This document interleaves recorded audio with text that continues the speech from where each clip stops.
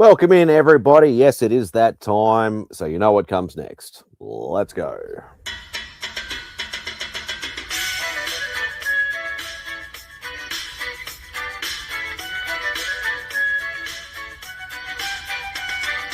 Say goodbye to Remy's Place.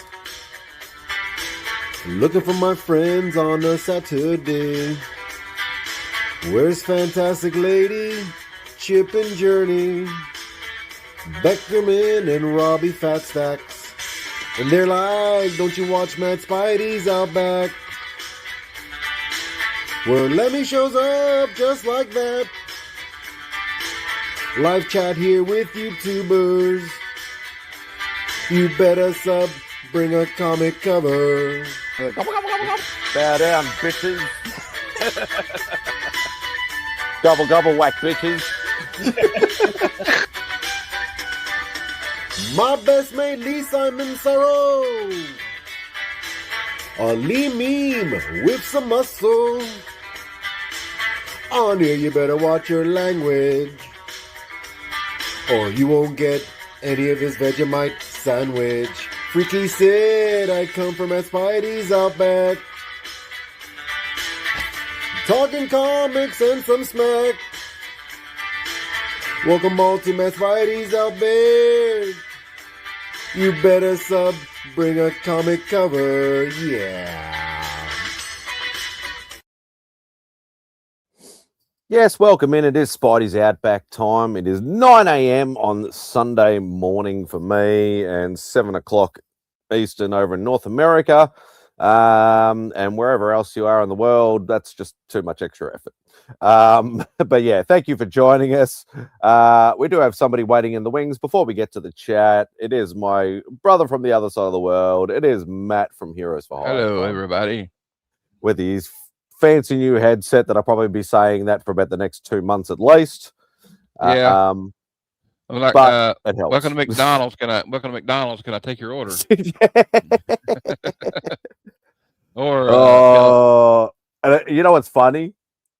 Like in hindsight, it's all in hindsight, of course. Once you say that line, once we finished our stream yesterday, I packed up all the stuff, cleaned up all my mess and everything like that, and I'm like, I really need to get some sleep because I did not sleep well that night last night. So I'm like, I'll just go back to sleep.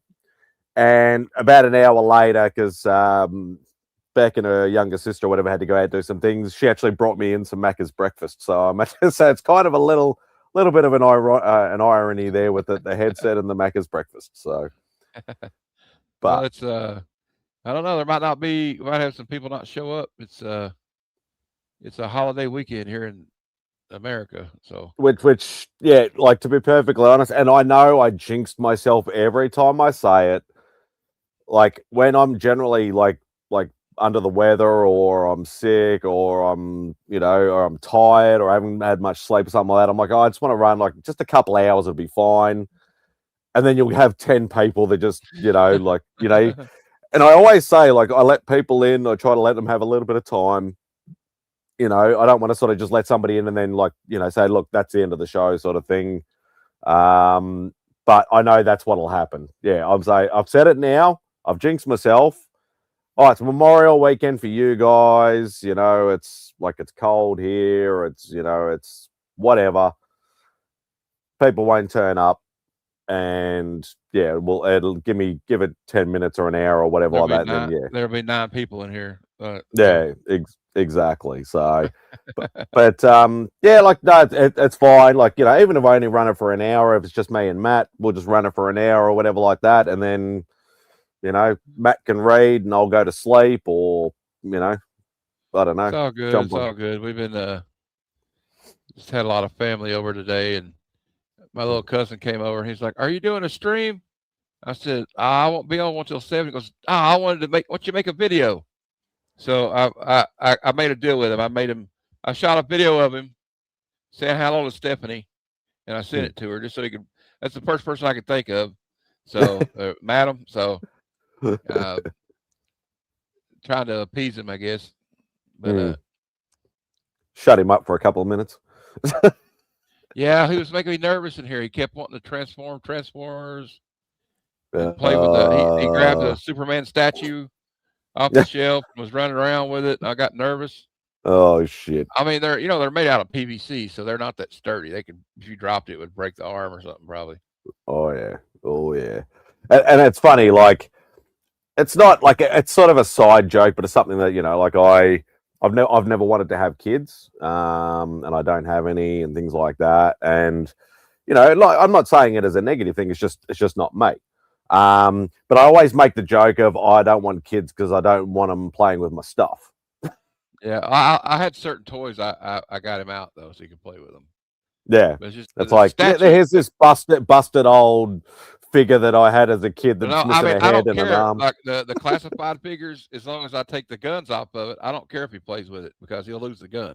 But like a statue, I got nervous when we started playing with statues. I was like, oh Yeah.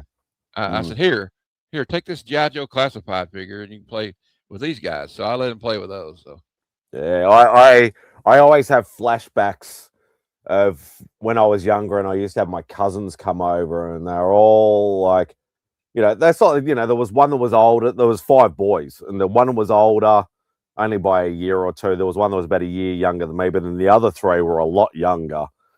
And they'd always go and grab my toys and grab my stuff and run around, and I just have flashbacks of that, like when they're breaking my toys and my stuff, and I'm just like, yeah, yeah. No, I think that was the like the early straw that broke the camel's back that said no, I don't want to have kids. But anyway, I have to say hello to the chat because it is YouTube law.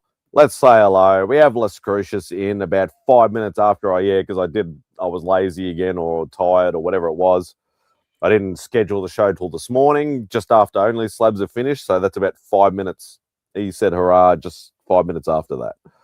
Kev, I hope you're doing well, mate. Mr. John's Comics with Friends. Also, about half an hour before the show. Hope you're doing well, mate. Matt is on the present. Ruby G, hope you're doing well, brother. Pops, hope you're doing well, mate. Susie Q in the house. Hope you're doing well. There's Coco. Hope you're doing well, Coco. Big Jeff. Hope you're doing well, mate. Still only 35 cents, Dave. Good morning, gentle comic folk.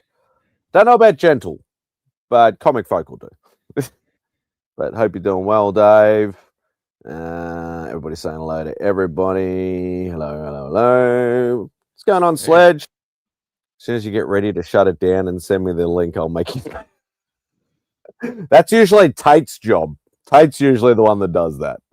Although last time he popped on right at the start and really, dumbfounded me. But, I know that's not hard. Who do you dare play with? Play with the toys? Yeah. Well, I mean, it's okay if it's the toys, but like. Well, depending on the toys too, because some toys, they're like hot toys for argument's sake. Like hot toys could be, like a $500 toy. It's like I don't mess with those things. I just, I mean, like, well, the one that's here, he's not good at putting stuff back. So then I had to go around collecting stuff all over the place. But it's all right. They had fun. I'm not worried about it. I just thought I just got nervous with that Superman statue. Oh, hell yeah. It's a quokka, Dave. It's a quokka. I've had it as the background before.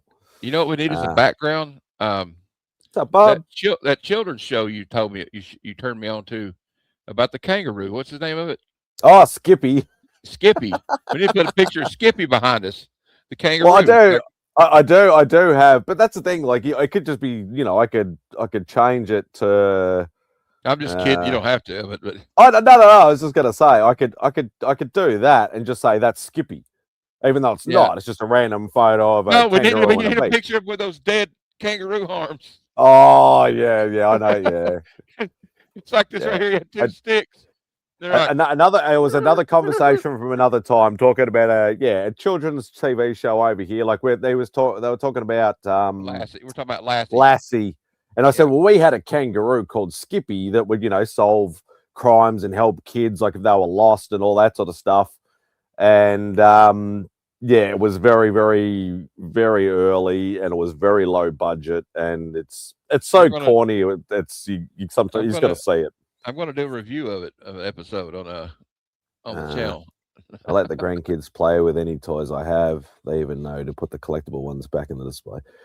Yeah, well, and that's the thing, Pops. Like, Yeah, obviously you indoctrinated Mark into the hobby, and he's indoctrinated them into the hobby. So he's built up them to sort of say, look, yeah, this is the stuff you can play with. This is the stuff you can't. You set those ground rules early. So we have a peanut butter here called Skip. yeah. Oh, We have a Lee. Peter Pan peanut butter too. Yeah. I always didn't know why they called it Peter Pan peanut butter. I don't know. Was it licensed by Disney or something, or like the guy that wrote the book? I don't know. But there was a peanut butter called Peter Pan peanut butter. Because I got sent something. I remember it was a couple of years ago. I can't remember what it was, but E-Man sent me a picture of something that he saw in a supermarket, and it was like Dunkaroos or something Aussie looking or whatever in the shop or whatever like that. And he's like, are these from Australia? And I'm like, I've never even heard of these. It was like we'll go to like you go to Outback Steakhouse over here, but like I don't think this place is really Australian. No, definitely Well, not. well, they all think in the States a lot of times the way Australia is depicted is like it's always somebody like Crocodile Dundee or somebody, out in the outback. When I know that that's not exactly everything that goes on there. No, that's and that's like I've stated it many times before. It's like the majority of we only like our country like our physical size of the country is pretty much on par or just a little bit bigger than the whole of America. Yeah. When you actually sort of overlay the two maps together, it's almost comparable. But ours is very coastal. So literally when you look at the huge map, all the space in the middle is generally uninhabited. Everything's all the main cities are all along the coast, and most of the population is in like probably 4 or 5 of those major cities. And so you don't really have a lot. Like there are people that live in the so-called outback or the regional areas and stuff like that, but it's very, very minute. Like it's probably not even it's probably like 1% of because we only have a population of like 26, 27 million for the physical size that we are. But yeah, it's not most of us are just in cities or in suburbs of the cities, just look like normal, people. We're not walking around with, crocodile skin hats and all that sort of stuff. But anyway, I know what you mean. I know what you mean. I always thought Peter Pan was something you used in the hospital when you get out of bed. It was like a bedpan. Bedpan, not Peter Pan. Yeah. Dunkaroos are a cookie with frosting. Not good at all. Okay. That's because Paul Hogan is come out of Australia. He's not wrong. He's not wrong. I don't see any lies detected there. Yeah, I don't know about that. I could probably name a few that were a hell of a lot better than him. But no, I can't. I'm just joking. I'm being sarcastic. But he's definitely an icon. Let's put it that way. He's definitely an icon. He's the one that sort of broke out to the international market. What Dave said. He said, "Speak for yourself. I've got to head to work on my kangaroo later today." Don't bring up don't bring up false stereotypes, Dave. And you're gotta go, and he's got to go wrangle some crocodiles later that ended up drop bear farm needs tending. Here we go. You're just feeding the feeding the hysteria or feeding the I don't know something. Feeding the bullshit farm is what he's doing. But I don't know. As far as Australian actors though, there's a few more. I mean, I put Heath Ledger up there. Heath Ledger, Hugh Jackman, Sam Neill. Isn't he Australian? Sam Neill's a Kiwi. Oh, okay. A lot of people think he's Australian, but he's a Kiwi. Hugo Weaving, Guy Pearce. Guy Pearce. Kate Blanchett. Tony Collette. Yeah, they're all. Some are adopted Australians. So like, and then we say this, like a lot of people go, "Oh, Mel Gibson's Australian," but Mel Gibson was born in the US. Yeah. Came over here in his, I think his early teens, I think, and then he was here for 20, 30 years, broke into the American market, and then went back over. So technically, I'd call him sort of half Australian, half American, but well, yeah, the same thing with the like Bon Scott. I think he moved over here like after he was born in Scotland or something. no, I think Bon Scott's Australian. Oh, okay. The Angus brothers were Scottish. Okay, that's what I was thinking of. The Young brothers. Sorry, the Young brothers. The Young brothers. Yeah. Have you seen the Death of Robin Hood trailer? It's piqued my interest. I didn't know there was a. Well, they're doing another Robin Hood movie. Yeah, I saw that. It's like a older Robin Hood, I think. And okay. Yeah, I remember seeing that trailer. It's not bad. I saw a World War II trailer with Clint Eastwood's son in it. Dad's son, Scott Eastwood. It looked interesting. Dave doesn't ride on the kangaroo; he rides in the pouch. we won full custody of Mel Gibson. Yeah, well, obviously, I was going to say if it had been about what was the controversy about 10 years, 15 years ago, whatever it was, I would have said you can have him. But he's sort of come good again, I suppose. But yeah, but when you say, like obviously like Mad Max and stuff like that, like Mad Max is like full Australian. Obviously, well, for the first two anyway. Once you go to the third one, it was still filmed in Australia, but then you had like Tina Turner in it and a bit more of an American influence.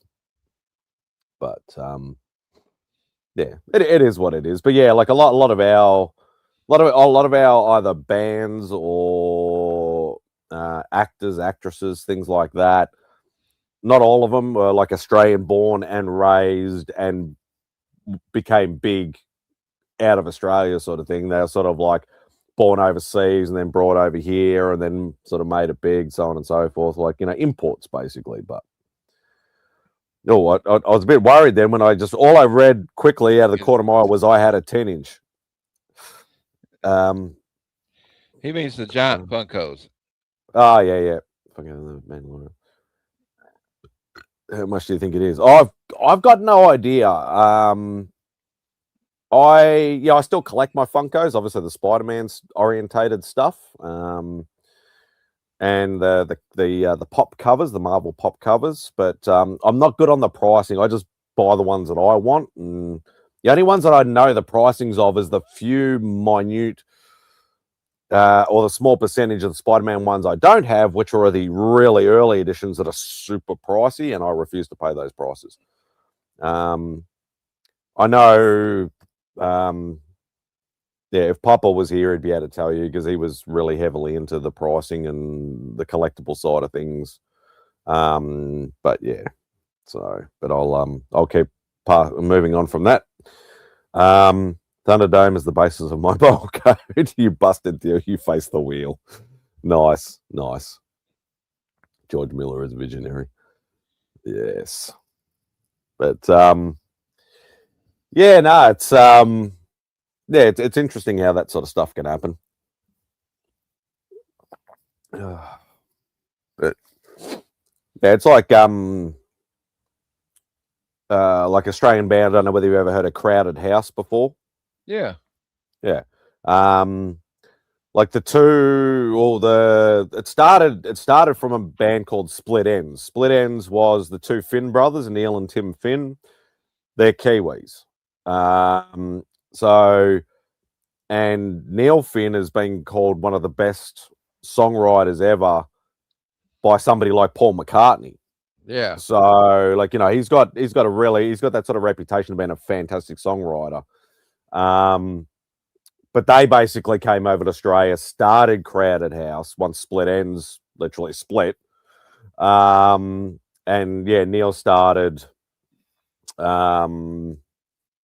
started Crowded House and then, became an Australian band, but technically still the roots are still in New Zealand. So a lot of that sort of stuff happens, but yeah. When you got the, I always like Silverchair.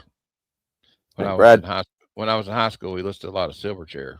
Yeah, well, Silverchair, born and raised in Australia. Yeah. Like, they were kids literally that, like, at 15, 16 years old, just started a band and obviously got discovered.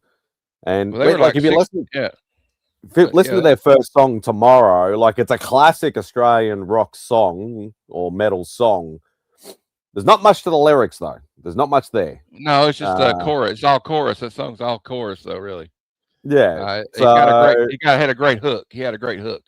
Yeah. When you get to his, like, his further on stuff, like the later stuff, Daniel Johns became a really, really great songwriter. Oh yeah, yeah. But obviously, 15, you just like, I just want to write a song and get it out there, sort of thing. It kind of affected him too, like getting signed to a major label at like 16 years old, because like he had like anorexia problems and stuff.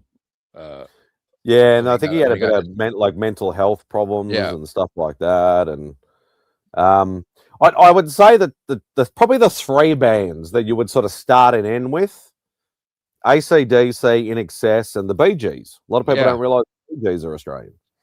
And a close, I don't know if they'd be a close fourth, but Men Without Hats have to be in the conversation with Midnight Oil and Crowded House. And now you got another band right now. It's got this blonde-headed lady sings when they're like a punk rock band. They're called Emil and the Sniffers. Oh yeah, Emil and the Sniffers. She's kind of crazy. But I have not actually ever heard any of their stuff. Like, I know of the band. It's not bad. I've never like that kind of thing. But and then the band, what's the name of that band? Damn, I can't remember their name all of a sudden. They have a song called "I'm on Smoko." They're kind of like three dudes. They just look like average dudes, and he's got "I'm on Smoko, so leave me alone." There's actually another one. I can't remember the bit. Yeah, once again, there's one that's actually called, and I know Mike will probably like this one. Was the Clash? Clash were British. Great Britain. They're United Kingdom. Yep. Yeah. There's another song called "Nobody Likes a Bogan." It's one of those sort of parody songs. But it's So is a bogan? Is that like somebody calling somebody over here a redneck? Yeah, basically. Okay. Basically. Yeah, I don't know whether I want to claim Keith Urban or not, to be perfectly honest. He's a great singer, but yeah, I'm just not a country music person. You know, nothing against it, but there's not just I want Smoko. Oh, no, hang on. Where'd it go? There it is. Hey, Tate. Hope you're doing well, brother. Yes, Kylie Minogue, born and raised in Australia, but obviously once she became big, she moved to the UK. So, but she is, pure Australian. It's like Olivia Newton-John. They all kind of move when they get. Well, I think Olivia was born in the US and then came over here, like a lot of people. You understand? You don't like good music. It's okay. Sledge, I'm what you call eclectic. I like pretty much any kind of music, but country is never really, or maybe I just haven't found the right genre of country music or the right sort of pocket. I just can't get into it. It's just what it is. The country I really like is like the outlaw country, though, like the old, like Waylon Jennings, Chris Christopherson, and Willie Nelson, stuff like that is my like. But where I grew up in Kentucky, you kind of grow up on that stuff, though. You know what I mean? Like, you pretty much it's almost forced on you almost. Well, my dad would listen to like Merle Haggard every Sunday morning, so and he's like country you can get. So, but my mom would listen to Neil Diamond and the Bee Gees and Eagles. Neil Diamond's not country, but no, but she would listen to like more like rock stuff, though. Like pop rock.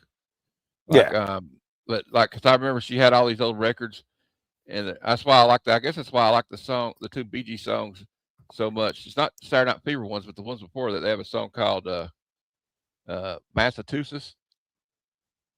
And I think it's like from the 60s, and that one and a song called "I Started a Joke." So I started a joke. Yeah. I think it was Robin Gibb sung it. Yeah. But they had Yeah, like the Saturday Night Fever soundtrack and stuff like that. that's when they really sort of That's when took they blew off. up to the next level. Yeah, it was like they were everywhere. And Mm. then like it was the perfect time because of the movie soundtrack and disco started taking off. So Mm. Yeah, it's I didn't think we would start out talking about the Bee Gees, but there we go. well, it's and it happens like at least I'd say about one every. I'd say every second show, every third show, maybe. Like somebody starts talking about Australian stuff, and they're like, "Oh, isn't this Australian or isn't that Australian?" And it's like it doesn't worry me, It's just we are in the outback technically, Well, the show, the namesake anyway. But yeah, I know what you mean. But yeah, no, it's kind of interesting. Like like as I said, like I know Taylor Winder likes to call us a convict country, but yeah, a lot of our stuff, like a lot of countries, like America's the same. People came to America and kicked out the native people and took over and all that sort of stuff, and and so a lot of the roots of Australia and America and Canada and stuff like that are all British, or the British Isles. Yeah. That's where a lot of it came from. So. We get kind of like, I don't know. I think both countries are probably fiercely independent, like acting. You know what I mean? Like we don't want to I don't care what you say. We're gonna And like you gotta and it's funny, like because I was talking about this with Sledge yesterday or whatever like that. He was at a kickboxing sort of seminar thing, or like a display, like an expo sort of thing, at his local gym or whatever like that. And I'm like, oh, that's really cool. I did a little bit of Muay Thai when I was younger, when I was dabbling around. But I did say, look, I love Muay Boran, which is actually the originator to Muay Thai, and most people do not know that. Even if you've seen Ong Bak, because Ong Bak is based on that original style. It's more of a formed style than I'm going to be like fucking the guy in Bloodsport sort of thing. But I like certain things that I like to deep dive, and I like the origins or the founding of certain things and stuff like that. It's just something that my brain does. I won't full on go history mode and try to decipher every origin for 100,000 years, but I like to know where stuff comes from. So what's going on, Mark? What is this motion thing that he's talking about? I don't know, but motion, bro. You're trying to start the new station, Mark. Is that what it is? Yeah. We call that forced civilization. Yeah. Is it true that Australia started as a prison island? Technically, yes. Like when, as I said, Taylor Winder jokes about, a convict country, but that's basically what they did. They wanted to populate Australia, so they literally rounded up a lot of their prisoners from Britain and brought them over to Australia, and that's why they call us like a convict country. That's what it started as under the British. Yeah. Little known secret, still not convinced it's true, but some people say we're on Australia before the British. I'm not sure. Because like they said, like James Cook discovered, who was a big British sea captain, whatever like that he discovered Australia and stuff like that. But it's quite a possibility that it was discovered beforehand. Like there is a lot of history that says, oh, this person may have come to the country and then the natives scared him off, and then like that sort of thing. It's quite possible, Mark. It's actually quite possible. They're called natives. Yeah, I said natives. What else did I say? Indigenous is another word. Indigenous, yeah. They like to say indigenous over here, Mark. You'd like to say native over there. I think we say indigenous over here too. I don't know. What do you call them? Yeah, indigenous. Like the original name was Aboriginal, and they still just recognize as Aboriginal, but they also like indigenous as well. So No, we say Indian. Well, some of us do, yeah. Is that why they're changing don't- sport teams? I mean, I don't use indigenous a lot. I'm just saying that's what I guess what would you say, the technical term or whatever? Yeah. But the politically Native correct term. I call them Native Americans. That's what I say. So I don't know. Yeah. Yeah, I don't say Indians. Yeah, they're Indians. The Indians say like Indians Native still. Americans, Indians. But they can though. Yeah, potato. And it's funny actually because we used to actually have a confectionery thing. It's like a hard raspberry cherry flavored sort of confectionery or lolly or sweet or whatever you want to call it, called a Redskin. And obviously once everybody sort of, what was it, 20 years ago, whatever it was, I can't call them Indians now, I have to call them natives and all that sort of stuff. It actually filtered in over here, and then like, well, maybe we shouldn't call these things Redskins then, and then they got rid of them. So, but anyway, my wife and kids are Indians, feather, not dot. I get you. The flag in the past to call anyone native or not. None of us started here. Most of us. And that's the thing, Well, they do say people like they're way before anybody even thought of having a country called Australia or the United States. There was like supposedly, I don't know if they've debunked that now, but when I was in school, they used to teach you about there was a land bridge that went across like where Russia's at into Alaska, and people crossed over that. But I don't know if they've debunked that by now or not. Well, obviously, millions of years, like the whole world was like a lot closer together, and some of them were actually landlocked, and obviously erosion and all that sort of stuff sort of broke them all apart and whatever, and ice ages and volcanic eruptions and tectonic plates and whatever else Mark's this story, and he'd probably know more than what I would. I'm waiting on Mark to say something because I'm sure he's got thoughts on it. No, yeah, he's got full of thoughts, don't you, Mark? But yeah, he's full of cool information too. No, Mark does a lot of reading and stuff like that. The land bridge. Okay, I thought that might have been right. People for sure used it. People were also here for centuries before that. Yeah. So anyway, comic books, pop culture, like blah blah blah blah. But it is interesting. No, it is. We started off talking about the Outback in Australia and this and that, and then it's gone to like full history. I'm interested because honestly, I've always wanted to visit. It's one of the countries I always wanted to visit. That in New Zealand. Well, mainly because they have the Hobbit houses there, but yeah, Hobbiton. It's about I can't remember because I've had.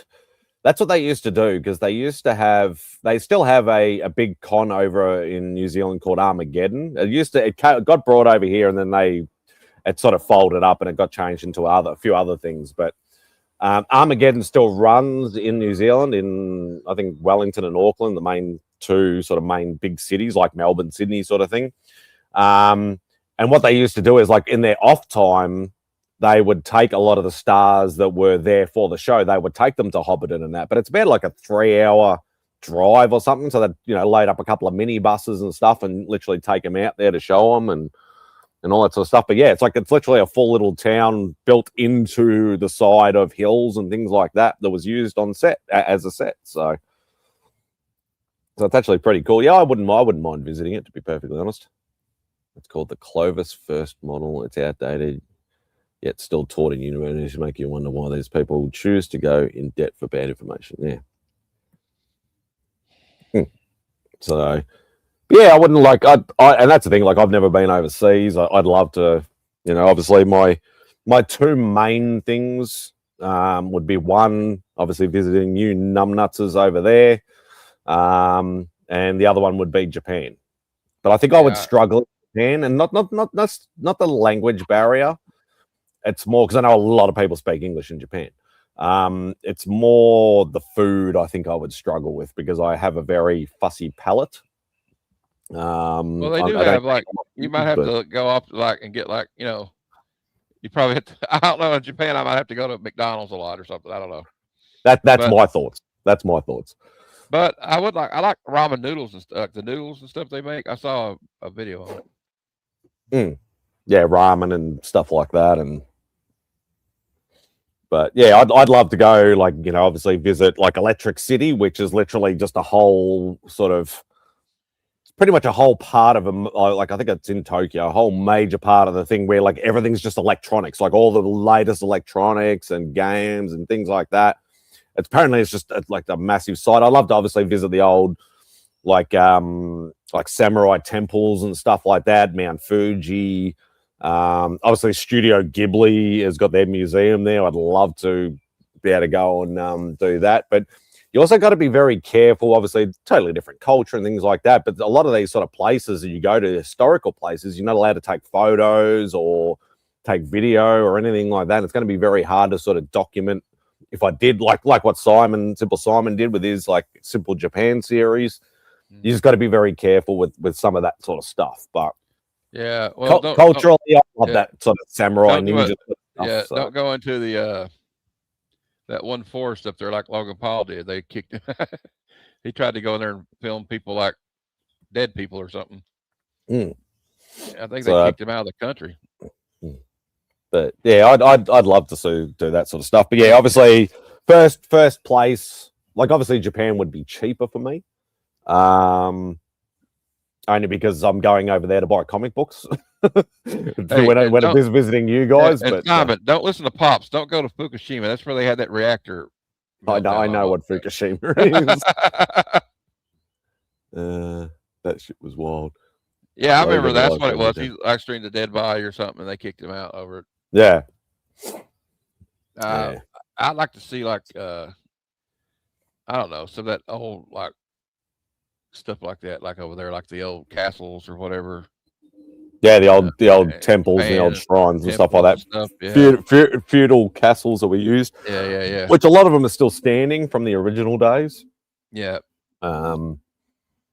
Yeah, I'd love all that sort of stuff because obviously I'm a big anime guy. I love as I said, my samurai, my ninja stuff because I did a lot of that stuff as a kid and watched a lot of those movies and things like that. And I was immersed in that world for a long time. I'm still immersed in the anime world and obviously the movie world a bit, but not the rest of it. But what's this? Geez, I remember being sent home from school during the 3 Mile Island. Yeah, that was a reactor that had a meltdown like in America. Yep.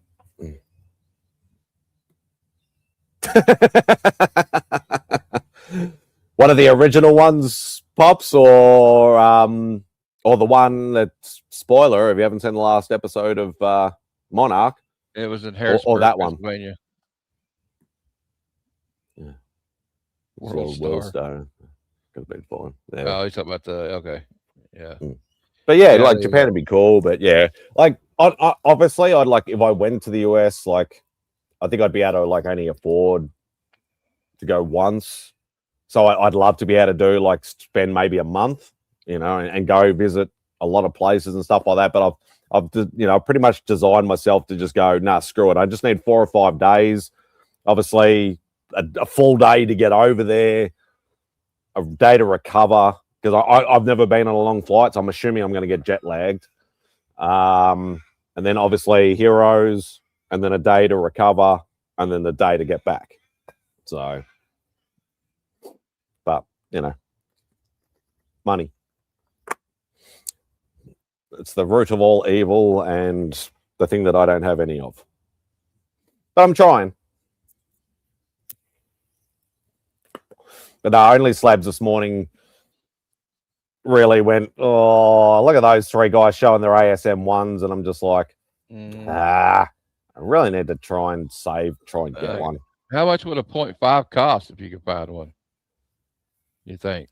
Over here, 7-8 grand. Over there, you might be able to find one for maybe 2.5 to 3 US. Yep. So it's still like that. That would be the biggest book I would have ever bought. Yeah, I get nervous. I paid $200 for a book before, and I kind of had to like think about it really hard, even at $200. So yeah, well, like I'm like everybody knows, like I spend overspend like ridiculous amounts of money for books that I want over here and stuff like that. But in hindsight, like as Rob says, you got to say you did well. I did well for the market I'm in. It doesn't matter what FMV on Go Collect and cover price and whatever says. The market is different over here, so I try and buy well for what my market is.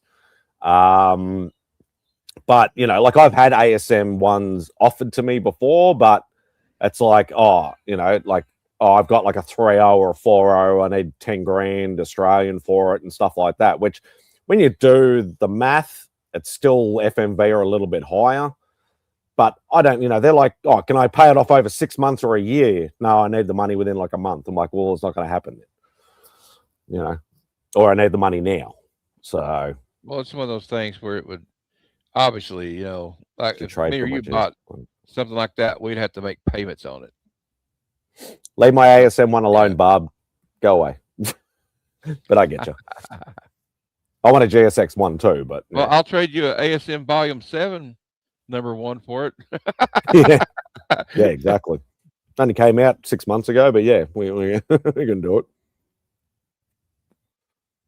He's like, Barb's like, no, I'm good. I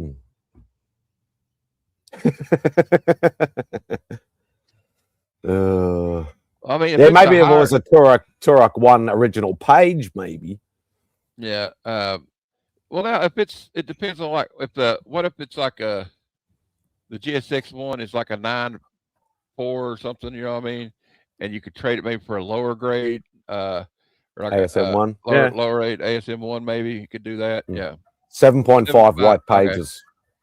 So that's what, like a $5,000 book? Yeah, at least. Everyone's goal should be get to the C3 booth early. We will definitely be selling out of items fast. Well, I want to go to. I might go there first, but I was going to go to Larry Hama first, but May or Barb's, Mark? Probably Barb's. Yeah. He said 2-ish. Yeah, okay. That's doable, maybe, I think. I just want to, as I said, like everybody knows me. I just want a complete one. As long as it's complete, it can look like absolute rat shit. So what if the staples are, yeah, you know how I collect, Mark. So of course you weren't going to ask me anyway. I mean, it could be like detached cover as long as the cover's all there. Yeah, like literally, I don't care if it's got a detached cover, detached, centerfold or whatever like that. As long as it's all there and complete, and I can bag and board and keep it safe and all that sort of stuff, then I'm perfectly fine. Yeah. Oh, so he wants it complete and attached. I don't mind, if I get it cheaper, obviously if it's detached, but it's still there, I'm quite happy. Like Ohana had that Silver Age Green Lantern today with a little bit of the cover out. Like, I'd buy that. As long as it's like almost all there. Yeah, bit complete. That sums it up exactly, Pops. Like, not everybody's seen my ASM2, but my ASM2 looks, it is really, really rat shit. But it's complete.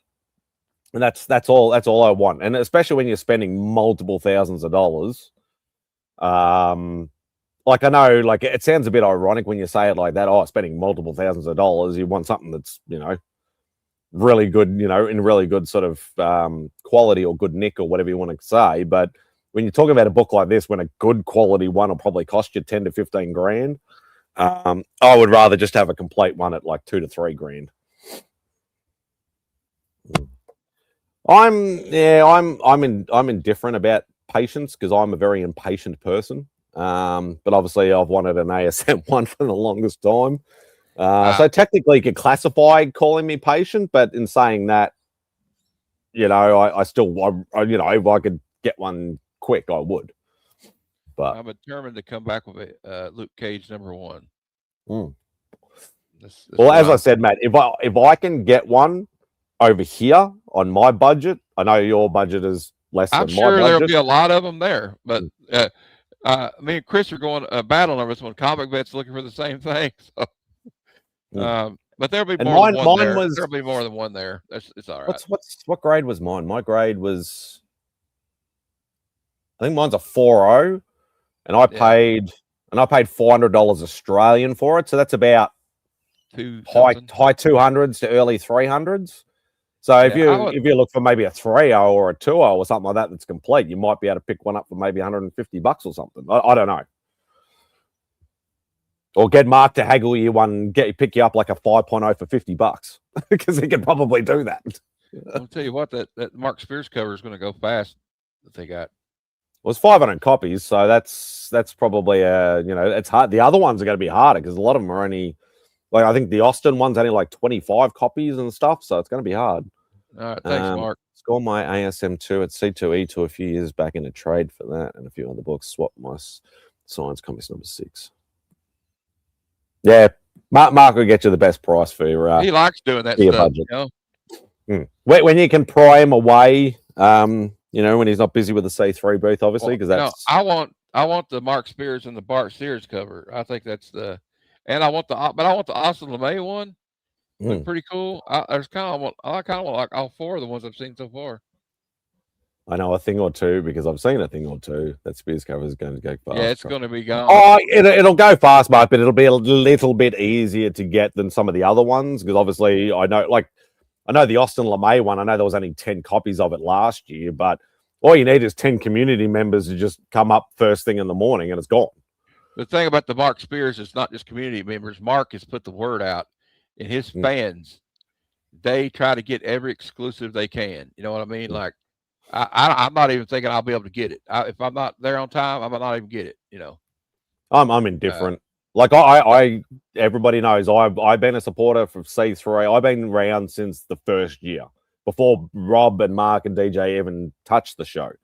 I've been around since the first year, so I know. Yeah, I've been around as well, and but I know like the community will come out big when it comes to the art. Yeah. The A cover, the A cover is a little bit disappointing, unfortunately, because the A cover always sort of lingers a bit because they're still trying to get rid of the excess stock around the big weekend later in the year. But the exclusive ones will go like super, super quick. Well, like they had those metal ones that were crazy. I think. Now I got a question. I'm wondering about this because I saw that Big Time Collectibles, they got some new exclusives they're going to have there, and I hope to get them. I know they're going to be there this year, so I'm going to pick up something from Big Time Collectibles while I'm down there. And I'm just going to buy the A cover like I do every year. Yeah, I want to get like one of their exclusives. They're supposed to have some absolute Batman stuff I want to get, and then of course I want to get at least one. I mean, I'll get at least one, maybe 2 of the Comics Curing Cancer books. I want to get if I can get more than one cover. That Batwoman one I saw was pretty nice too. Oh yeah, the Stephanie Lavard one. Yeah, that was gorgeous. That's crazy. Oh, you're right. All right. Just bashing herself into stuff. Ugh. Yeah, no, like the one from last year that I loved was the Christopher. I think it was the Christopher Lockwood one, the Silver Surfer one. That was gorgeous. If I had to get another one, I would have got that one. But yeah, nah. Well, I'll just get my cover A like I usually do, and then save all the rest of the money for the big weekend. But I'll get a T-shirt and all that sort of stuff. It's going to feel weird wearing a comic-orientated T-shirt. It doesn't have Marvel on it, but I'll lower my standards. I'm joking, Mark. I'm joking.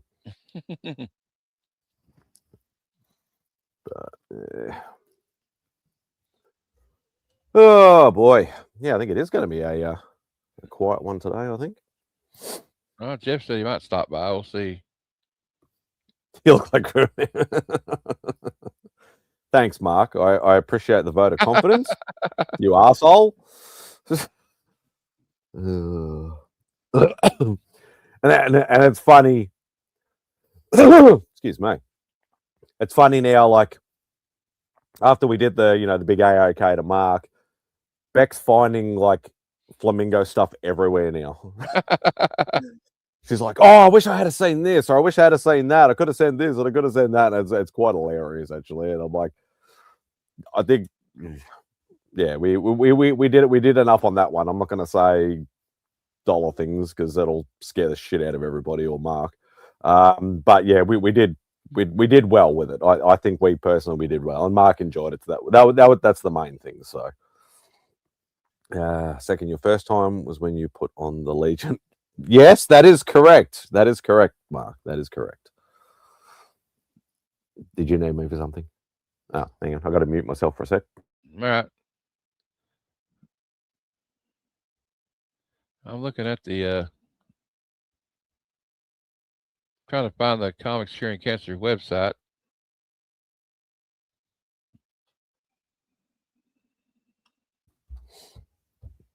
Okay, yeah, I'm definitely not even going to touch that with a 10-foot pole. Hey, Mark, drop the link in the C3 link in the chat. If you don't mind. Yeah, that'd be a good idea. Excuse me.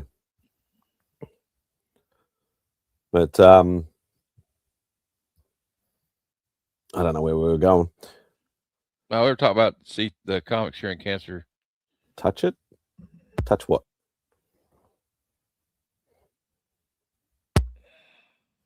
Anyway. Yeah,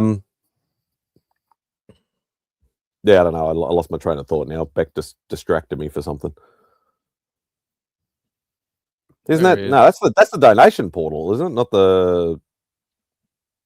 Not the link tree, not the No, I think that's it. Hold on, yeah, that's it.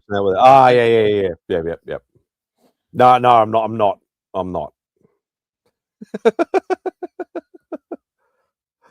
Oh god. No, because I'll get in a lot of trouble. Oh, that's the entire website. Oh, yeah, cool. Yeah, no, because I know Rob's been dropping the printer file, like the one to get the t-shirts and that sort of stuff. So that's what I was thinking of. But yeah, hopefully I don't go into the red this year. That'd be nice for 1 year. But it's all for a good cause. So I'm going to actually save up this year because I want to wait for Rob's auction this year. You know, the one with all the. I want to get some of that stuff for sure. Get your mind out of the gutter, Sledge. Well, that's the thing. Like last year, I did too. Like last year, I didn't buy for about a month and a half. I didn't buy any books. I bought, just the kept up the a few bits and pieces. But I actually saved some money for the weekend, and I still severely went into the red because I get excited and I'm like, oh, I just want that, and I have a bid and I win it and blah blah blah, and then I forget that it's currency conversion, and anyway. Yeah. You want to know what Beck said? We can't move past. No, just you, Mark. Just you. Let's put it this way: we went well over budget for what we thought we were spending for you, Mark, and I'm not trying to do that as a thing. She scared me a little bit. Let's just say that, and that's it. That's all I'm saying. I'm solo this weekend. I'm having fun, and no one can stop me. Hey, good on you. Hey, what's going on, Jace? Oh, you brought me down a couple of. Hey, that's doable. You brought me down a couple. Like I want to. Am I even going to be alive then? Maybe. I don't know. I'm trying to do the math there. That's 23 years away, so that would make me. Well, we'll come out of the retirement home. We'll meet up there. That would make me 70. So. That's all I care about, Mo. That's all I care about. Beck and I don't get to do it very often, but we like to try and do it. Like obviously, the ongoing thing with Remy and Angel was more. We loved watching them when they were doing. Let's talk about it. We would send them a big box of like Australian treats and stuff, and we just loved the reaction. It was more about the first one and the second one were more personalized, but then we just loved the reaction to when they were doing it. But the other ones we've sent out, like the one we sent to Matt, the one we sent to you, and a few other people and stuff like that, were more personalized. Where we actually want to give something that we think that you'd enjoy. Obviously, Matt just said, I want some Australian treats. So we went, oh, there we go. But he enjoyed it, and that's what we care about. It's not nothing to do with the monetary side. We don't give a shit about that. So gonna send some shipping money next year. We need some more. Actually, I won't be able to do that next year. Cryogenically frozen, Pops. At this rate, in 2049, Australia will be a prison colony again, and no one will be leaving. Hey, Doc. What's going on? Hope you're doing well, mate. Fine, felt extremely. Yeah, and that's what we were going for. That's what we were going for. Hey, Christina. Hope you're doing well. Yeah, Godzilla Avatar of Flamingos doesn't get. I watched 2, Mark. I watched 2. I know some things about some things. Are we getting personal now?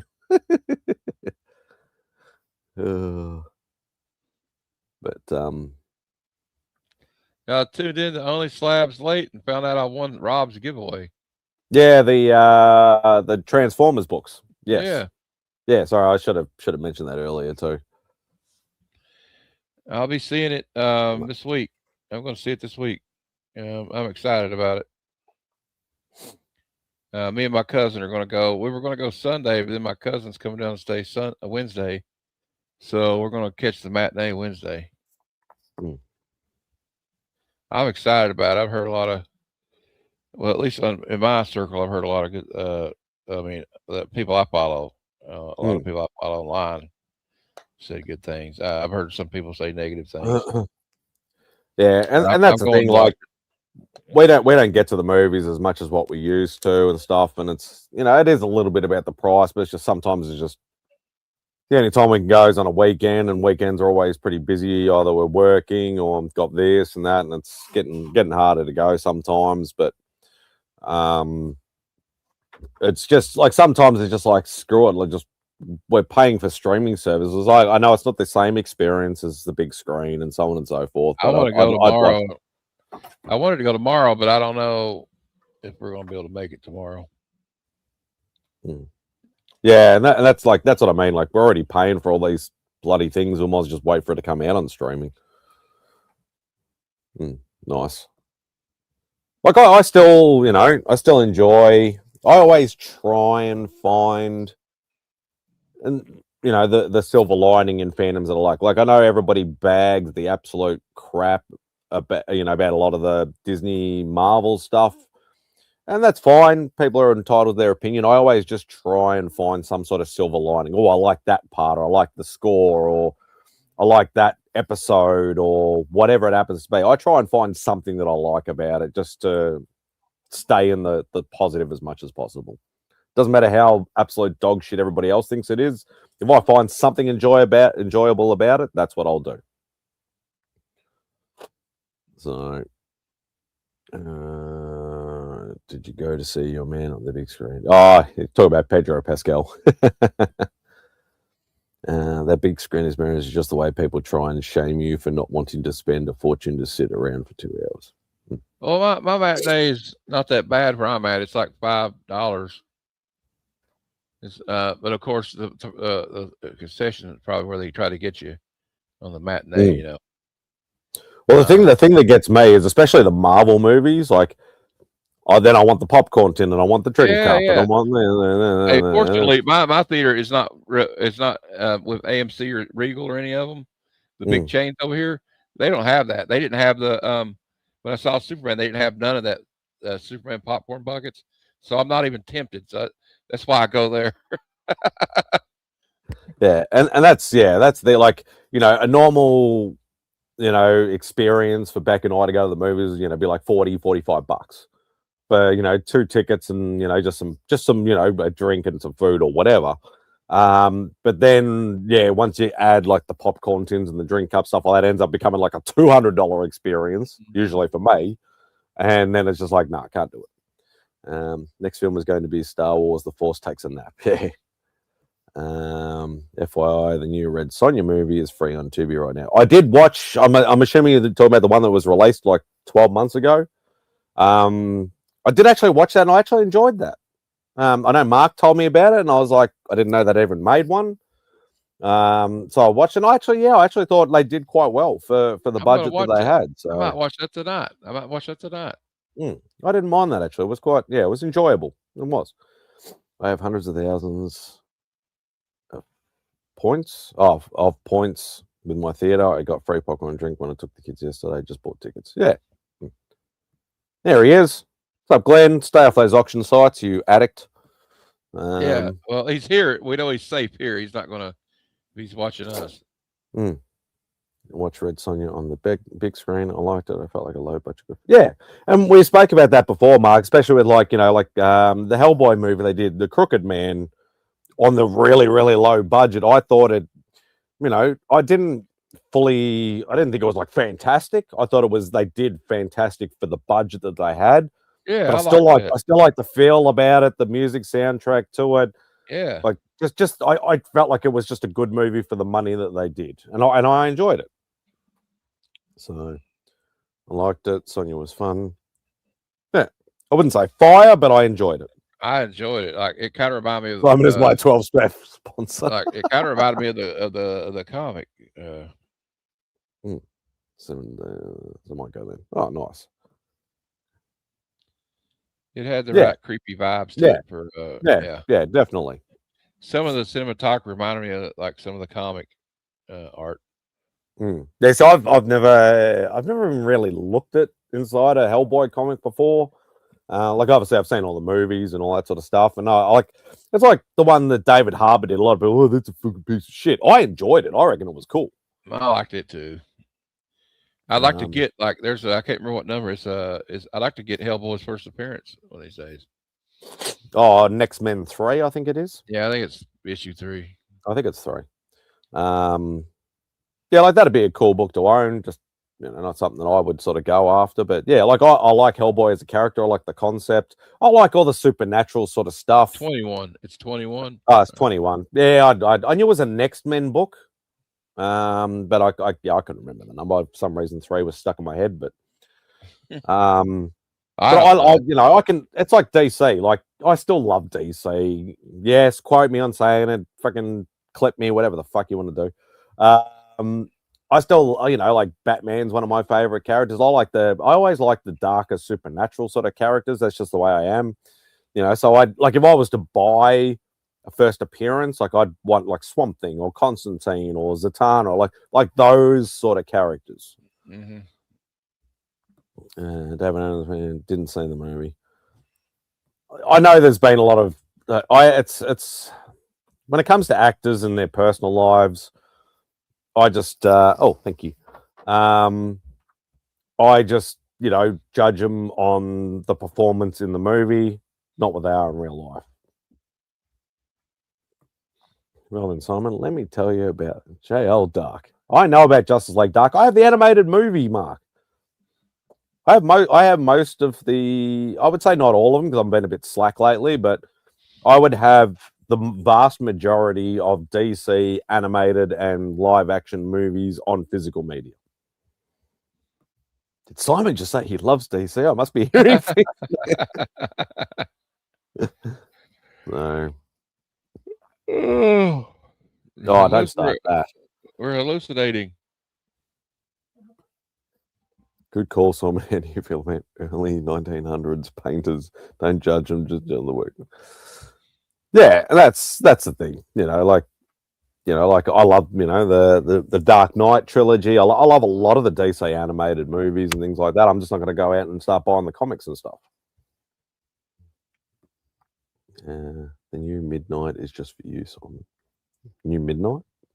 Must be a DC series or something. But no.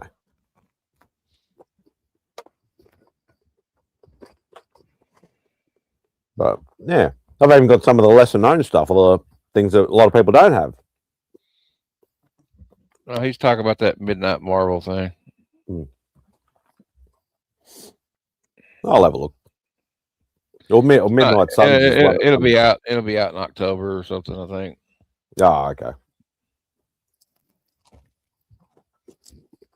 I like to go on Instagram and see if anybody's got any con exclusives coming up for Heroes Con.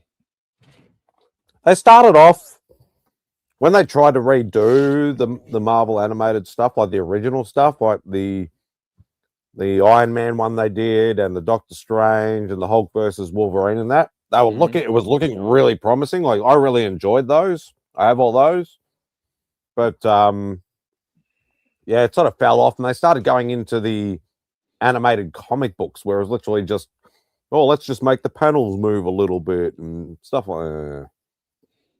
Yeah, it went downhill pretty quick. Midnight is the new horror imprint from Marvel. 3 times Spidey, X-Men, and FF. Okay, well, obviously, if it's in Spidey, I'll end up getting it. So, no, just saying, I enjoyed Midnight Suns back in the day. Obviously, being a Ghost Rider guy and stuff like that as well. So, I know 6 exclusives. Yeah, I found one of them. It's this guy called Epic. Hey, Christopher. Epico. I know why Gina's not here. What happened to everyone else? I know that Big Time's going to have one. Yeah, Jane messaged me. He's like, "No, the hockey finals are on. I might be there later." I'm like, well, it depends on if nobody else turns up. Then it's not going to be a very long one at all, which is fine.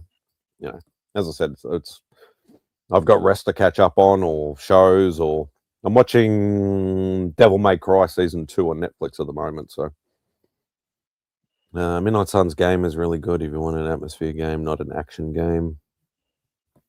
Marvel Animated was great in the early 90s. Spider-Man Animated was great. Yeah, for sure. X-Men, Spidey. I'm going to grab a new beer. Here's another one. Jinx Moving Studios doing an Odin exclusive at Tinian book. I'm just looking at them. I like to look at them. It looks like it's going to be like gold or something. Foil. Okay. 24K gold glide or something. I don't see no gold in it.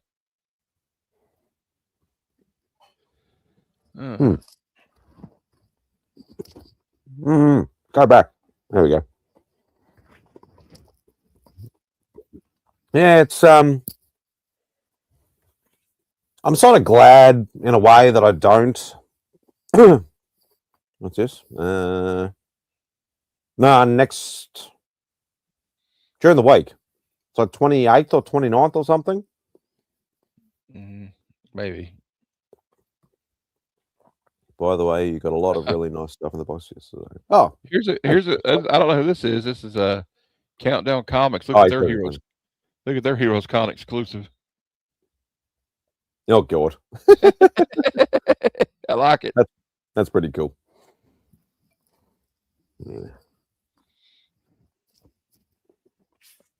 Yeah, I'm sort of glad I'm not a variant guy. I tried it. I dived into the world for a little while, but no, it's just I got too many old books to buy, too many runs to collect, keys to buy. I can't get stuck into that world. I probably won't buy any of them except the Heroes Con ones. Knowing me, that mask one looks pretty cool because I liked the toys when I was growing up. Yeah, me too.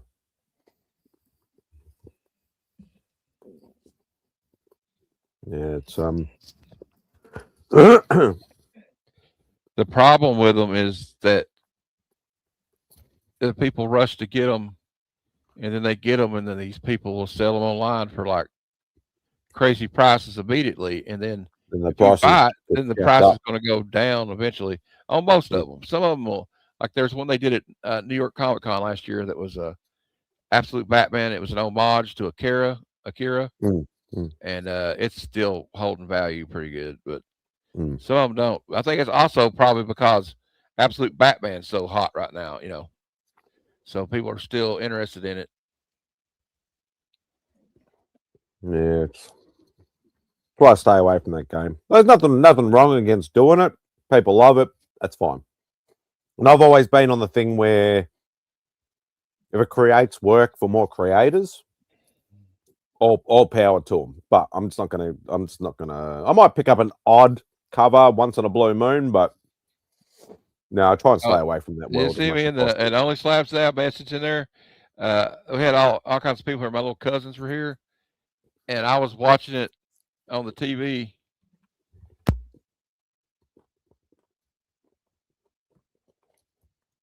Watching it on the TV, and I had it on the computer so I could comment.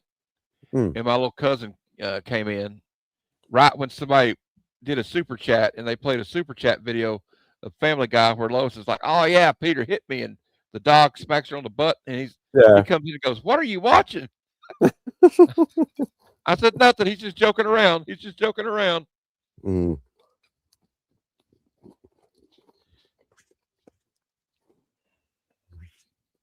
Yeah, he does have some cool clips in there. Yeah, That's what I I like. need. That's what I need think to I get like. around to. I kind of like the hot dog one the most. It's just so crazy. Sausage Party, I think the movie Yes, was. Sausage Party. Yeah. Mm. Yeah, no. Oh, hold on a minute. I gotta yell at somebody. Don't touch my statues. Yeah, it's yeah, no, it was great. Great show this morning. Rich from Team Ohana. What's this? Wanted to video me opening up my box, but laptop camera not working. Oh well, next one. You're going to be diving into the YouTube world, are you, Glenn? Or are you just going to video and send it to me just to tease me? I saw Patel. He's buying all kinds of original art now here lately. Bagley. Yeah, nice Bagley ASM page. No. Right.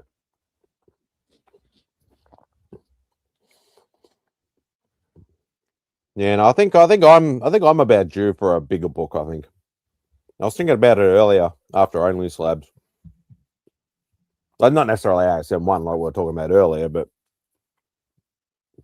I've been trying to fill runs and buy all these sort of run filler stuff and things like that lately, but I haven't bought anything sort of small to medium for a while. Like, I to be perfectly honest, I'd love to finish my Spotlight run, because my Spotlight run, I'm only like 6 books away, but I suppose they could be called as small to medium books, because I need second Werewolf by Night, second Ghost Rider. I need those 2 freaking Moon Knight books from that bloody run and stuff like that. Well, they would be classified as small to medium sort of keys, but I wouldn't mind like a more of a medium sort of key that I haven't, that I'm after. But it's all about the money at the end of the day. I gotta get. I'm thinking about getting the Iron Fist 1 signed by Claremont. I don't know. Like, I kind of reduced like what I was getting, because I was like, I'm gonna get. Hey, what's up, Rod? I'm gonna get a remark from them, and I'm gonna get a sketch cover from them. I'm like, man, I need to quit acting like I'm some. I talked about this yesterday with you, I think, though. I need to quit acting like I have a high roller budget. You know what I mean? Like, where I can just go around and do what it'd be nice, but I'm trying to stay focused, because you don't want to get down there and then, you got to make sure before you spend anything when you're on a trip like this that you've got enough money for the room, the food, and gas down there and back.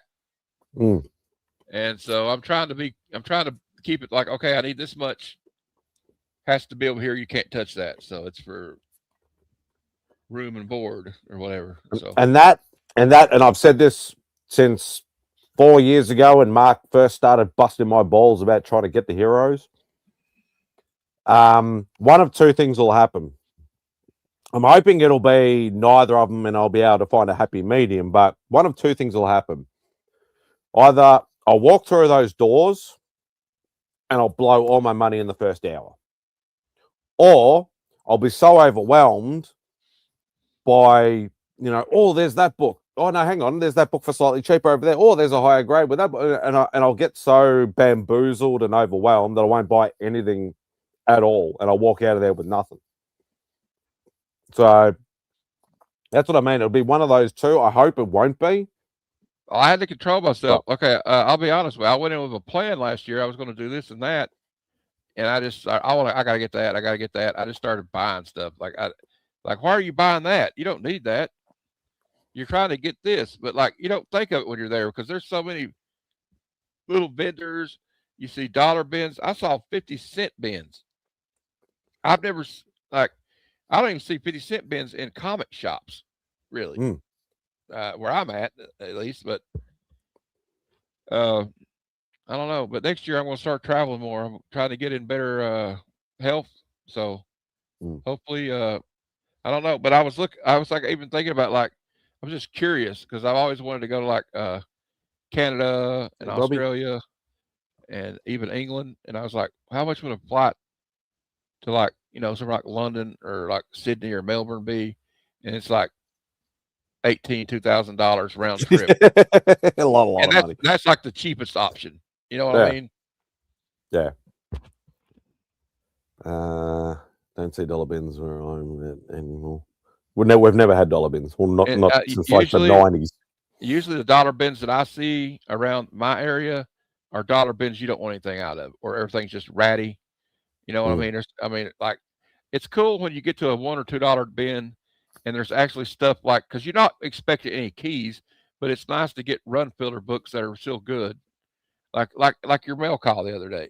Like they're not big keys, most of them, but it's like if you're trying to complete a run like me and you do, it's important. You got to get those. Look at Bobby.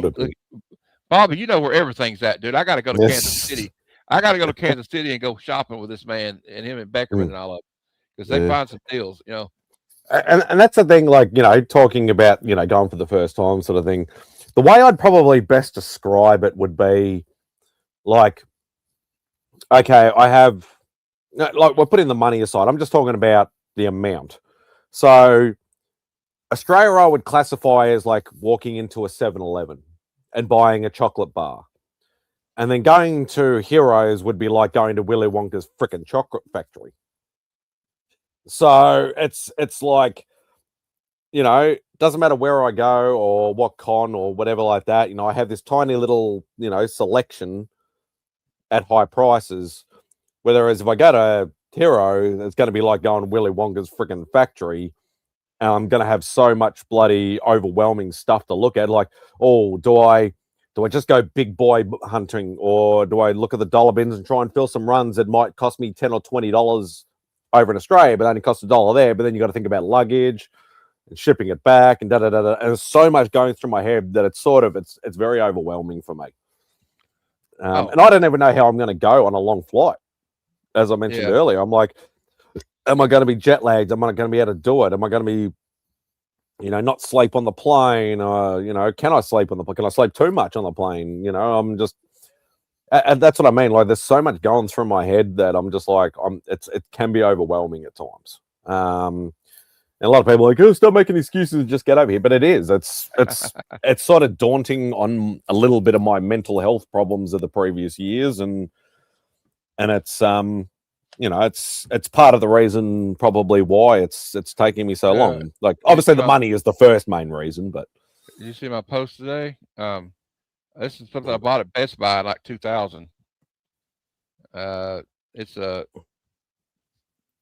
widescreen video collector's edition, and it came with this book, this art book where it shows you like the concept art for Phantom Menace. And like it shows you a concept of like Maul before they there's some concept art of Darth Maul, and it came with like a film cell from Duel of the Fates where they're fighting, but I can't find it.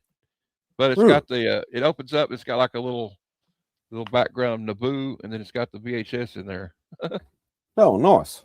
I just like stuff like that. I've been collecting like VHS stuff, and I was like, I forgot I had this.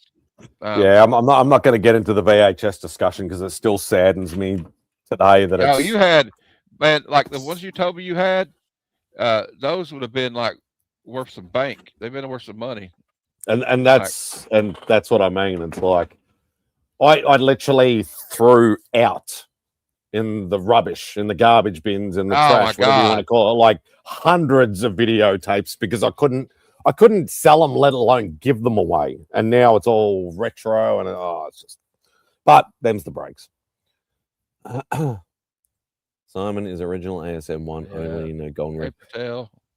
Yeah, no. I don't. I would rather not own it at all than get a reprint. I know the record reprint is only like 3 years older than it, but no, definitely not. Your brain is like mine, brother. Never stops working. Get annoyed, especially. It's like, yeah. I'm a classic overthinker. I'm a stress head. I'm you think it'd get better over the years, but it's actually gotten worse. So, but ASM 1 is the ultimate goal. Patel, obviously, like AF 15 is the ultimate goal, but for my run to get to say I have the entire run from number 1 to today, including annuals, ASM 1 and ASM 3 are the only 2 books that I need. And obviously ASM 3 I still say is achievable for me, but 3 is say for a year, and maybe I'll get one. Maybe. But I can't do it. I'm too impulsive, and I'm too like, oh, I've had a bad week. I'm going to go on eBay, or I'm going to go on the Facebook groups, and I'm going to spend money I don't have. Yeah, I kind of do that too. Like I was having I had to go to the doctor last week, and I was like, I don't know, I kind of didn't like what he had to say, but anyway, so I got to do some stuff here coming up, but medical reasons, but health reasons. But I was like, well, I'm going to go shop. So I went and bought some Ollie's stuff, like some trade paperbacks and stuff. So, and an action figure. Yeah, and that's same overthinking. Never had a problem when I was young. Get older. I didn't think through things. Now you're like, oh, well, no, if I do that, I won't be able to eat or pay the electricity bill. Yeah. So I dropped $150 at the comic shop. Yeah, and that's the thing. Like I'm, and Matt and I mentioned this yesterday when we were, he was helping me do my unboxing thing. Like I'm like that as well. Like I'm a magpie. I'm like not necessarily the shiny side of things, but it's like, ooh, I haven't seen that at that price before. Bang, just grab it. If I've got the money, I'll just grab it.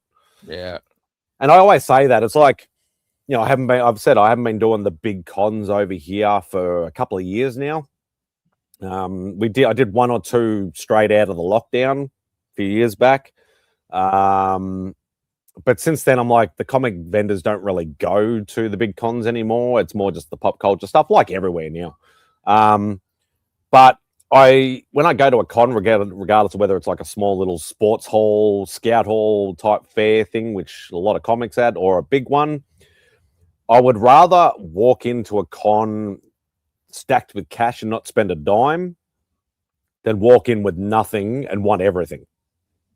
That's the way my brain works. I'm always like, oh, if I had brought that money, or if I had had money, or I'd rather not know what's there than sort of walk in and go, oh crap, there's an ASM 1 for $1,000 and it's perfect for my thing, and I don't even have $5 to my name, sort of thing, and then I get pissed off.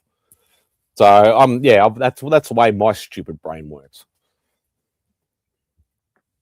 But it is what it is. Bobby's just laughing at me. I get it. I'm a weirdo. But, I don't know.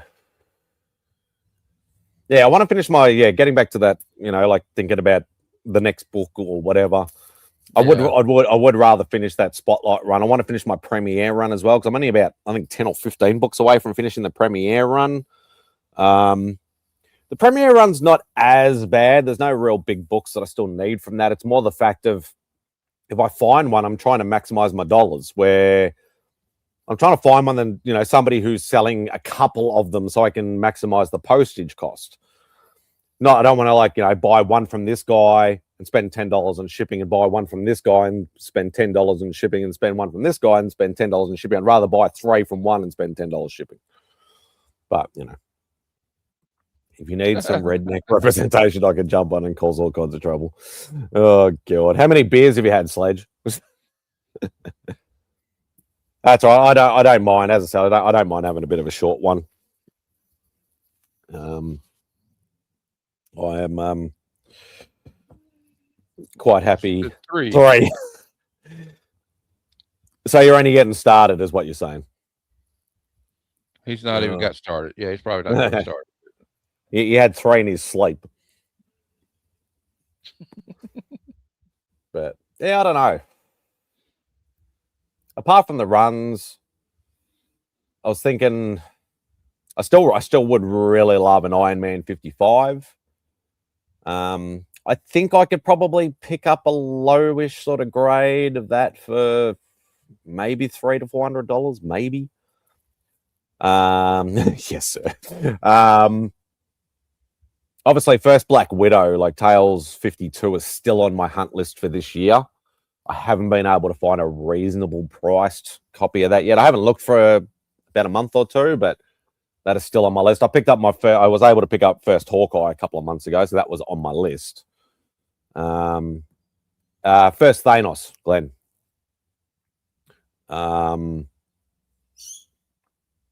Yeah, that's still on my list. Yeah, obviously there's a lot of other books. What else is there? Can't really think now.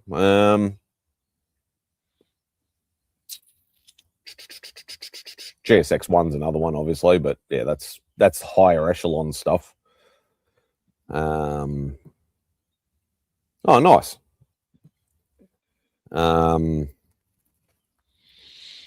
Yeah, GSX. Yeah, if I'm talking GSX 1, I'm talking about ASM 3 basically. So I might as well just stick to the ASM 3. But I have a long list, but sometimes I forget what I still want. I think I've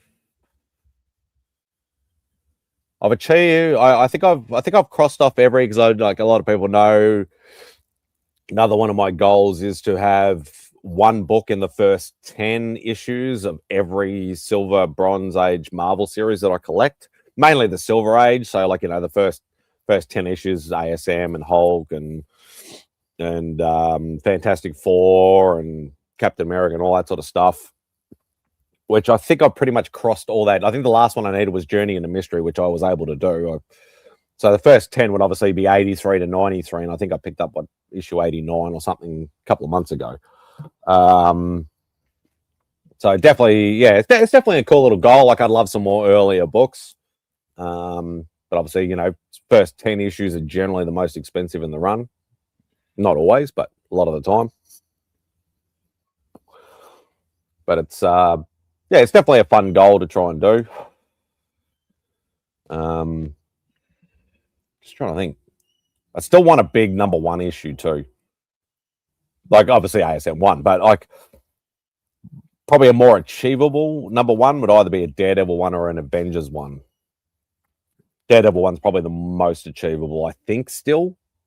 I don't know whether it's eclipsed Avengers 1 or not, but I know they're the two probably cheapest of the ones. And I'm not talking like the later Beckerman.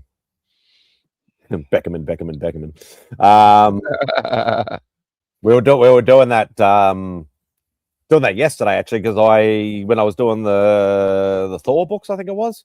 Yeah, it was a first cameo of the new Warriors team. Warriors, yeah, and we called out Beckerman's name, but he didn't appear. I'm saying if I call his name 3 times, you'll show up. Yeah, he was here earlier. Now here's the test: new Warriors, new Warriors, new Warriors. That only works with Cliff. No, it has worked with Mike quite a few times. They're like, hey, Simon, you know, I really don't think New Warriors is that great. I never. Yeah, New Warriors sucks balls. If I want to get Marcus here, I'll go. Well, I don't think West Coast Avengers is any good at all. Yeah,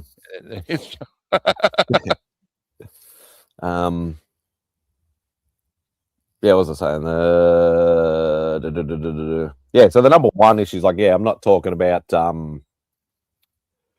like Silver Surfer 1 and Iron Man 1, like the later ones, is just the earlier ones.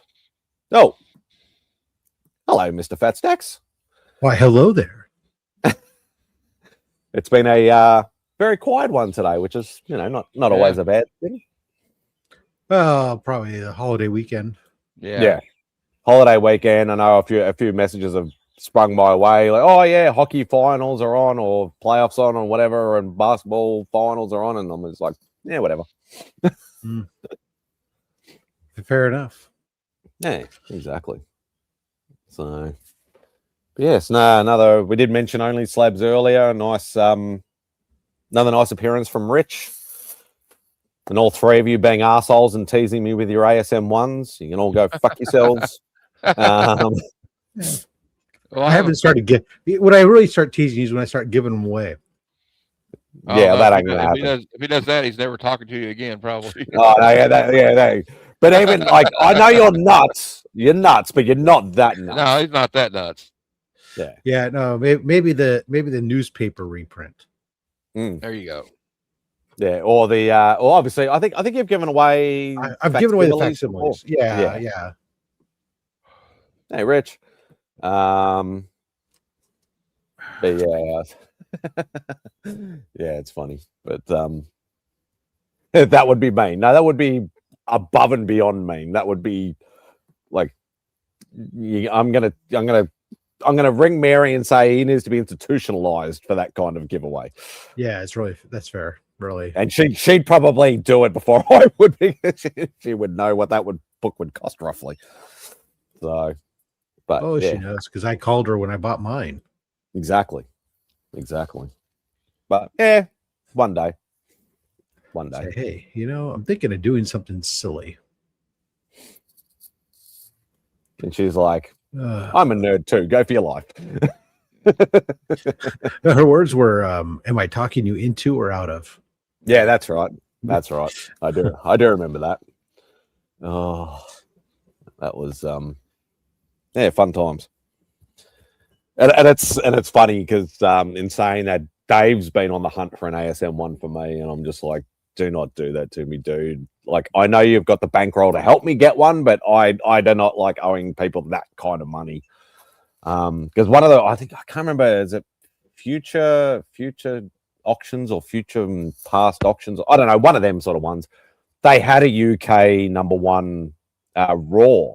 So I'm just like, and they wanted, I think, 3.8 or 3.9 for it. It looked like it was in about maybe a 2.5, That's maybe sort of really thing. Good. Yeah. And I'm just like, dude, I don't have that kind of money, and they're not going to let me, some auction place that I've never even knew they existed, let alone know who I am, let me pay something like that off over a year, because that would be like $5.5 to $6,000 for me. He's like, oh, I could talk to him. I reckon I can get it cheaper. And I'm like, dude, I appreciate it, but no. If I have the money and you can help me, like, I can chip in a couple $100, something, okay, I'll work with that, but not chip in 99% of the dollar value. But yeah, I've never ever spent that kind of money on a book before. Like, the most I've ever spent is $1,300 or $1,400, and even that was like, I was able to pay that off over like a month and a half. There's a very big difference. I mean, I understand that everything is different to different people, equivalencies, but I think no matter where you're at in your system, I think there's a big difference between going from the hundreds of dollars to the thousands of dollars. Yeah. That putting that comma in there makes it. Yeah. It's a realization that, wow, I'm doing something crazy here. Well, hey, Rob, I was telling Simon earlier, I get kind of I kind of second guess myself if I'm thinking about buying something that costs $200. So yeah, no, I mean, it's fair. Wherever your level is, there's always that threshold, right? And I think it's collectors.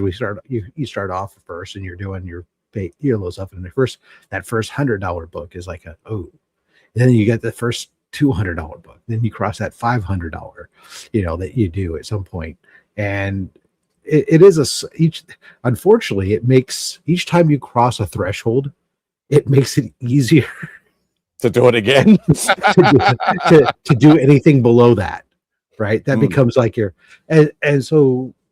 that's why sometimes I some stuff I'm like, oh, it's just like in my mind, it's only $500. That's like there's a danger zone in some things in my mind, and it's probably high. It's probably higher. That threshold is higher than it should be, but I still, I mean, I have to be really certain and like focus. Like anytime, especially once you go over 500, And then there's that other tier at 750 and 1,000 where I get above those ranges.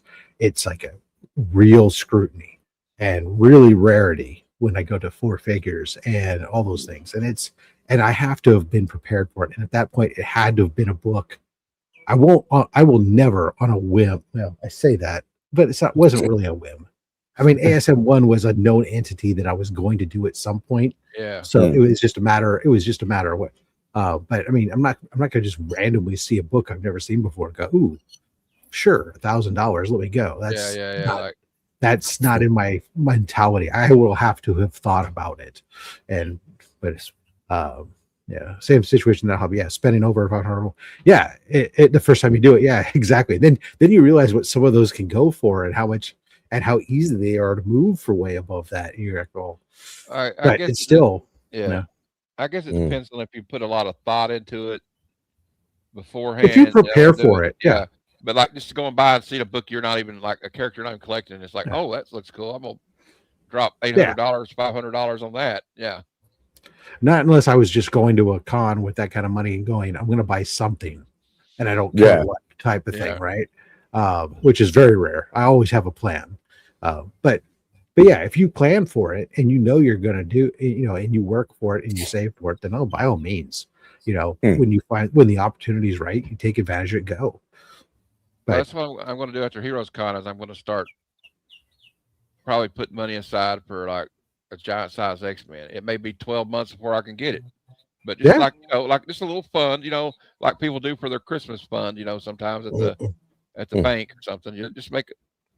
I might even put it in a savings account, Yeah, might as well take advantage of the they were from 3 to 4% interest. At least it's extra, that much extra. But I mean, that's a book that is not as bad as Hulk 181 is definitely is a more expensive book in my mind than GSX1 when you talk about in that lower and mid-grade books, because the difference in cost between my GSX1 and my Hulk 181, which are not that dissimilar in grades, is over $1,000.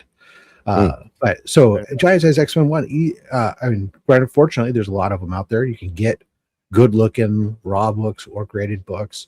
If you're saving over 12 months, you need to basically try to put away about $100 a month at least, and you can get there. Yeah, and there's a few I want to do like that, like and it's going to be over years. Hulk 181, probably 182, because you got to get Hulk 182 just in case something changes. That's why I got 182. 182 ain't nothing going to change on that one. That one's Uncanny. 180. 180 is the other one. That's why I want to get. That's why I got Uncanny X-Men 266 and Uncanny X-Men Annual 14, so I could hedge my bets on those two. Well, they're both important. They're both first in their own right?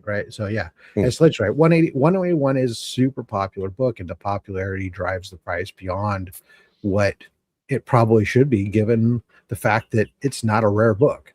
I mean, if it was a rare book, you wouldn't see it all that often. But the reality of the situation is that every con you go to, there's multiple copies to choose from. That's why I was talking because me and Chris are going to be looking for the same book at Heroes Con, but I said I'm not worried about it because there'll probably be all kinds of vendors with Hero for Hire #1. Yeah, that's a book. That's a book that you'll probably depending upon what grade range you want. There's going to be all kinds of different levels, and it's a guaranteed book that'll be there multiple times. But that's why when I go to Heroes Con, I usually do get a bigger book, is simply because I know when I go there, unlike one of the smaller cons, especially if it's not a modern book, that there'll be multiple copies in the grade range that I'm looking for that I can choose. So like when I picked up my Brave and the Bold 28, and I knew, okay, this was the grade range I wanted. When we walked the floor, we found 5 or 6 copies on the floor in the grade range I was looking for, so I could compare them. Last year, I did the same thing with the Hulk 181. I said I wanted to look for like 5055 and walked the floor, and there were 3 different copies at that grade range, graded that I could compare and look and see what did each one look like. You know, why? Because obviously there's differences, but find the one that's the best presenting and find the one and work a deal to get the best deal on one. And that's that's the great thing about Heroes Con.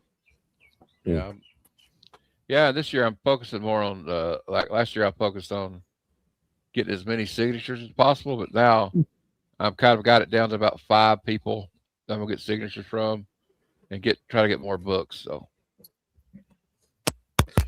oh yeah, there's another one. Yeah, that one is nuts. I need to get that, but now I've been holding off because it's even in mid-grade, it's just gotten so crazy. Especially consider it's not even the same Swamp Thing. Yeah, I don't know about like print copy wise, but yeah, a good watch. Oh, nice.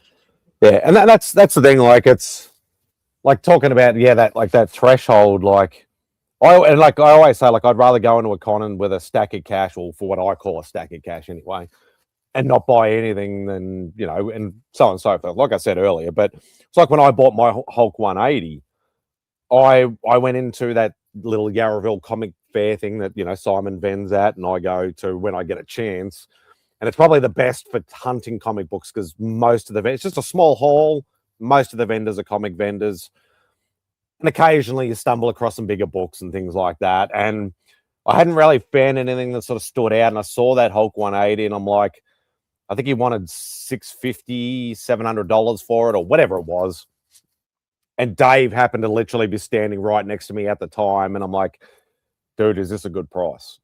And he goes, let's have a look. He gets out all the apps. He starts looking at it. He's asking the guy what has got the value stamp, you know, what grade do you reckon is and whatever. And he goes, it's probably a mid-grade. It's got the value stamp.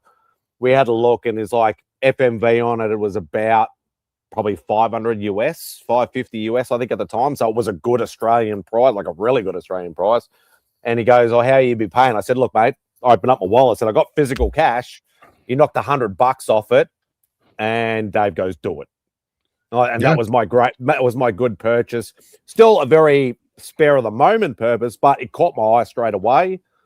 And I'm just like, fuck it. Let's just do it. It's a book I want. Let's just do it.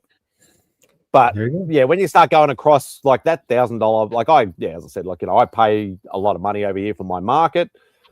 But in saying that, it's like, yeah, if you're talking GSX 1s and Hulk 181s and ASM 1s and 3s and all books that I still really, really want, that's multiple thousands of dollars that I'm just like, I just can't do that as a spare at the moment.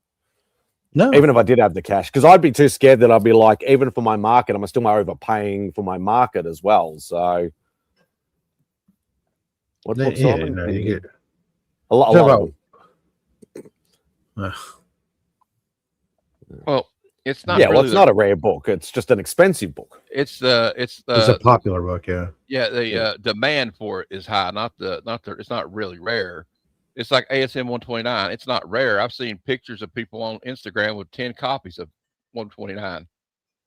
So, well, as a and like, because I know he's got a lot more sources, he's got a lot more bankroll than I do, but a friend of mine and a previous guest on Only Slabs, Neville, Grail Hunters. He runs Grail Hunters over here. He is the Hulk 181 guy. Like, he on his what you'd call a truck, I call a ute. He has a big Wolverine sort of thing, and his number plate is actually Hulk 181. A ute is different than a truck. A ute is a car chassis that's got a pickup bed essentially on the back of it. Whereas we still call like your like Silverados sort of things, or the flatbed type. Okay, so the regular proper pickup trucks you guys still call utes. Okay, yeah. I thought the utes were the ones that were built on the car chassis. Like over here, most Americans would know them similarly to the old El Caminos and Rancheros, and in the Brats and such. But I know you guys had done with the Holdens and some of the other stuff where they were basically taking. Nowadays, a lot of the SUVs, like even here, sport utility vehicles for the longest times were all built on truck chassis, but now a lot of them are built on car chassis instead.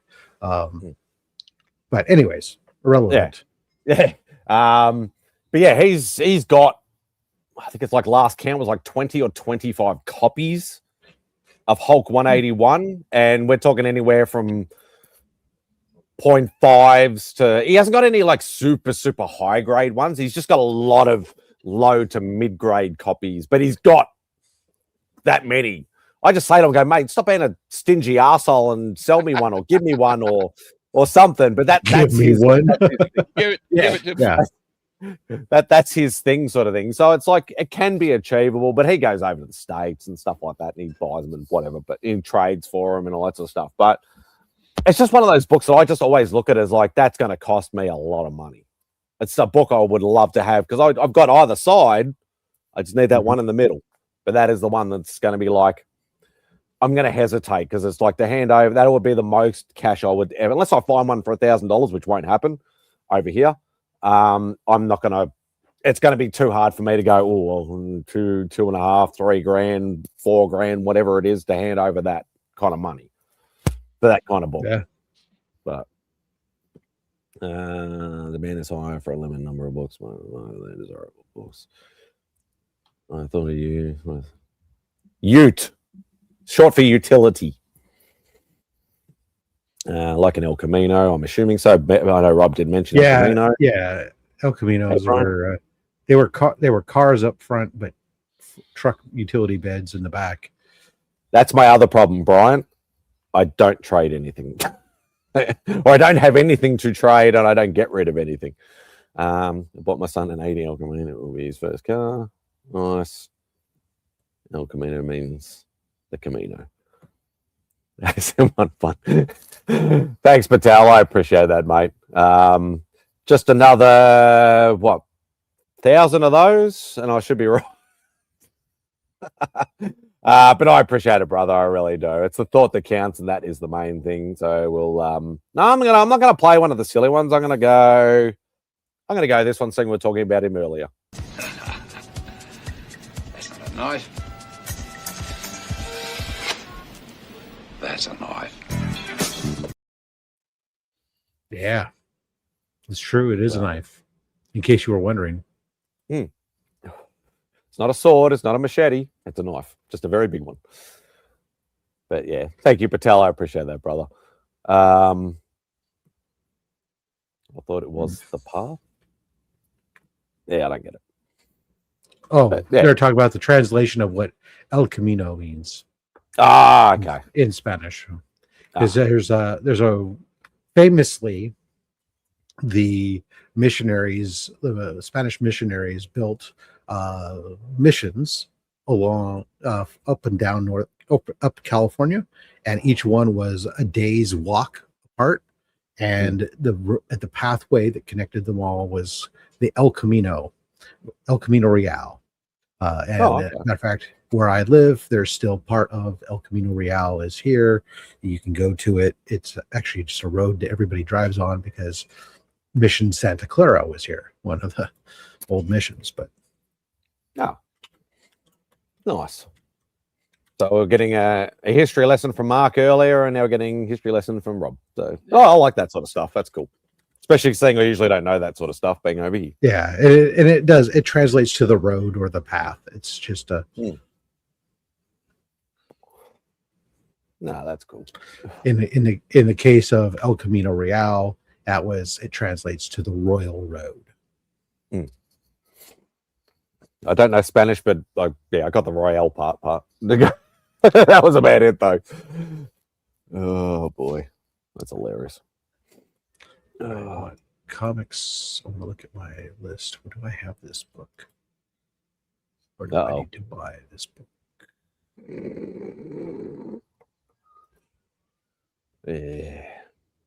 Yeah, my brain's rattling now. That's this. I do have that book. I can skip it. Okay. He's going to buy every variant for ASM 1000. Yeah, I think that's going to be a bit nuts. Yeah, I think that's going to be a bit nuts. I'll just get the A cover because that's on my pull list. I saw the John Romita And that'll be it. cover, the John Romita Jr. cover, and I'm like, oh my god. Yeah, I mean, it'll just be an A cover. For issue 1000, I was like, damn, he thought he would go all out, but you thought wrong. Still Yeah. phoning it in. I haven't even looked at them. Yeah, I haven't seen one yet. Oh, Simon, I'll send you a picture of it. But Is he the A cover? Is he, or I think it's the A cover. yeah? Because he's been doing most of the A covers. I don't anticipate doing a lot of them because I've not try not to support that book too much. But I'm sure Alex Ross will do one. That'll be the one I'll want. I mean, I like the I don't know. Yeah, as I mentioned earlier, I stay away from the variant game as much as possible. I like the Remejo ones that he's been doing, but all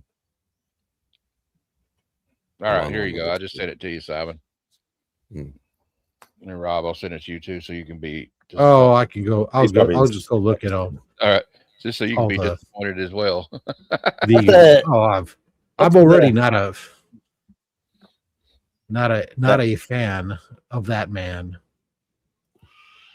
Or I can just show it like this, Simon, if you want me to. I'm looking at it. I'm just like, where's his neck? Yeah, I know he's like, I don't know. You got me. I'm an idiot. Yep. Yeah, nah, buddy. As I said, I keep up the run for the sake of obviously keeping my run up. You know, that's my thing. But yeah, I'm not going to start diving into the variants and all that sort of shit. I'll get the A cover no matter how ugly it looks, and that'll do me fine. So tie-ins and spin-offs is another thing because it's quite often my comic shop will throw them into my my pickup list or whatever like that, and then I just like, fuck it, just buy it. So I accumulate a lot of Spidey books that way, but yeah, just keeping up the run, stick to the A's. I'm on the hunt for Death Dealer 1 gold stamp. Okay. It's a Rosetta. I really hate this stupid thing. It's impossible to find. I guess it's Rosetta. Oh, being Death Dealer probably would be. But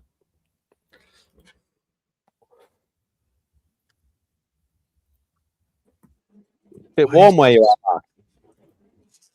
It's not that it's hot. We're at like almost 90% humidity today. Yeah. Like my thighs are sore from walking through the air. To force your way through it. Dislike. There we go, Pop. He just did one for the Superman Batman crossover or Superman Spider-Man crossover. It was really cool. Now we're quite a ways away from issue 1000 still. Marvel just makes up numbering, Rob. It's fine. They did an AF. Well, already. I mean, if we're looking at the legacy numbering, they're on 993 is upcoming, so that's still 7 months away. It's time to get the people excited, though. Yeah. Are they going to double month any of the issues? They could. They've already been doing that. Yeah, so it might not be 7 months away. It might only be 3 months away. Yeah, they ain't far away at all. I bet they're trying to line it up with the movie. Yeah. That's quite a possibility. You know, they doubled up Detective Comics because Action Comics crossed 1,000 actual issues. And Detective Comics is the true flagship of DC, even though Action's the real one, but Detective is the actual flagship that the company's named after. So they did a series called Shadow of the Bat and ran it for 12 issues, coming out weekly so that Detective could pass Action Comics in numbering and lead the pack with the high numbering. Hey, I got a question. How did they handle that after they came out of New 52 because they had that other Detective Comics series? Did they count those towards the legacy numbering? Okay. All right. I was just wondering. The problem is right now. The problem is that they don't know how to do math and they get all super excited and they do like the 1,000 issues of Batman, and they do Detective 1027 is that, but that's not how it works. You actually shift the number. Well, me and Simon were going through his mail call yesterday. He had all this run of Thor. It said Thor like 3 something, 50 something, and it said 300th issue. We're like, wait, what? Yeah, that doesn't work out. Is that because they're talking about after Journey into Mystery when it ended? And then with Marvel, like look at Hulk. Hulk went 1, 2, 3, 4, 5, 6, 102. Yeah. Because it was Tales to Astonish 1 through 101 at 59. Hulk entered and never left the book and was in there for the rest of the way. But they credit 1 through 58 in his numbering. So Hulk's numbering is actually 58 higher than he actually appeared in the book. That's kind of like Tales of Suspense with Captain America, and then they started at Captain America 100, calling it Captain America. Yeah, that's when all the big premiere issues happened because Marvel didn't own newsstand spaces. They had to rent out newsstand spaces from DC Comics, so they doubled up their titles. You had Giant Man and Hulk and Tales to Astonish. It became Hulk and Namor, and Hulk got issue 102 and kept the numbering. Namor got issue 1. Iron Man and who was it in there with Iron Man and Tales of Suspense? Captain America or something. Captain America. Captain America. There was Captain America. So Iron Man got the issue 1 and Captain America got the issue 100.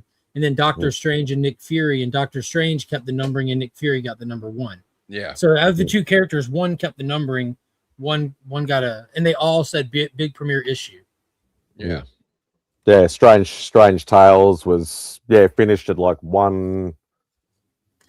168 or 169 or something like that, or 170, and then Doctor Strange went self-titled at like 171 or something like that. Yeah, 169, I think. Rob, how was the trip to see your sister? It was a long drive, but it was always good to see her. So did y'all have fun? A good time. Yeah, absolutely. What did you think of the movie? I thought it was fun. I mean, it's exactly what it is. Pause. I knew you would say that. I took the kids to see it yesterday. You want to hop on tomorrow night and talk about it? It was fun. It was a good time. Yeah, I saw you're talking about, like, I watched in the mix this morning. I was watching it. Yeah, because I wanted to see what you guys had said or whatever about the C3 stuff. Gotcha. Because I was driving and couldn't. Yeah, it felt like a Mandalorian episode, kind of just on steroids. You know, and it felt like the good parts of Mandalorian on steroids. Yeah. I agree with what you said about how it felt like it was like different segment. I felt that there was at least 2 different things that I was told people, as I've said. I think the first part of the movie, it made me think of a space noir, detective noir film. I can see that, the AT-AT scene and stuff. Well, not necessarily the opening sequence, but the whole first, after you get past that opening sequence, the Top Gun segment was one of the coolest movie intros I think I've seen in a long time. Right. Like that with the Mandalorian music playing and the fighters landing and the close-ups and the silhouettes. Yeah. I'm like, wait a minute. I gotta see it. Working right now. I'm going to see it this week for sure. But it's got like the whole Top Gun opening credits kind of thing. It's really cool. Except instead of Danger Zone, they got the Mandalorian theme going. I just felt, like I said, it was like a kind of a detective noir type front end, and the back end was just kind of like a character adventure movie. Yeah, there's no character. You're not deep diving a character. You're not It's an episode. We get a little bit of we get some growth for television. Yeah. It's an episode of these 2 characters' lives. It's not a television episode, but and the biggest thing, I think that's where some people will go into it, will be put off by, is if you go into it thinking it's going to be like Star Wars, it's this big epic thing. That's not what it is. It's a character-driven story. I talked to somebody that just watched it, and they said something pretty similar. They said it didn't feel like what you just said. It didn't feel like a Star Wars movie. It felt like I was watching a continuance of watching it on Disney or whatever. Yeah, and it wasn't so much shoot 'em up, bang 'em up. It was more like the human thing between. It was very shoot 'em up, bang 'em up, bro. This thing. For the first 20 some odd minutes, he said. He goes, "You'll get all your action that you want." But he said the No, whole there's thing, more- the there's more feel throughout was it. between. No, the whole movie between is dudes. shoot 'em up, bang bang, my dude. Like Yeah, it and kind like, of feels. It kind I of don't feels. know what I nonstop. haven't seen it, but what he Yeah. said was it was yeah, There's like, action not- throughout. not quite. I've seen screenshots of like the swelled up hut with the battle axes and shit. I thought that was Yeah, kind of that's cool. not a spoiler. The movie is about going to get Rod of the Hut. That's Yeah, the synopsis Which, Um, if for those of you who don't know Rod of the Hut, from He- Clone Wars. Yeah. Clone Wars, when Ahsoka was first made her first appearance, was to go help rescue Rod of the Hut. In the first animated CG animated feature film. So, was in so it theaters. did feel like a Star Wars movie, not an extra long streaming episode. No, it feels like an extra long streaming episode. Yeah. Maybe that's Like, what we're- I'm trying to say. What's up, Biggie? Yeah. No, but I Joe. gotta tell you, like, as Biggie. long as you go in with the proper expectations, if you enjoyed the first 2 seasons of The Mandalorian, you will enjoy this. And when you watch it, except Well, I'll like for it. the- I'll like it anyway because it's Star Wars. well, that's a terrible mindset to have. They should I- have to. No, How do dare I you be automatically like something? That's crazy. Have 'Cause you it's Star seen The Wars. Last Jedi? That's I've crazy. liked I've I hated a lot of enjoyed things it. I liked for a while. Say A it lot of again, things Biggie. I've turned on a lot of things I love, so I'm Yeah. always open-minded to hate something. I agree. Like I want. If something's good, I'll like it. If something's bad, I probably won't. It doesn't matter what it is. For me, with Star Wars, if it's terrible to everybody else, I'm probably more like, well, that wasn't quite as good as that was. Yes, Sledge. If you're not somebody who's just prone to enjoy theaters, or a big Star Like- Wars nut. like yeah. there ain't even really no reason to answer that. You're gonna wait for streaming anyway, Sledge. When was the last Yeah. time you went to the theater, bro? The What are you the asking? reason I would have probably waited. The reason I went to go see it in the theaters was very simple, twofold. One, I have a shit ton of free movie tickets sitting that I have to consume. So I decided to go ahead and burn some to do it. A, and B, my sister's birthday was this month. She is a bigger Star Wars nerd than me, and going to spend for her birthday, it was going to go me going up to her for once instead of her coming down to me, and then taking her to go see the movie and everything else. So that was my biggest impetus. Yeah. I you know me, I like to go see movies anyways, and I took the kids swimming after we were done streaming yesterday. Mhm. And then they'd already been asking to go to we're a Burger King fan, Burger King and Dairy Queen if we do a drive-through. So they'd seen that the Star Wars stuff was there at Burger King, and Finn's already been asking because he likes them.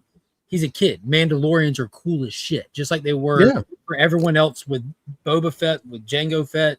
They're still cool for Agreed. kids.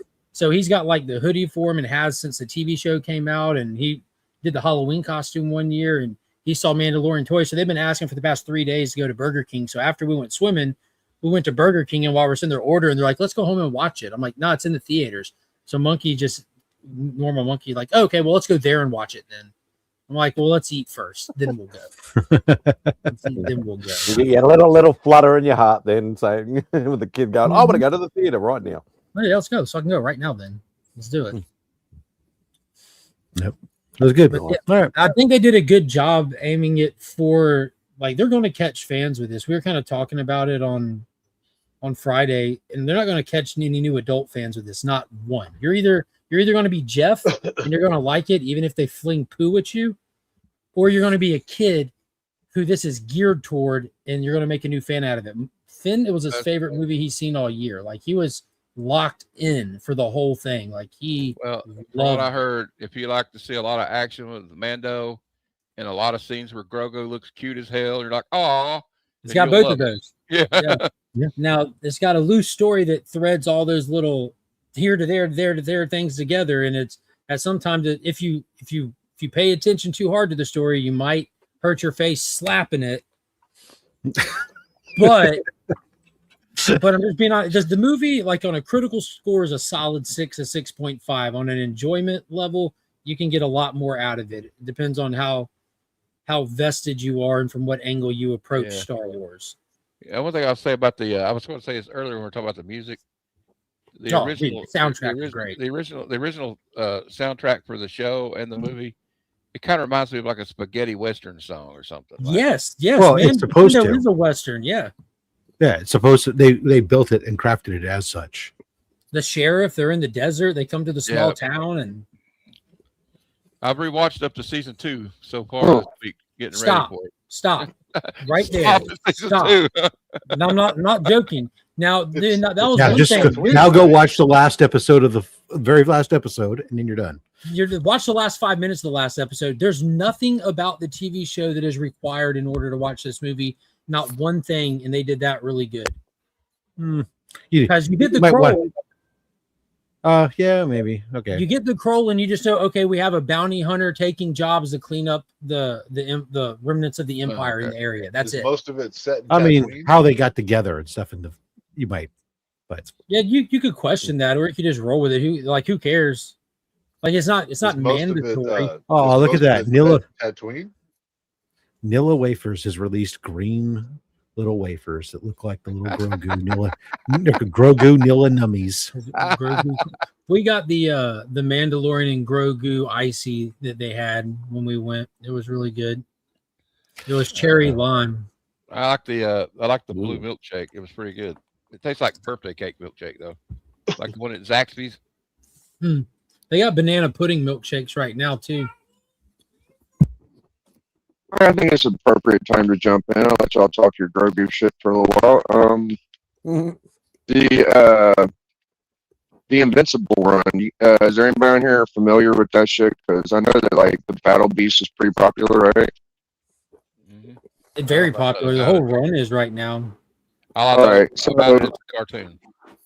Here's my thing: is like, as popular as that character is, it came from a Transformer series, which had the little hologram or the rub stickers on them. The Battle Beasts from like what 87, I believe, or some shit. You guys familiar with what I'm talking about? The Marvel Transformers run. It was like a relation to the Transformers. It was very on the Japan side. I think they accepted it more than the Americans because there might have been like a cartoon. I don't know. Anyways, they had a toy line, and they were really popular around the late 80s. I used to like them. They had toy reps. I'm sure someone in chat might know what I'm talking about. But I got some figures somewhere. I can pull them out. But they're really tiny. They're real small, and they're all types of animals. And that's, if you look at Battle Beast, right, and the dinosaur one, that kind of reminds you of that. It feels like a ripoff of that. You're not talking about Beast Wars, that line that Transformers did. Battle Beast little toy figurines from the 80s. Yes. Just Google the 1980s Battle Beast toys, and they come right up. There's like 50 of them. Different animals wearing armor and stuff. Well, there's probably a little more than that because they had like later lasers and shit like that. My thing is like, if that's so damn popular, like go back into the well and bring more of it, because I would like to get more. Hey, Big, your audio is coming in like you got a short. Oh, is it bad? All right. Yeah, I'll be back. I'll hop on my laptop.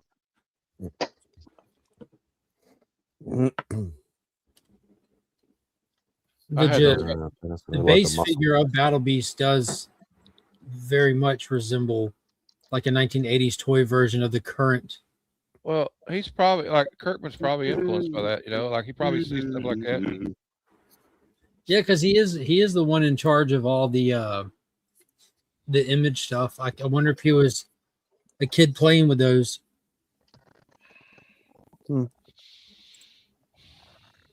Yeah, that was my first thought was maybe Beast Wars, but Beast Wars with Transformers was like late 90s, early 2000s, I think even.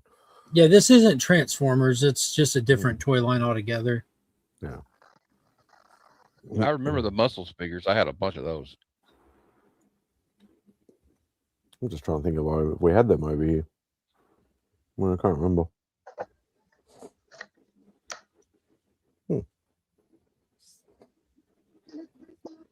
Oh yeah, they're like this right here, right? The Battle Beast. Oh, they do look fine. Yeah, actually, a little bit familiar. I don't see they had some snake ones, and then like they had different animals. Yeah.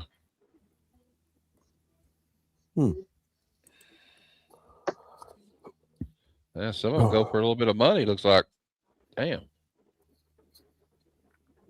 Low print run stuff, maybe. Who Yeah. knows? Well, like there were some cool toys in the '80s, man. I remember they had Inhumanoids. It didn't last long, but I loved it. From the liquor store. Did you run out of Miller Lite? Did you, Bobby? What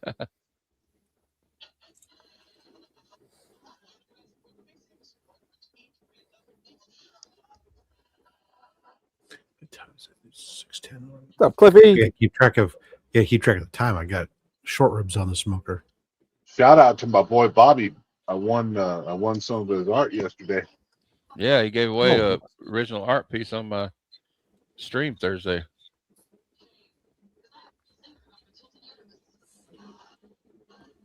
Try and pick up muscle fingers. Those things are insanely priced. Oh, there you go.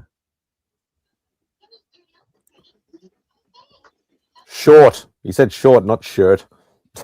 I am the liquor, Mr. Leahy. Trailer Park Boys. He's I've become the liquor, Randy. Mr. Leahy.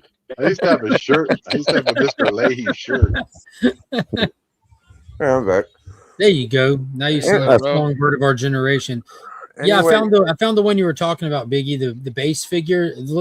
It literally looks like a 1980s toy version of that Battle Beast comic. And even the aesthetic and the outfit, everything, bro. It's Yeah, like I bet Kirkman was playing with it when he was a kid. He's probably a kid Dude. and had it. Yeah. that's what I'm saying. Like I love that toy line. Like I got about 30 of them. I would get to them, but they're kind of hard to get to.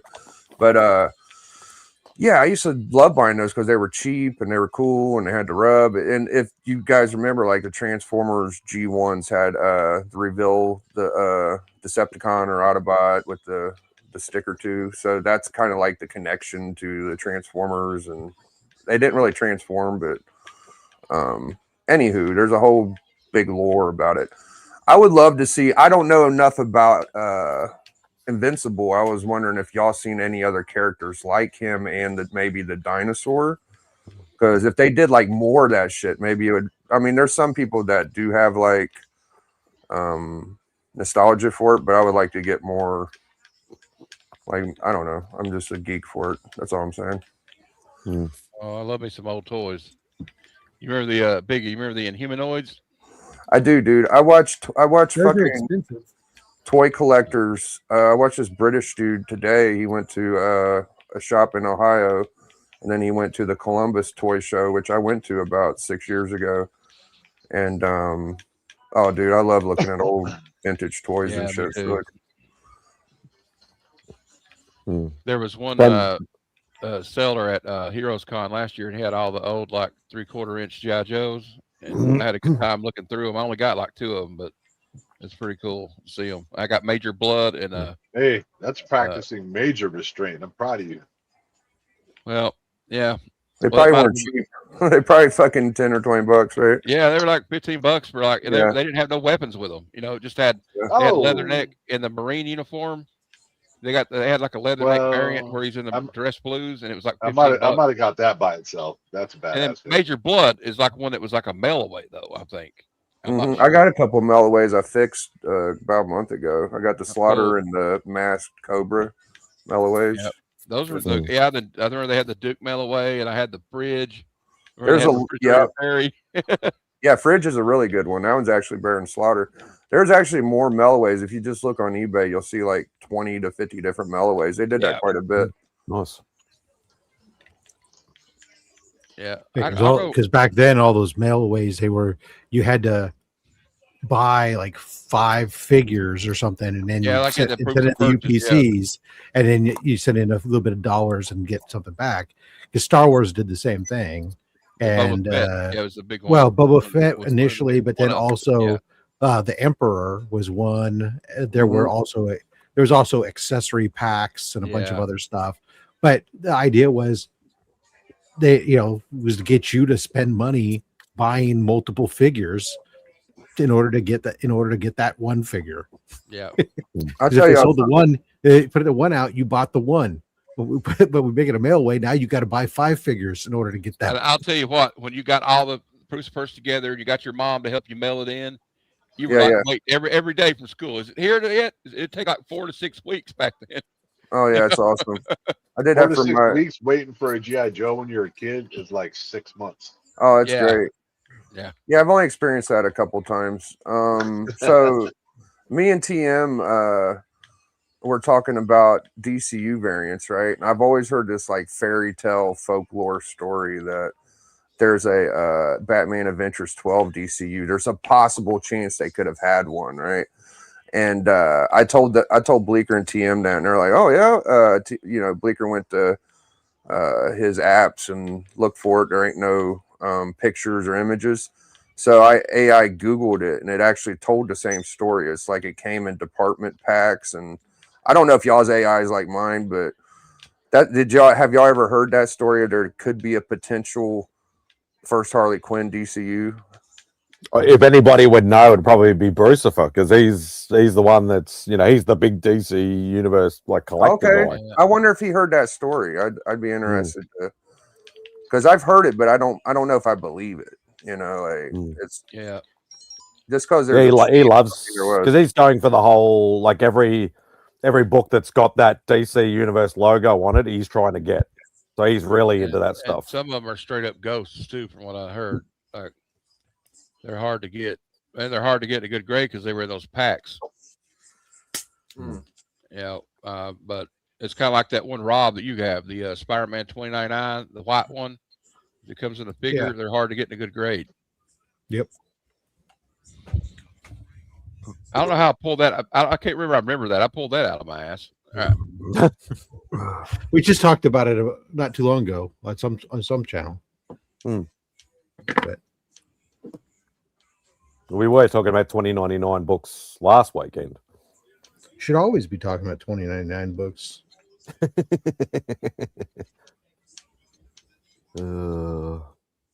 Yeah, that white one is not an easy one. You've got a 9.8 of that, don't you, Rob? Or a couple of 9.8. Yeah. No, only one. Only the one. Yeah, I pulled it out of I bought the figure. I paid $300 for the packaged figure, and then I held on to it for months and months and months, contemplating whether or not I was going to cut it open or not, because it was a $300 figure sealed. But once I unseal it, the figure's worth $2.50, and it's a question about whether or not the comic is worth anything or not, and condition is everything, and you just can't. It's the way that blister pack is. You can't see the whole book, and it's really hard to see the edges where the black border is along the spine. So it was just finally I said, you know what, fuck it, I'll take the gamble, and I was like ecstatic when I got it out and extricated it from the packaging without anything, and it was clean. I was like, phew.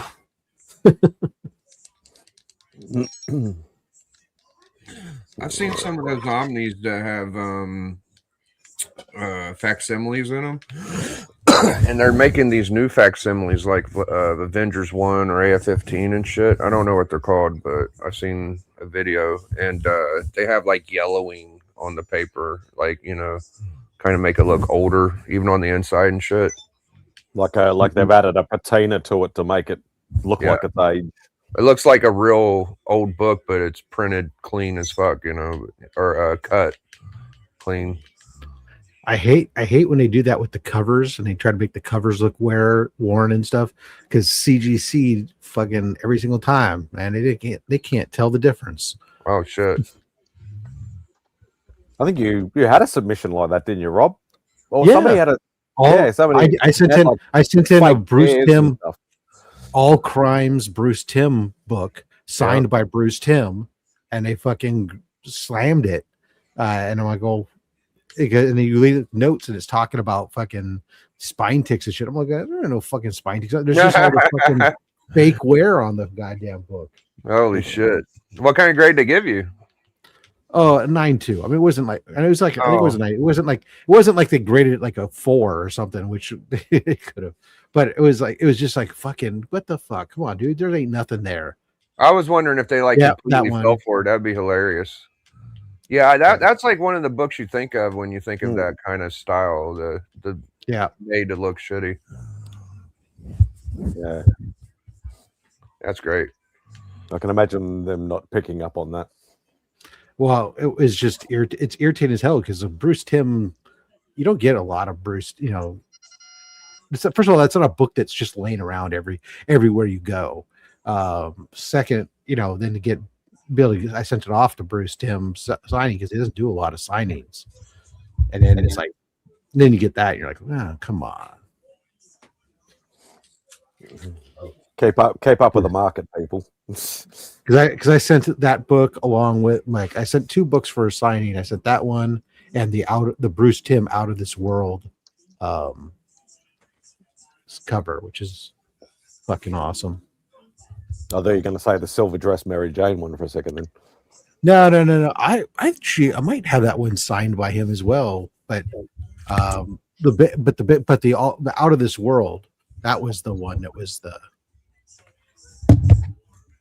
Oh, that's my favorite Bruce Timm, The Out of This World. Yeah, that was a great book. So, I've had this book. I've been watching it blow up, and I've been wondering, like, is it because of the Naruto preview? Is that's surely not the first, because I looked up the first appearance in Naruto or whatever. I'm probably saying his name wrong. Naruto. It was Naruto. I always fuck up Frigo and Frigo. Naruto. Okay, got it. Yeah. Well, when you say it like that, fuck, I feel like you have to say it. No, I was just trying to help. You have to say it with an accent. It's like that fucking kid that wants his ring. I used to call him Frollo or whatever. I can't. I just won't do it. I don't give a fuck. That's okay. Anyways, I saw this on the Shakers, and they gave like the reason why, and I don't know where they come up with their shit, but what they said was, this was a free preview to introduce Americans to manga in English because it's in whatever language before. Well, why the fuck are there other first appearances that are in English before this? Like, that don't make any fucking sense. Serious question. What are the Shakers? The Steins report, the hot, it's a different spec thing. It's like the books that sold this week or some shit. Got you. Yeah. So I've watched this book go from like a 50 book raw to like a fucking $600-$700 book raw in a 9.0 higher. Right back. So 6-7. When did that come out, Biggie? That book there, 2002. Oh, okay. I was going to say because Naruto is that one of your PC books, or are you gonna flip it? I would love to flip it because I only spent like a couple bucks on it. I'm going for a bigger book, but I kind of feel like I'm on. Yeah. If you only paid a couple bucks for it, but I'd flip the shit out of it. Yeah, I think I'm gonna have to. It's got this little Jeff collar break on it up the top. Well, only problem is Jeff don't want it. Yeah. Well, you can flip it. I've seen other people buying it. Well, I'll tell you what, if you sell it to me for a couple bucks, call it, Spidey. No, I'm gonna get at least 400 out of that fucker because people are making like 700. Oh, well then sell to Mark. Yeah, I sell. I figured it out. Mark doesn't recognize. I'll give you 175. Mark does not recognize Japanese animation as something that he cares about. Oh, okay. Even though he is totally wrong. I mean, you don't have to be wrong. If you don't like it, that's cool. You like the Terminator one. That's where I was going with that. Thank you. Yeah, there is an example. But yeah, anything for what they classify as the big three from anime, so either Naruto, Bleach, or One Piece, generally will always hold some sort of value in that market. Well, obviously, the comic market, not so much because, like not everybody's into it. Though it has become a hell of a lot more popular in the last decade in the Western markets. The way that they described the book, it was Dragon Ball Z GT or some shit, One Piece, Yaya Yuka show. It was like every fucking body. So yeah, it's all the big name Shonen Jump titles. Shonen Jump is basically one of the massive comic companies. So it's like a Marvel or a DC in Japan, basically. Got you. Why didn't you just say that to begin with? Be quiet, you. That makes perfect sense when you say it that way. So all the big sort of shonen titles are generally the ones that become the most popular, like as you said, like Dragon Ball, Bleach, Naruto, Yu Yu Hakusho, all that sort of stuff. Is all the big name stuff that's the most popular. So anything that's collectible from there will always generate some kind of money. But yeah, whether you can get it in a comic book sort of scene as much as an anime or a manga scene, hard to say, because they don't always cross over. But yeah, I've been watching anime and stuff since late '80s, so I've been in it for a long time. Yeah, it does. Especially saying the stuff that I started off with was the extremely violent and sexualized and quite over the top stuff that probably wouldn't air in certain countries. And like we're not not that kind of stuff, but close to it. Some of them are very weird. Yeah. A lot of the stuff they pretty much when it got put over to the Western market and things like that, it didn't find its feet till a lot later because of the lack of censorship. Basically. Well, can you remember any of the titles? Because just try me, I might have indulged. Well, you've got obviously we're talking about like Akira and stuff is in that.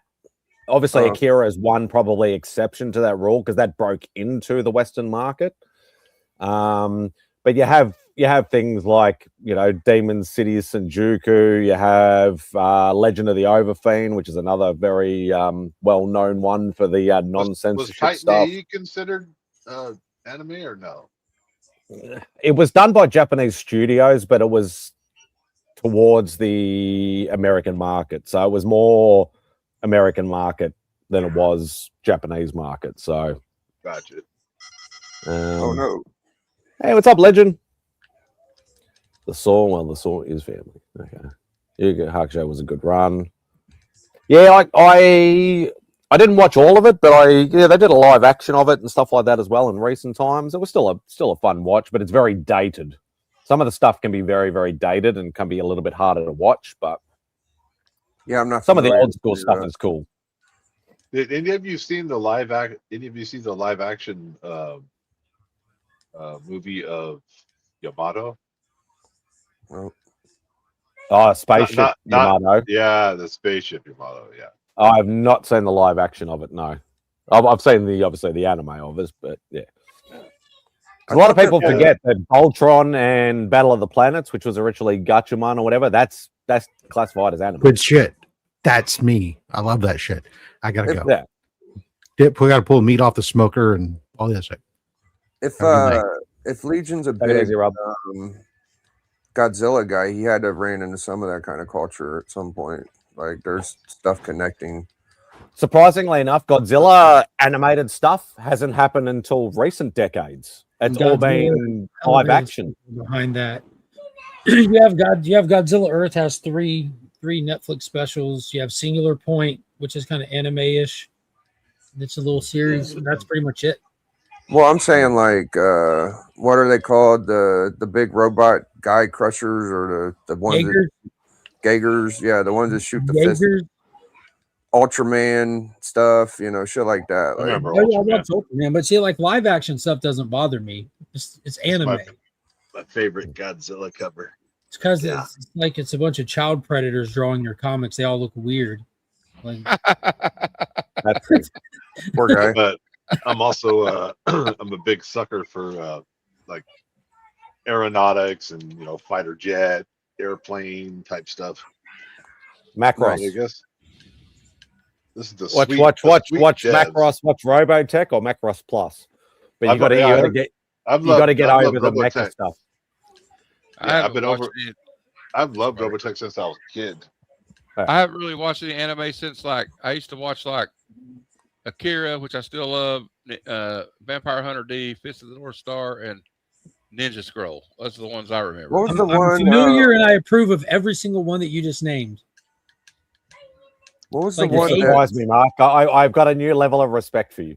what Like was you the one take it where back to the 80s were good. Like when you that's write down the name and they die? Death Note. Is Death that Note. considered a Death manga? Note's later. Death Note was sort of mid to late 90s, but it didn't And then the really live become action popular movie until the was early like 2000s. they did the live action Death Notes in like 2010ish They era. did a Japanese live action and they did an American adaptation live action, which was Oh. absolute arse. I don't think I've watched any mangas then. 'Cause that's like that one and maybe Fist of the North Star are the only two I would consider close to manga. Now there was one I was introduced to yesterday. It was the Japanese version of Voltron. It's wild. The things eat people. It's like two cartoons in one. Like there was like when they came over here, they did something to it and changed it a little bit. So the Voltron in Japan is like crazy as hell. Well, mecha stuff with Japanese animation started in like the 1950s. So you had like the old Mazinger and Gundam and all that sort of Yeah. stuff. Yeah, was dude. like started 1950s, 1960s. Gundam's in off the animation. hook right now. So, and obviously there's been multiple reimaginings and things like that over the years. But you were talking about toys earlier. It's like you should say the Japanese toy scene is absolutely crazy. Oh, Like it's the mech huge. stuff, the monster stuff, all that thing is so highly collectible and so sought after worldwide. And some of that shit is stupidly expensive. Oh yeah, dude. A lot of the that's- older figures have a lot of metal in them too. They're like Yeah. they're Yeah, like full really well proper built. metal. Yeah. Yeah, their sci-fi robot scene is absolutely, it's been going for like since the 60s. It's nuts. And like some of that stuff goes for like 5, 6, 7 figures even. It's absolutely Shit, nuts. it for was the some of that stuff. longest time. I was probably in my 40s when I found out that the Transformers characters were all a product pretty much of Japan and just got a little bit of Americanization when it landed here. Well, that's what I like. Transformers, Battle of Planets, Voltron, all that stuff is all Japanese based, but just done to the American market. That's It's pretty all much amazing. where it went. Yeah. It was already done. There's a connecting thread here in quality, and it seems like it stems from the 1980s. Yeah, well, he said like 50s and 60s. And A lot of less censorship in the 80s. I got this. Because a lot of that stuff was was. Hey, I've got back. a lot of that. I got this. Blame it all on me. What I got is that, this- dude? Dude, I got this buddy. His name's Knights of Oh, Old. nice. Dude, he's got everything, figures. bro. He's been collecting like manga. Kamen Rider. Yeah, I can say a lot of Kamen Dude, Rider stuff. This is nothing. Yeah, he's got That stuff. That all shit's the- expensive. That's Bro, expensive. you should see the shit he has. That's like the submarine cartoon series. It's fucking nuts. It's like these big metal. Oh yeah, Battleship Yamato. Dude, so Yeah. fucking good, bro. And he's I got love that like shit. timely caps and golden. That was age the after first that. thing that Rob bought from John Jang. Was the Battleship Yamato big poster he did. You remember that I'm not story? sure if that's Stormy? exactly it, but is it the same like big fucking spaceship looking submarines? Is that what it is? Yeah, There was- and at there the was a very- couple at the others. very front of it. Flying At the very battleship. front of it's got a big hole in it, and it shoots out the fucking super cannon out of it. I'll find it. I'll show you. Yeah, because there were a couple like that, but yeah, like the most well known one is the Yamada, but there is a couple others. Steer clear of the live action movie though. Don't do that. Yeah, he's got all the big ones too. Like those are kind of his smaller ones. He's got all the big ones. Like he goes Yeah. at it, bro. That's a lot of dollars there, dude. Dude, Like, just one of those is like $500 to $800 or more. Like, keep going with some of them. Yeah. oh yeah, yeah. That just gets Yeah, in. Guyver was cool, and if you remember, the original Guyver movies, Mark Hamill was in the Americanized version. Oh really? What was it? Bio organic boosted armor is what they called it. Yeah, what's going on, Aaron? I wanted to ask earlier. I don't know if it's only Mark that's seen it, but is Grogu and Mandalorian mostly set on Tatooine or all over the place? On Tatooine. No, at all. or none. Oh, not Tatooine at all. Okay.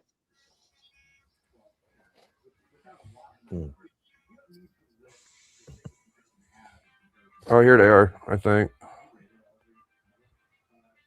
Space Battle Yamato. There it is. Oh, that is wicked. Bro. It wasn't that one of the greatest freaking ships from the 80s? Like, cartoon type. He ain't showing them all, but he's got a bunch of them. Yeah, they're sweet. That's wicked. Yeah, I would that thing in the box is probably like 10, 20 grand. I didn't know that. Easy. I had no idea. Easy. I just knew they were cool. There's a model of one in a model shop around down the street from my house, and it's about 3 feet long. And they want like $189 for it, but it is gorgeous. But it's not a toy. It's just you put it together and look at it. Yeah. Yeah, well, the one that Biggie just showed, like that's the original, one of the original Japanese release ones, and that's like 5 figures easy. Yeah, they look good all loose and out of box, but yeah, like when they're all together, it looks like cool as fuck. Yeah, the Japanese designed a lot of their sort of early stuff to be displayed, not to be sort of like, what we do, like I'm an inbox collector or whatever like that. A lot of that stuff was very limited box. It was more just, it was a display piece more than anything else. So, yeah. Atragon. Doesn't sound familiar. Yeah, like I know Mark's a big Monsterverse guy or whatever like that, but obviously a lot of the original Toho, like, Godzilla stuff, like those figures go for big bucks too. There's like thousands of variations, but they're really cool stuff.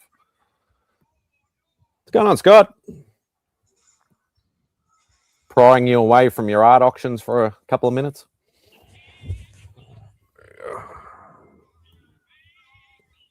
Yeah, there we go. There's some Voltron.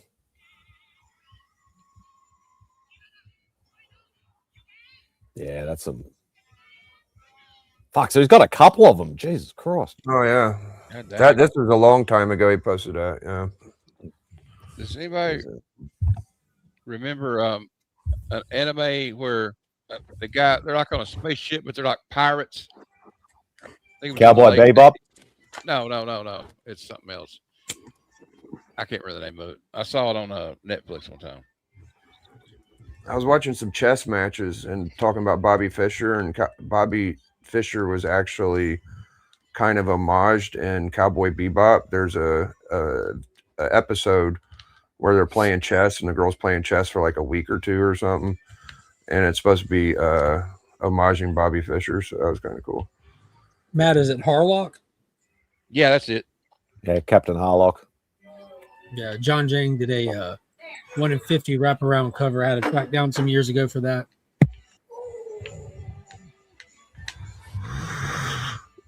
So I'm saying some kinks in your armor here, Mark. I can't help being well informed. Got an answer for everything, don't you? Only the things that matter. Anime and manga matter. If it matters to you, Simon, it matters to me because you matter. That's good. Now you're just going to try and make me cry, you bastard. But I appreciate the sentiment all the same. Come on, Monarch. We want season 3. Oh, it's coming. The thing that Spidey that perplexes me is like his accent. It's there's so many fucking cool DC books you just will never get to, bro. Dude, I'm stoked that I'm like your DC plug, Biggie. Like, I think at least once a month I'm sending you some cool books. Oh, dude, I get cool fucking DC books from you, bro. You kidding me? Shit. Yeah, did you get a chance to read that Swamp Thing yet? I'm afraid to fuck the foil up. My boy Matt said it's like the best fucking story he's read in like. It was so far the single issue comic of the year. Damn, I agree. I don't want to gas it up too much, but it is. 100% Is it on digital? TJ, Can I just go to like read online or zip No, and just what? read your physical copy, man. It's not. No, I don't want to fuck the foil you're- up. I'm not You're going to do not that. going to retire on that book. It's I never know gonna I'm not, work dude, your but I like way. it's cool, dude. I don't want to fuck Open it the up. book, lick the cover, then Oh, read it. whatever, dude. That way you don't feel bad about fingerprints. If I would have got a different fucking cover, I would have done red. If I got that lamb cover, oh yeah, I'd zip Quit through that shit. begging But me that's to, all right, fucking you send me the foil, I'll send you the lamb. no. Take some. Just get some surgical gloves. I'll Google fucking read it with the surgical gloves later. on. Here, I'll do it right now. Shit. Let me read see it if with I some can read gloves it. on. What fucking I can proxy appreciate DC books. I don't have to go and buy them. You know, if I ever got to a stage where right on, you know, if I won like millions of dollars or some stupid shit like that, like I'm not saying it'll ever happen, it will never happen, but I'm just saying if it ever did happen, there might be a change possibly. What number was it, Legion? He's not on the screen at the moment. Oh fuck! What number was it? 84, 89. No, Nobody knows. Fuck. I guess I gotta Google that first. The new Swamp Thing? The new Swamp Thing. Everybody's saying so good. 88 or 89. 88. Thank you. 89. I thought 89. Got it. 89. Thank you.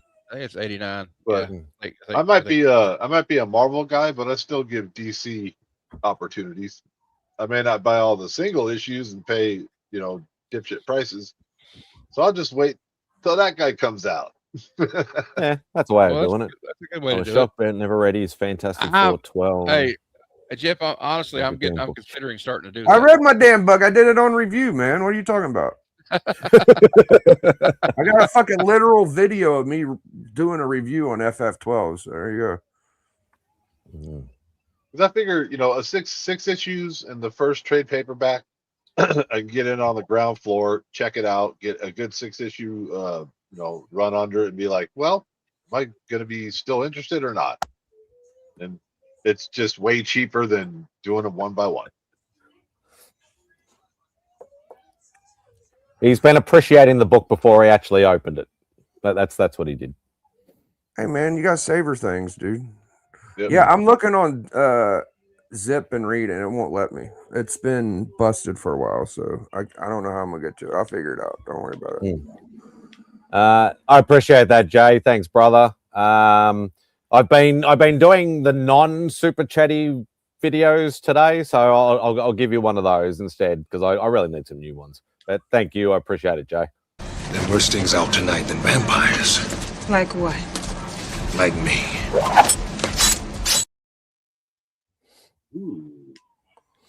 Thanks, Jay. I appreciate it, brother.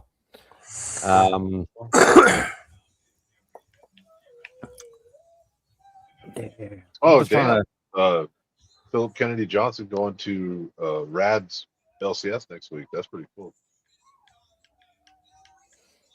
Nice. I know he's not everybody's favorite writer. But... I'm just trying to think what FF is. FF12 the Hulk on one side of the cavern and FF on the other side. Yep, it's it's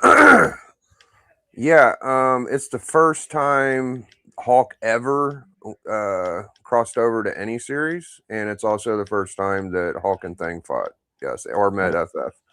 I don't think I have that issue myself. It's a pain in the ass to get. The only reason I got it is because I had a homie, and the back cover was ripped off literally, and I paid like $60 for it. So I'm lucky I got a copy, but it's not. I mean, even in the grade mine's in, it's probably still like a $200 book.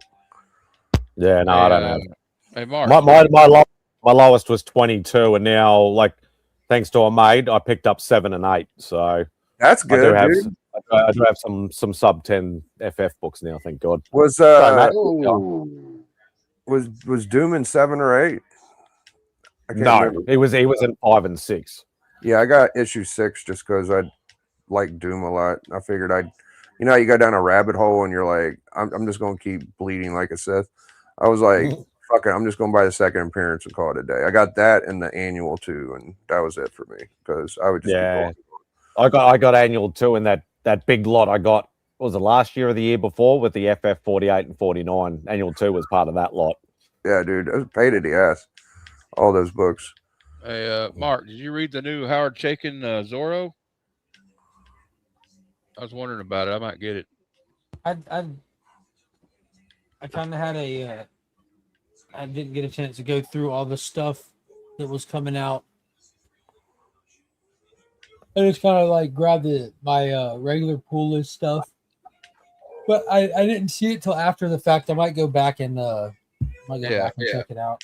There's a Last Starfighter comic coming out in August. That's pretty cool. Mm.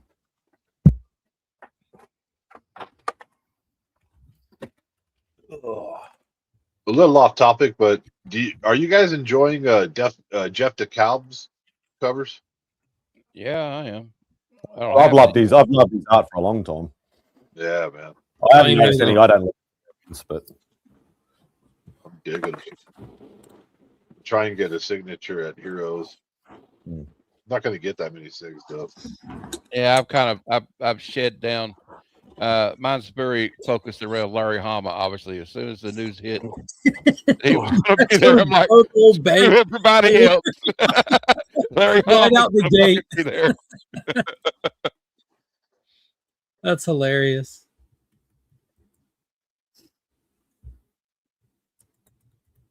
Something simplistic about his covers most of the time. I like it. Probably because I'm a simple fuck. No. Biggie, what's the release date on that Swamp Thing book, buddy? What do you mean? With the 89? Is that what it's called? Swamp Thing? Okay, thank you. That helped. I found it. Okay. Yeah, I'm gonna send you a link to read it. Yeah, that'd be great because I was just looking for a link. I couldn't find it. Thank you. I got things like links. Cool. So I've been saving money for an X-Men one. I'm going to be at like $400 in a few days, but I have a birthday coming up, so I was looking at a couple like little $60 books or so, and I'm kind of stuck at like, do I want the Boba Fett or do I want the first Zatanna solo? Zatanna. Yeah, dude, the Magic. What is it? Magic 11. It's Why like don't her. you just get her first appearance in Hawkman? Because that's like a $400 book. You just said you had $400. No. I said I was gonna get a couple like little $60 books. I got four. No, I'm not spending my X-Men 1 money. Like hell no, I got to keep that export. Yeah, that would be like 500 in a little while. I gotta keep that. Bobby. What's up, Bobby? Hey, everybody. Peace. Now here's mine. I just found my copies. There we go. I had to get both covers. Yeah. Nice. I love it. Like I love Swamp Thing anyway, and I used to read that back then when I probably shouldn't have. Well, it came out in like the 80s. I probably shouldn't have been reading it back then, but it's pretty mature. The show they did in recent years, they needed one season, was awesome. I know, and it's I really wanted them to keep going with that, but it got. I remember in the 80s, dude, he was so horny, bro. It was always about some chick he wanted to bang. Remember the movie? Piggy, there was like I remember that movie they did with Heather Locklear was his. Oh my god! And Heather Locklear is like horny as AF for him. Oh, like, dude. She's like, I'm a vegetarian. Like, what the hell? It's like the whole movie's like about them trying to fuck almost. Like, I was like, man, it was different times back then, dude.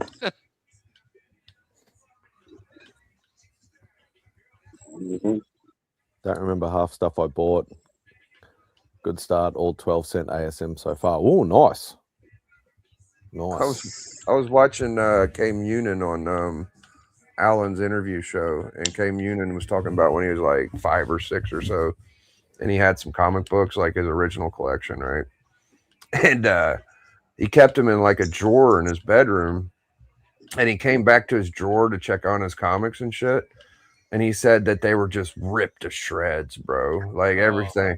And to this day, he don't understand how it happened. Like, could you imagine how fucked up that'd be? On a completely related note, Biggie, did you watch the new Mortal Kombat movie yet? No. Maybe should I? Yeah, it's tough as balls. Is it? Yes. If you enjoyed the 1995 Mortal Kombat, this is like that just made in 2026. Yeah. After I watched it Sunday, I walked around the house going, Mortal Mortal Kombat. Dun, dun, dun, dun, dun, dun, dun. Dude, it's got the vibes, man. I was a critical prick of the last one, and I stand by every word I ever said about it. And this one was a total reversal. This one was just like, yes.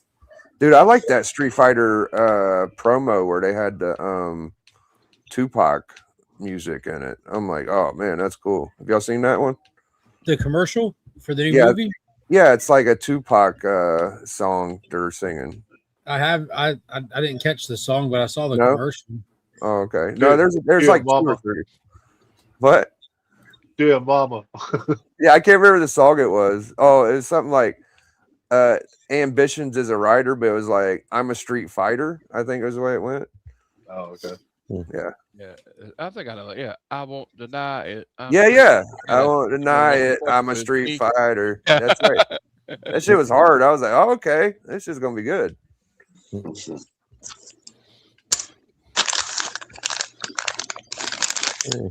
Yeah, the new Street Fighter movie looks pretty fun. I'm not invested in Street Fighter like I am Mortal Kombat, though.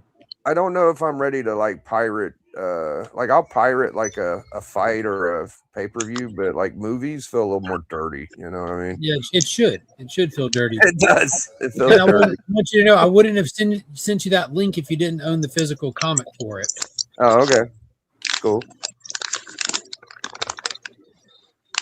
Yep. I've said it before. I'll use pirate websites for comic books, but I'm buying the comics that I want, and I'm not wasting time reading comics I don't want.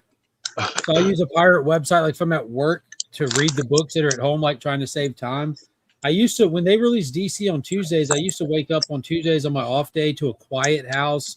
Everyone's still sleeping. I'm up at 5 a.m. drinking coffee, and I would start reading the books on a pirate website, waiting for the comic shop to go open to buy them. But then I would have already read them, and I'll be ready for my show that day and everything, and not running around with the kids. It's a great tool in that aspect for me. And I'll use it for if I need pictures of the comics that came out. Instead of taking a picture with my phone, I'll just go screen grab it off the pirate website to use it if I want to share it or something like that. But I have no reason to read shit I don't want, and I buy the shit that I do want. Yeah, man. I remember back in my PS3 days, dude, I used to pirate everything. I had like all of the cable channels and every movie and every game, but I just kind of, once Netflix and all that shit started kicking up, I was like, fuck all that. Yeah,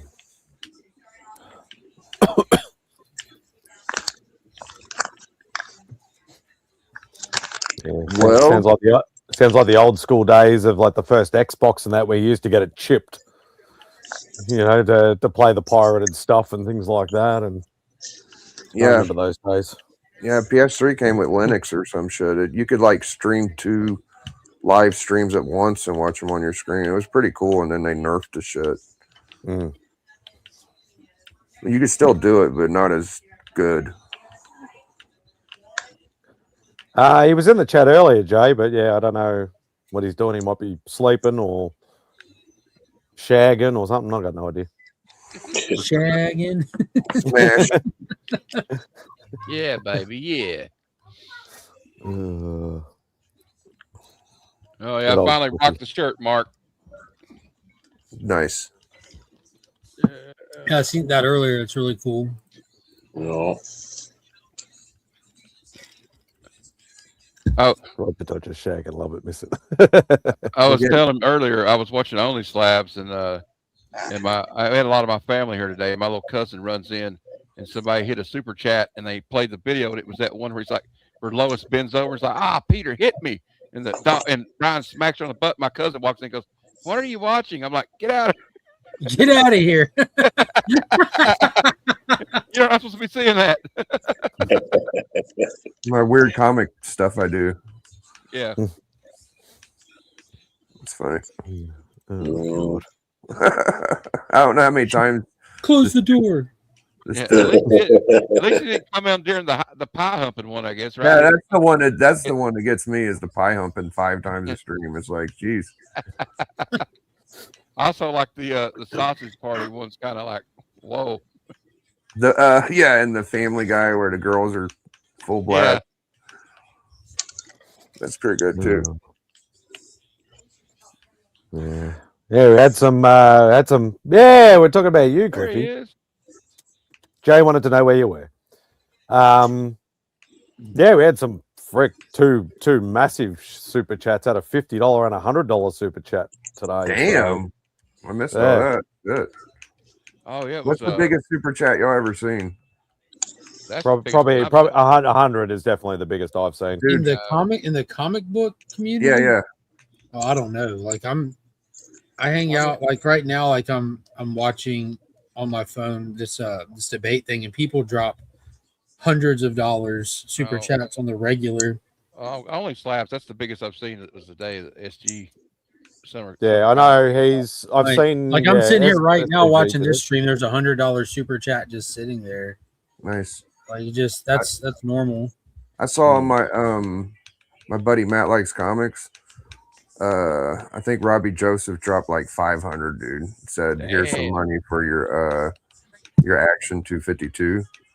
He ended up getting the book, but yeah, I think he dropped like 5 and 2, and yeah, that was the most I seen. I didn't donate $100, Jay. Accumulative, yes, but not $100. I've seen, like SCG today, and I know Dave still only 35 cents donated $100 super chat on one of the Only Slabs episodes as well. But that's as high as I've ever seen. That's cool, man. Yeah, no, I super chat on Only Slabs every week. Got to pay for my shipping at the big weekend for all my books somehow. That's good.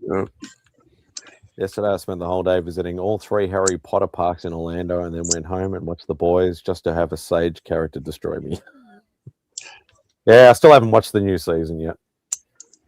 Pretty sure you did, mate. Remember you made a big donation. No, that was like $30 or something. I think it was $30 or $40. I think it was. And it's weird because when you do the super chats on your phone, you can't put in an amount. It only gives you, as you slide the bar across, it only gives you preset amounts. It's kind of dumb. I was visiting with friends, and he was no. Do what you need to do, Cliffy.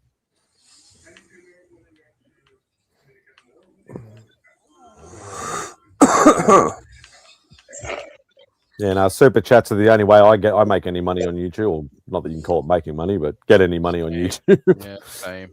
I don't really get many. It usually takes me about 3 months or whatever just to get one paycheck, because you got to make that $100 threshold. It's got to accumulate to $100 before they'll even send any. Yeah. And it's even longer for me because of the conversion rate. Oh wow! Damn, they had time on because you're foreign. Oh, it's only like today. Like Patel gave me $2 and Jay gave me $10, so that's $12 accumulative. The Canadian $2 would be pretty much close to $2 Australian, but the $10 from Jay would be like $7 Australian. So by the time I get up to $100 American, I'm still only at about $70 Australian. So y'all's are stronger than ours. You count less? Lower.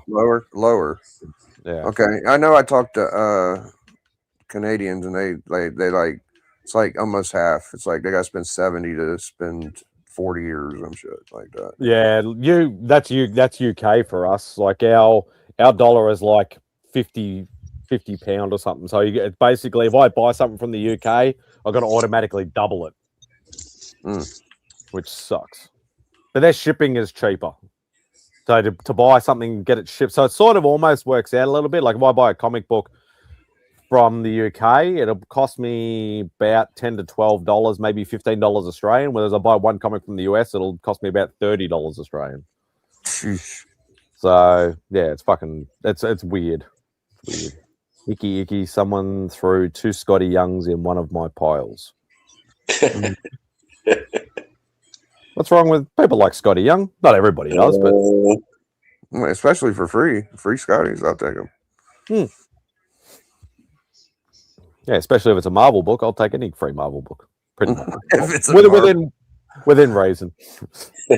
That's the thing that I don't get. It's like dude, these creators are on both titles. Like, you're missing some of your favorite. But I creators. don't read anything though. Like I haven't read for freaking 20 something years. So it's all collecting love. You seem to know them better than I do, especially the new shit. Like, I don't know any of these fucking. I don't know jack shit about the new stuff. Well, you know the art more than I do. That's what I should have said. You know all them artists way better. My channel is so bad that those little emails and YouTube sends you about your progress just feel like bullying. Oh god. Yeah, you're like, don't remind me about it. So what's been going on, Bobby? You've been a bit quiet over there. Just checking in on you. No, yeah, I'm just being a strong silent type and shit. Yeah, yeah. I went to the liquor store. I stopped at Burger King. I got that. I got the little ship. I got the man. I guess that's the Mandalorian ship, right? Yeah. I don't know. Looks that right. Yeah. Yeah, that's it. I can say the Star Wars symbol. That's about all I can say. Yeah. So you got your bag, and then when my you got your pile Miller up, and then my granddaughter, when she comes by, I let her tear them open. Yeah. Nice. You know, but yeah, been to the liquor store, man. They still let me in with my mask on. You know what I'm saying? And then Burger King, they look at me weird when I go to the drive-thru with my mask on, but they know me by now. Yeah. That's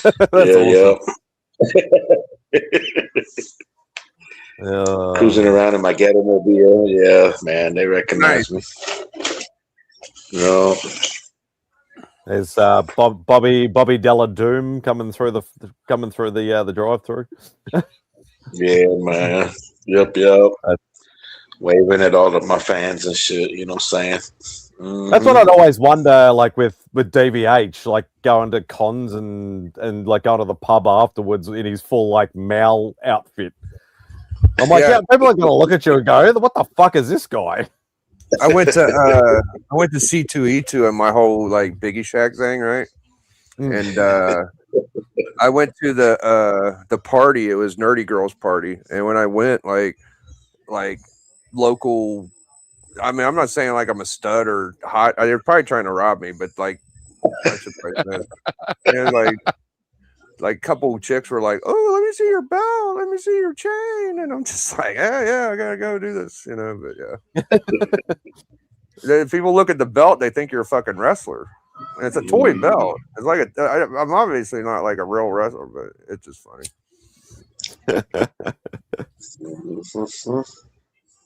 That's awesome. Yeah. Oh, and did Beckerman show those books he got this morning? Oh, I saw them. Yeah, that's good. Yeah, those were nice, man. Yeah. I like that Subby Hawk one. That's like one of the good ones, I think. Yeah, that's the one I was looking at. You know, I seen a guy. He had posted it on Facebook. You know, he was in Independence over here in Missouri, and today, you know, all his books were $10. And tomorrow they're going to be $5, and then in the afternoon they'll be $1 and shit. All of, you know, whatever's left. Yeah. Oh, he crushed it. Yeah. And on the picture, you know what I mean. The picture that he showed, it had that Hulk and that Astonishing Tales, and all the good ones that he had on that picture. Man, Beckerman picked them up. So yeah, I don't know if it's worth going out there and look, you know, for $1. I don't know. Yeah. I think he said he had a bunch of Howling Commandos and stuff like that is what he had. Yeah, I don't know how much they were asking for them, but those are good to get. I would have bought them. Yeah. Probably. Yeah. It depends on the price, kind of. Love me some Tales to Astonish. Oh, dude, Cleed. I've been getting a nice little. I mean, not nowhere near a bunch, but I got about 5 or 10 nice Tales. You know, like they're pretty good. Stack them up a little bit. I've been trying to get the whole run, like the superhero run, not the What stuff. Series? Astonish, Suspense, Journey, Strange Tales. I love all that sort of stuff. Yeah. Tales to us now. Yeah. I got a couple of those. I've got a like probably Strange Tales is the only one I'm lacking a little bit, but the other ones, like I've got pretty decent chunk of the runs. That's crazy. So, like I've just been like just toiling away at it for a while. And like obviously, you know, some of the real big ones I haven't fucking got. Like I haven't got fucking Journey 83 and all that sort of shit. But Well, my thing for a long time was like to get like the bigger key books I got, I had to get rid of like the run filler silver and bronze and shit. So in the last couple of years, I've been kind of like stacking up more of that run filler shit that ain't exactly keys, just cool Silver Age. So it's been nice. Yeah.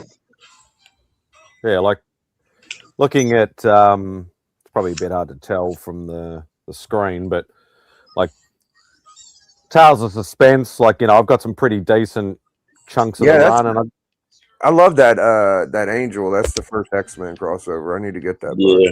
That'd be a good one. Yeah. And then I've got, you know, I've made sure, you know, I got, you know, at least one gold armor Iron Man as well. Yeah, I got a couple of those. Yeah. And then Tales to Astonish. I've actually got more. I think Tales to Astonish I probably got the biggest run of. Yeah, I got that Giant Man one. That's a pretty good one. You got some Tales to Astonish? I got some of those. Nice. Yeah, I'm probably only about like 20 books from when Ant-Man starts. Damn. All the way through. That's crazy. Yeah. Yeah, that's a good one. Oh, nice. Giant Man. You got that whole lot now, Mark, don't you? All the Hulk ones mainly. Oh, those are great. Yeah, they're great condition. You know? Very cool. Yeah, I got that one. I love that one. That's a good one. Yeah. Is that the first Giant Man? I can't remember which one it is. Spider-Man one. Yeah, that's cool. That is. Yeah, that's probably the one thing. I think I have all the Hulk ones now. A lot of the Giant Man ones I haven't got yet. This is the first issue with the Hulk in it. Right. Yeah, I said that first one was Giant Man. I just second guessed myself. Oh, that's a good one. I like that one. That was my favorite cover right there. That's cool. First leader. Damn, you got more than I do. First leader on cover that has that duplicates of. The first appearance of Giant Man's new suit. A lot of these are like minor keys and stuff like that. The first time he says Hulk Smash, I think. I've had a few of them. I had to get rid of them. Yeah, I've had that one and that one. First issue with Submariner in it, which is like a sleepy key. Yeah. But you don't have Giant Man anymore. Now they don't do the split covers. They take turn Submariner, then Hulk. That's curved cover. Submariner. That it? No. Yeah, that's not it yet. Yeah, that one. That's it. You're waiting for the first Abomination. Cool. Getting close. I got that one, that Hercules. Yeah. Ooh. Yeah, I've had that like 4 That's times. a prototype issue. Prototype of what? Well, with those two together, because they popped up in that later Tales to Astonish thing, that one shot. Oh. Remember after these series ended? They did the premieres and they had the first solo. Yeah, before the big premiere. Yeah, I got both of those. Yeah, I love these. I love what I call the jewel books. That's the big Hulk butt one. Yeah, there it is. There's your Abomination. And there he is. There's the other one. Cover. Yeah. There's probably an important one coming up real quick. Hey, that's I love that book. That's my favorite Severn right there. Yeah. Yeah, I love this shit. Yeah. Shit, you got more than a little bit, bro. I think you got it all. All I did was like that one. That's the one that Becker just got. That one you just showed. Yeah. Here's issue 6. Okay. Nice. I got one of the monster ones. Yeah. I got a lot of the monster ones. I got the Black Widow, which is nice. I got the third Iron Man Tells. I got shit like that, but yeah, there's a whole lot more. There's more, it's Ant-Man before it was Giant Man and shit, bro. Yeah, man. That's a come up. I've been working on these for a long time. It gets into the monster stuff now. Yeah, I remember you showed me those monsters. Yeah, because it goes Ant-Man for what, about 5 issues or 6 issues or something, and then it just goes to the monster stuff. There's again. the prototype Hulk character. Well, one of them. There's a few. Out of the 2, yeah. Yeah.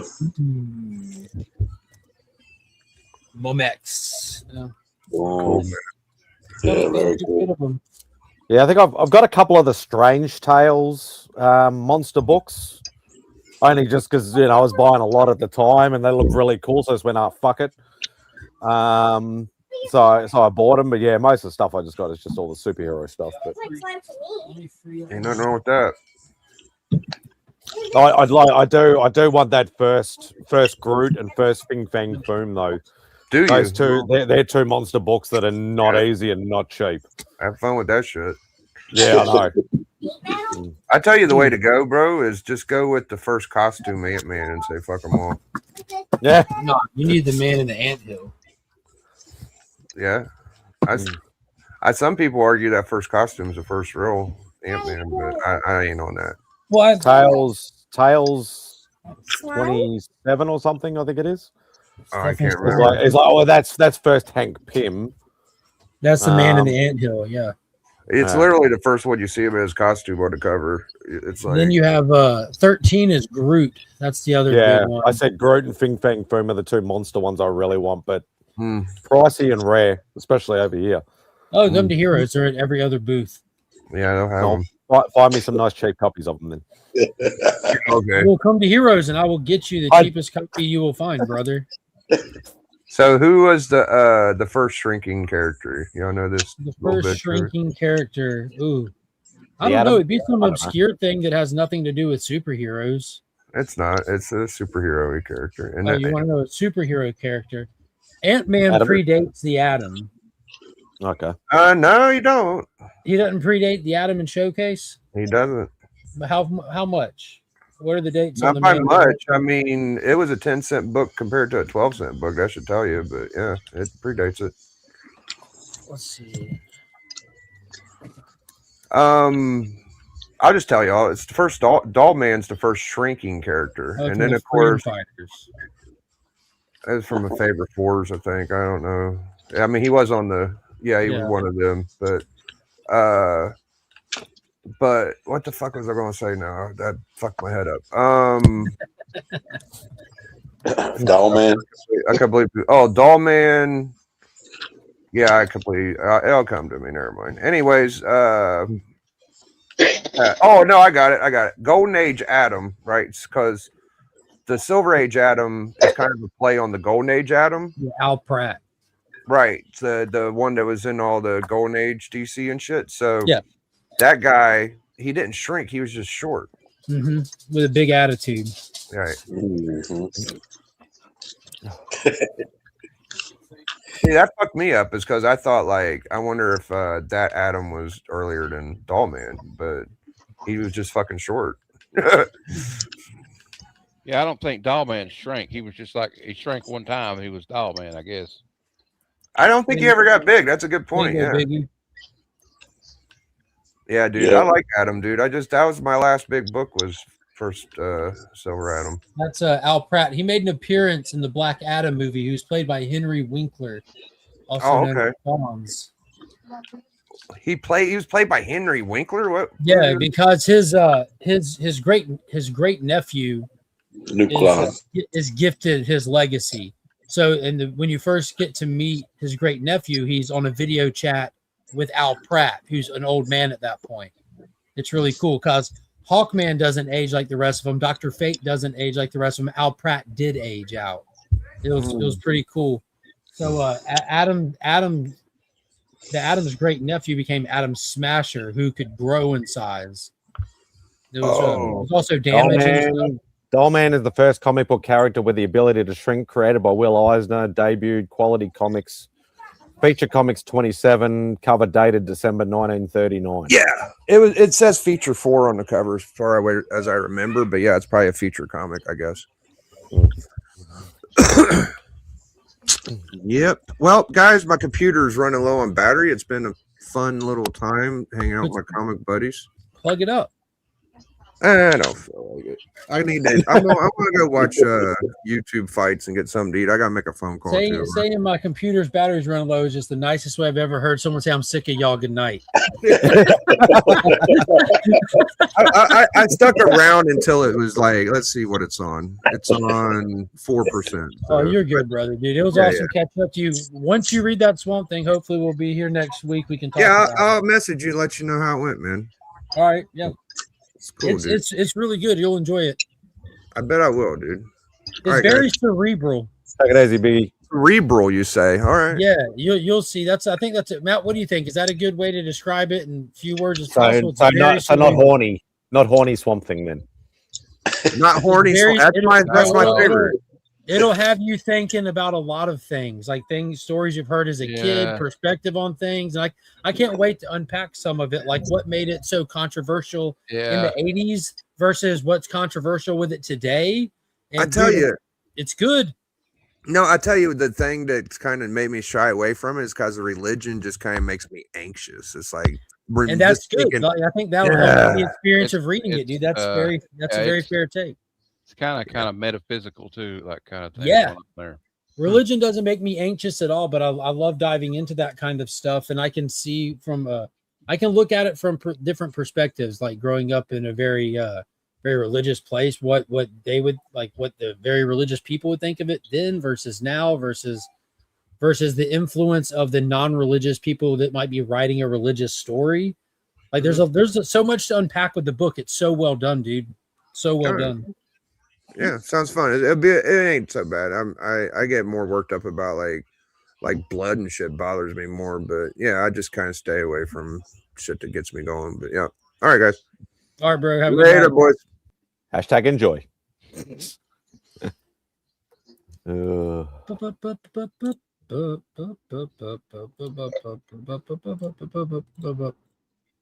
I'm surprised you haven't recorded a video like you usually do, Mark. I'm too beat, man. I've sat here and I made a thumbnail and set up my stream for tomorrow. I'm about to send the picture to Cliff. Haven't recorded the deep dive with Paul yet. I'll end up making a video just on a whim while I'm on my lunch break tomorrow. I ain't got the energy, dude. Yeah. I'm nursing my dog. He injured his little paw or his leg or something. So I keep getting up to. He went chasing a squirrel. He's a wiener dog, you know. He's an older one, so they can't do. Poor old Abe. Yeah. I mean, he's fine, but he's just man. Like he's shaving his leg yesterday. He's putting some weight back on it today on them little sausages, you know. And how fast do those little legs have to pump to run? Yeah. He's having a rough go of it, but he's fine in the grand scheme of things. But my mind ain't locked in to make a video, if that makes sense. Yeah. Because all my shit's just fly by the seat of my pants kind of thing, you know? Like me with every video. Yeah. Except yours is more structured than mine. Well, I always equate my YouTube videos to what the Joker tells Harvey Dent in the hospital. I don't plan anything. I just do things. Exactly, dude. I'll be sitting here and something will come to mind and I'll make a thumbnail about it. Then I'll just go over there, hit record, and just start talking about it. I do not plan these ahead of time, guys. I'll look like I was going through my book. Sorry, Spidey. Go ahead. I'm sorry. No, I was going to say that's literally me in a nutshell. I literally come home from work. I'm like, I'm actually in a good mindset. Oh, there's a statue on my floor, or I just got some comics, or fuck it, I'll pull out a piece of art or whatever, and I'll literally just do it straight off the cuff. Mm-hmm. I'll just like I was going through my X-Men book, looking for like something for maybe Chris Claremont to sign, right? And I saw Uncanny X-Men 251. I said, you know what? What's up, Trav? Let's do a video about that. Hey, Trav. Hope you're doing well, Trav.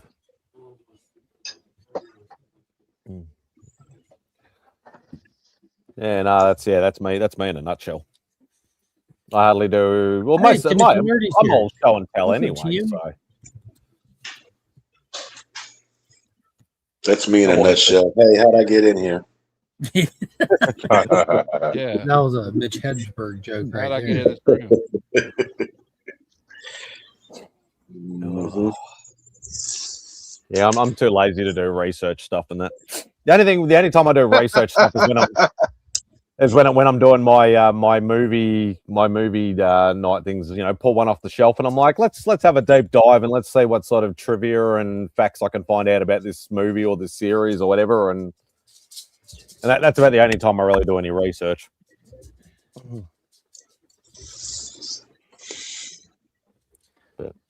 I like to make little slides every now and then.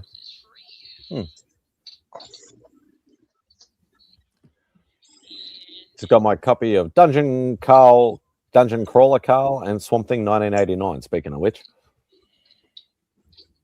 Nice. What's up, Benny? I'm listening to the Dungeon Crawler Carl Audible book. This is pretty good, especially because I don't have to read it.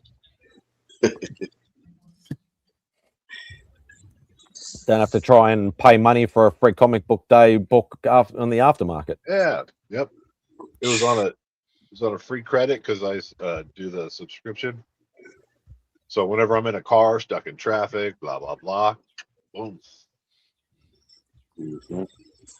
Only thing is if you go like I don't know, more than a couple days, you start it back up. You gotta like back up. I don't know, back up a little bit to get back into where you were. Refresh. Yeah, exactly. Mm.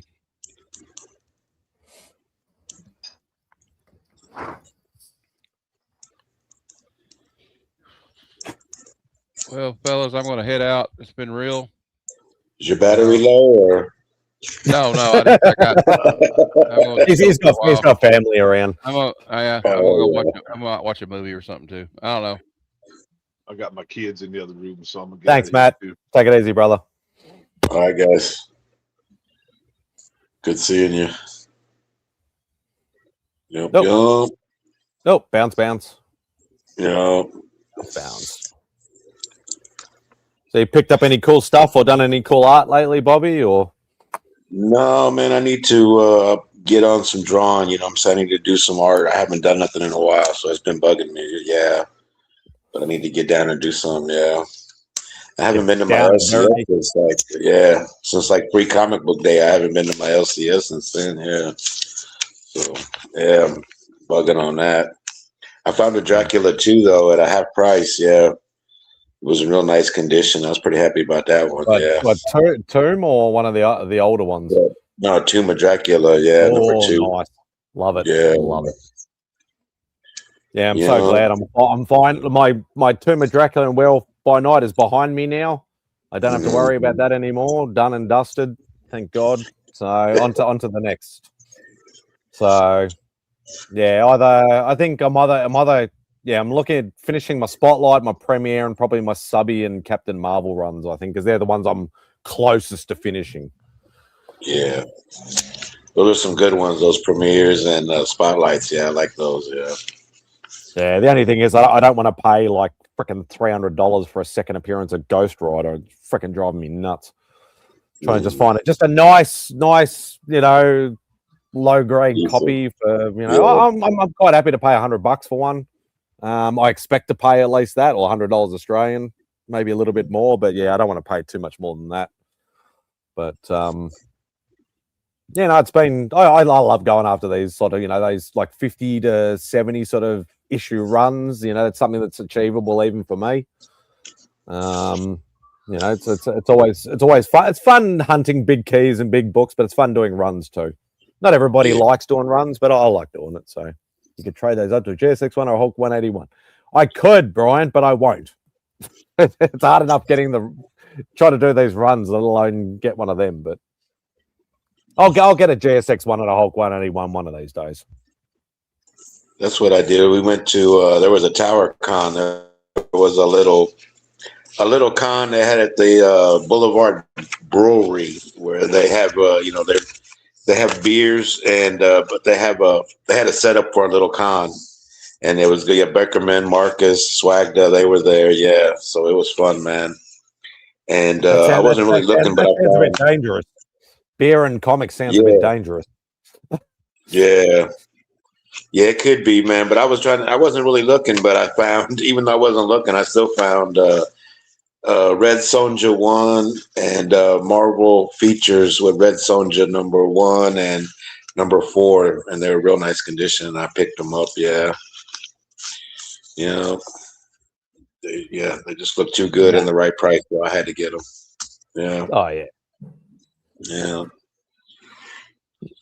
You know, you did the interview with me, Brian. You know, like how I collect. You know, it's like I can't do the. I totally understand that side of it. Like, you know, trading up smaller stuff to get a bigger book and all that sort of stuff, and then going back and then rebuying it again. I'm just not wired that way. I don't anything that I get. Obviously, doubles. You know, like I have doubles. I have a pile of freaking independent and DC books that I've got from mystery boxes and wins and all that sort of stuff that I need to do something with. But apart from that, you know, doubles, it's usually just modern book doubles that I've somehow doubled up on. I just need to get rid of them. But I hate doubles. I hate rebuying stuff. I don't upgrade anything. Once I have the book, and I'm happy and I enjoy it. You know, it's just the way I'm wired. It's weird, but that's the way I work. I struggle enough to get all these books, let alone anything else. So, you know, I'm just happy doing the chasing and having fun doing it. So that's the main thing. Yeah, as long as you're having fun, it's your money. Do what you want, man. Exactly. You know, collect the way you want to collect. Mm-hmm. But yeah, I'll eventually get these big books. I might learn how to save money one of these days. But you know, that's like obviously a lot of the big Spidey books and stuff that I have, I bought a long time ago, so I didn't pay as ridiculous amount of money as what they're worth now. But yeah, you know, it's but I still enjoy it. My next book is Sandman 1 and maybe a signed copy of Sandman 4. We will see. Nice. Yeah, not before October. Yeah, I'm screwed in October. End of October. I always say every year I'm not going to go into the red when it comes to the big weekend for C3, but I do every year.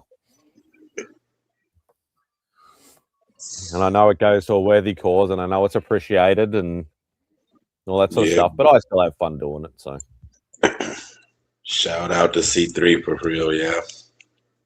You know, yeah, I'll have to get some new swag soon. So, get a new non-Marvel T-shirt only because it's C3. I will make sure I get one of those. And Rob specifically made sure that I got the front-facing T-shirt because that's the way I like it. Yeah. He's not paying any attention to me. Now, were you one of the guys who are going to get the tattoo this year, or? No, I never promised any of that stuff. No one's getting a goddamn tattoo. A bunch of pussies. Every one of them. Tyler, Cliff, there he is. Pussy, right there. Oh, man. Cliff has legitimate medical reasons. No, he doesn't. You can get a what do they call it? Temporary tattoo and just reapply it once a week. You can get fucking Sharpies and draw it on. Oh, there you go. All you gotta do is get it and take a bunch of pictures with it and post them on social media, like on your buns. Put one on your buns. Take a picture of it, post on social media. It'll get recirculated forever. Yeah. It'll serve its purpose. We don't need needles to pierce your skin. You know, in fact, you can just AI it on there. You know what I'm saying? No, we do not support AI. You come to Heroes Con, pull your cheek out, and I will draw it on there for you, Cliff.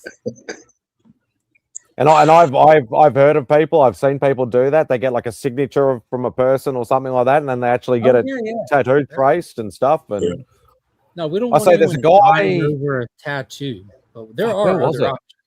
I think there's a guy in the UK or something got Stan Lee to sign his arm and then got it tattooed over it. You think you can do some metalworking and make a C3 brand, just a hot brand? Oh shit!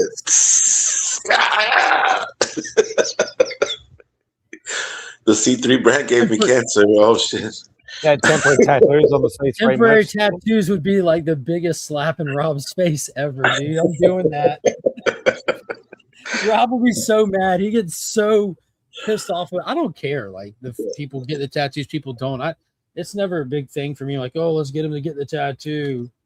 Hey, can you imagine like they're $5 or $10 or something like that? Heaps of people would rather buy something if that's all they can afford than go, oh, I can't afford $30 for a t-shirt or a mug or whatever.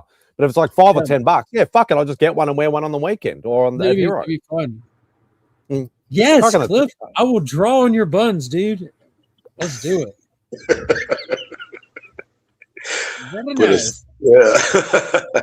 Put a big C on one side.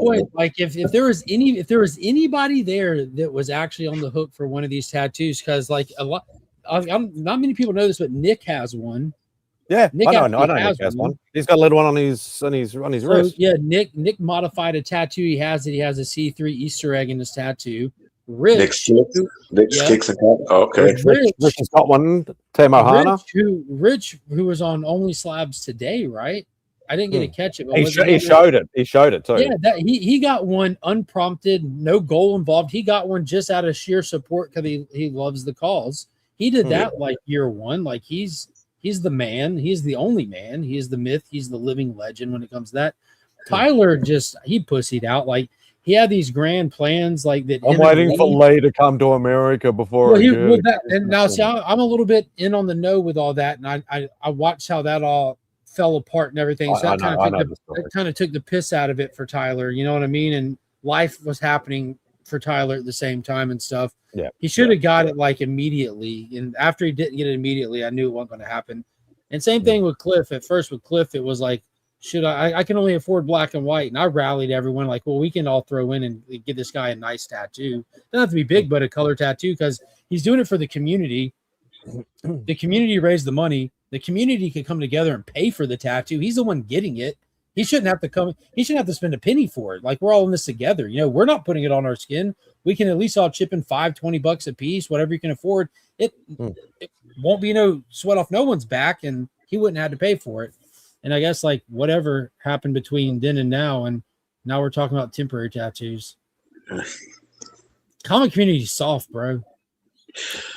I say that without a single tattoo on my body, dude. I don't. Yeah, me neither. I don't fuck with tattoos, bro. I don't do it. But we got Barbarian in there. So like next time, there's no excuse. We're just gonna pay for Barbarian's travel plans to send him to the person who owes us the tattoo. That's our ace in the hole right there. And some big bodied people to hold him down. Yeah, we just send Barbarian food to the person. No excuses. We're Amazoning your tattoo to you. I'm here. Let's fucking go. Yeah. Exactly. I just, like people always, and I like that people have fun doing it, but they're all like, if we hit this, I'll shave my beard. And I'm thinking to myself, no one gives a fuck about your facial hair. That's your facial hair. The scar haircuts were pretty funny, though. That was hilarious. Like, now that was funny. Like, I remember Lay especially doing like he did it full proper. Like Tyler sort of did it, but yeah, Lay did it full fucking. You got the eyebrows. Remember, he took his eyebrows off. Yeah, that was nuts. Now that's funny. That's pretty good. Yeah, I remember. I remember it was year 2 and year 3, and a lot of the Aussies did a live stream on Wax Comics or whatever like that, and. Yeah, that was I couldn't look at Lay properly the whole stream. I just kept looking away, going, "What the fuck are you doing there?" Yeah, TM. I'm sure that they don't. I hate needles with a passion, dude. Like, I'll go jump out of an airplane. I'll do all that kind of shit. But when it comes to just getting a shot, like, dude, it just drives me up the wall, my dude. I'm one of those people that will wig out. And the second they poke me with a needle, I turn into the toughest person on the planet. Oh, that wasn't shit. That wasn't shit. And then I'm just embarrassed the rest of the day. Like, I don't do needles, bro. Yeah, so I got mine. I got my first one when I was like 19. And then my second one when I was like 21 or 22 or something like that. And then it was like, I'm surprised I got through it because the technology wasn't there. Like, we're talking freaking almost 30 years ago. Get him his Yeah, tattoo. literally, yeah, like the What are you Japanese sort of talking about? style shit. Technology wasn't there. Oh, like like the numbing creams and all the shit that they do now is way more effective than back then. And yeah, like it was not. I never went because I never finished the Spider-Man on my back. You know that's all just black. You know, just black and outline sort of thing because I couldn't handle it. Are you gonna have someone finish on your back one day? Probably not. Barbarian. It's a big blob now. I've given tattoos. I know I've given a few, but I've never got one. Yeah. Because I didn't know what I wanted to get, man. You know what I'm saying? I just didn't want, I like so many different characters, and stuff like that. I might get something, and then I don't like it. Yeah. Bobby, just get a full face tattoo of your mask on your face. Problem solved. Problem solved. I don't know about my face. I don't know if I do with that, man. Yeah. You don't put graffiti on the Taj Mahal, you know what I mean? Yeah.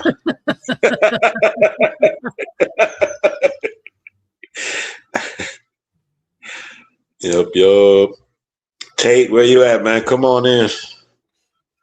Yeah, thank you, Cliff. At least somebody caught it. Simon definitely did not catch it. At least somebody did. Thank you. What the hell did I miss?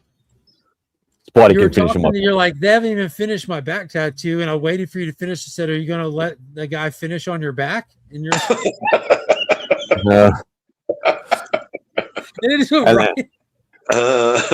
I got distracted.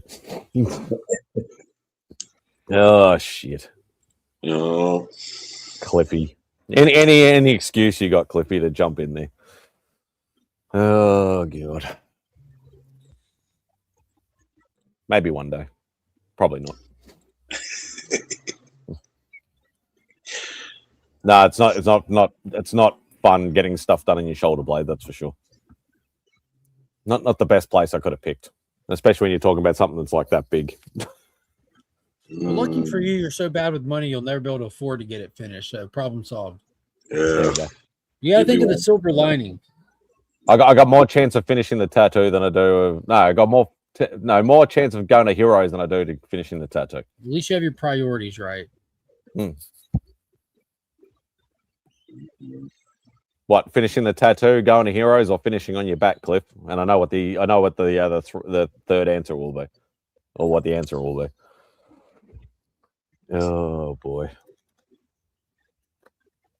Yeah, I'm fine with needles, but yeah, the tattoo thing was a totally different story.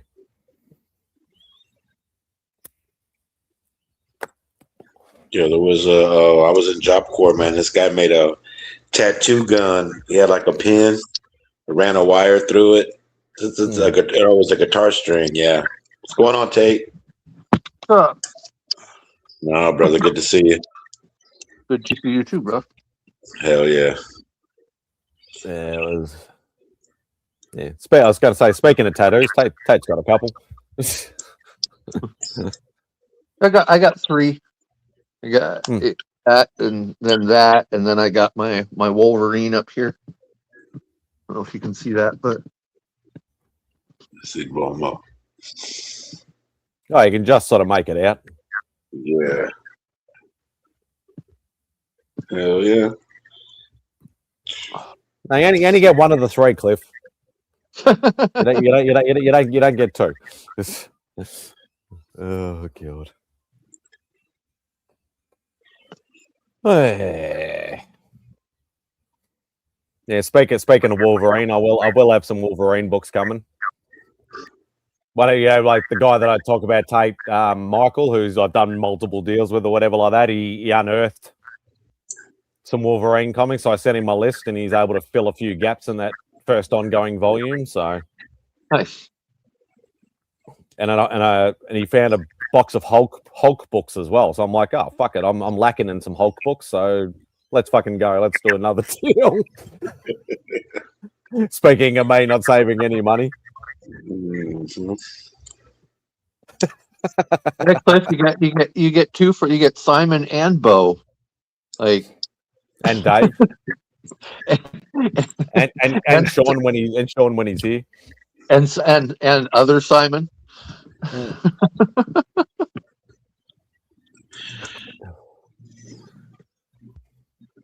Yeah, if you came to Melbourne, Cliff, there's 4 or 5 of us here that you could hang out with. That you can utilize their backs. Yeah. Don't encourage him, please. Anything I say, he turns into a sexualized comment, so he doesn't need encouragement. That's why it's funny, though. I still love you, though, Cliff. Oh boy, Tate, what's new with you, man? Not much. You've been getting the temptation to buy books again, haven't you? Me? No, I've been getting the temptation to sell my books again. Oh.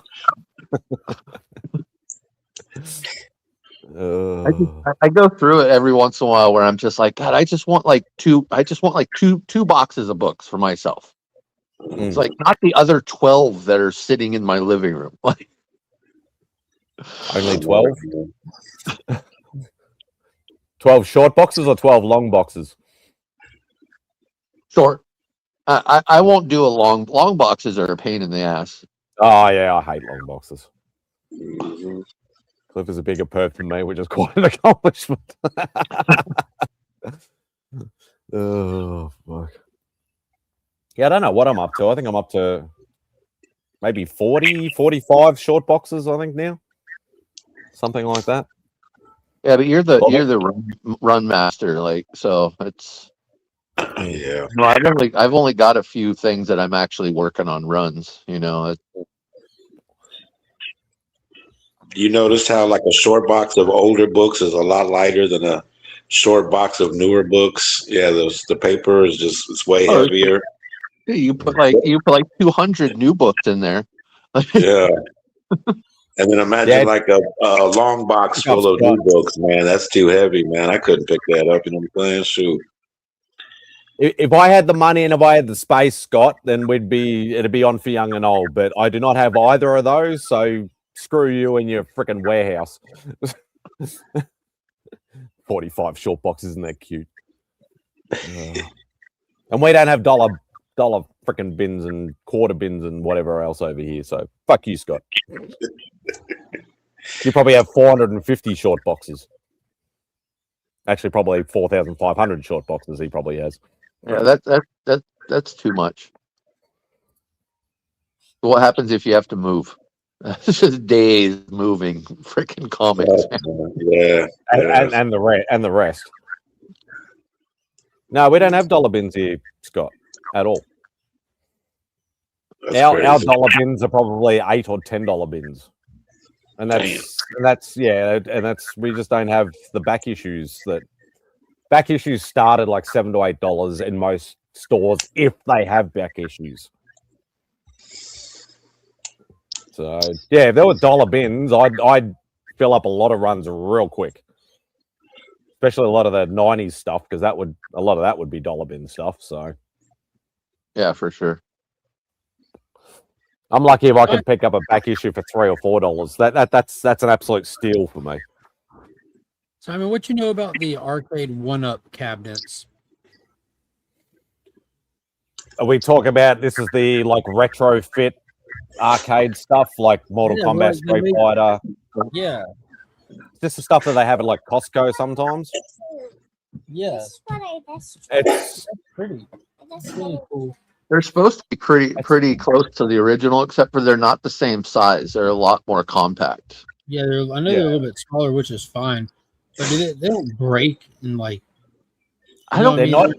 Depends on how traditional. It doesn't depend. It depends on how traditional you want to get. Because I looked at this stuff, like I was big into trying to get some a while ago, and buy the original stuff is super pricey. So they did these retrofit ones where, as Tate said, they're a lot smaller.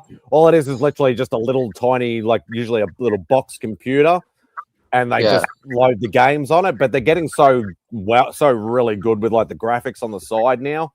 But yeah, they're cool for like if you want to buy one for like a couple $100 or something like that. It's still a retro feel. It's just not all original, depending on if you want to go that way or not. because I looked at Mortal Kombat, I looked at Street Fighter 2, I looked at Killer Instinct, I looked at a lot of the old fighting games to buy an original one, but the problem was the lack of CRTs, because a lot of the original What does that memory mean? boards would not work on modern TVs. You had to get an original CRT for them. But all these new ones work on, plasmas and LEDs, Yeah, LCDs. they're basically just Raspberry Pis. It's just a little like you said, little box with a it's just a CPU little in it. box. Yeah. But they're cool as shit, like the way they're doing them now. Because there was a stage in the middle between the originals and these new release stuff where they just hacked a lot of stuff, like a lot of original components, but with newer stuff and things, and they just were just a mishmash, and they didn't work as well. But the new stuff's actually pretty cool and very cost affordable. Yeah, when they do the original stuff, the parts are super cheap too. Like if you have a button go out, you can buy a button on like eBay for like under $1. Like easy. But hang on, I'll mute my camera so I don't see you. Thank you. Hi, Beck. Yeah. We see you. No, I'm playing. We don't see you. You don't see shit. You're thinking of getting one, Mark, or? It was passing through my head. I have thoughts. The ones I like are the more like a MAME MAME machines where you can put a whole bunch of games onto one of the little boxes. Yeah, and those they make them with, like, you can get a tabletop one or a stand-up cabinet or. Yeah, but another part of like the aesthetic of it as well. Yeah, they don't have the cool like boxes on them though. They don't have the cool side art and stuff. The only thing I will say is, like, even though the replacement, like as Tate said, the replacement parts are cheap, they do break a shitload easier than the old school stuff. Like, because you can imagine, like, the old school arcade cabinets, even pinball machines and things like that, they were built to last back in the day. The stuff now is really cheap and nasty parts. So you will go through joysticks and buttons quite often if you play it enough. That's probably the only downfall about them.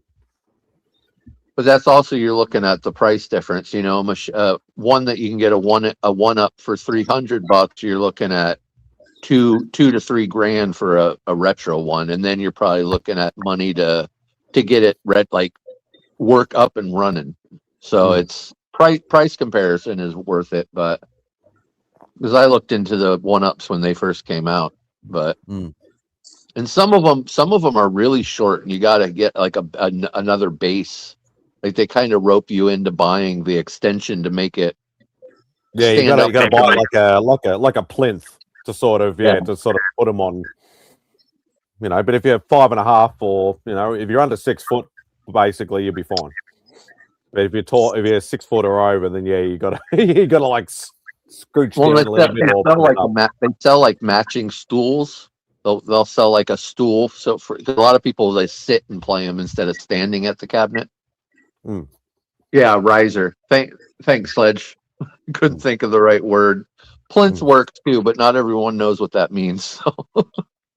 That's the electrical talk in me. Yeah.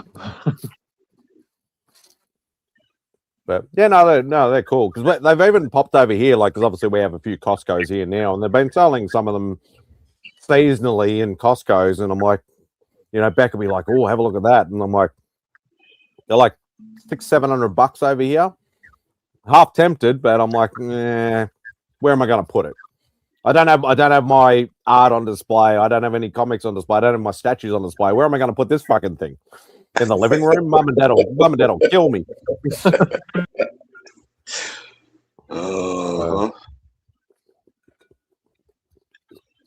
Yeah, I got close quite a few years ago.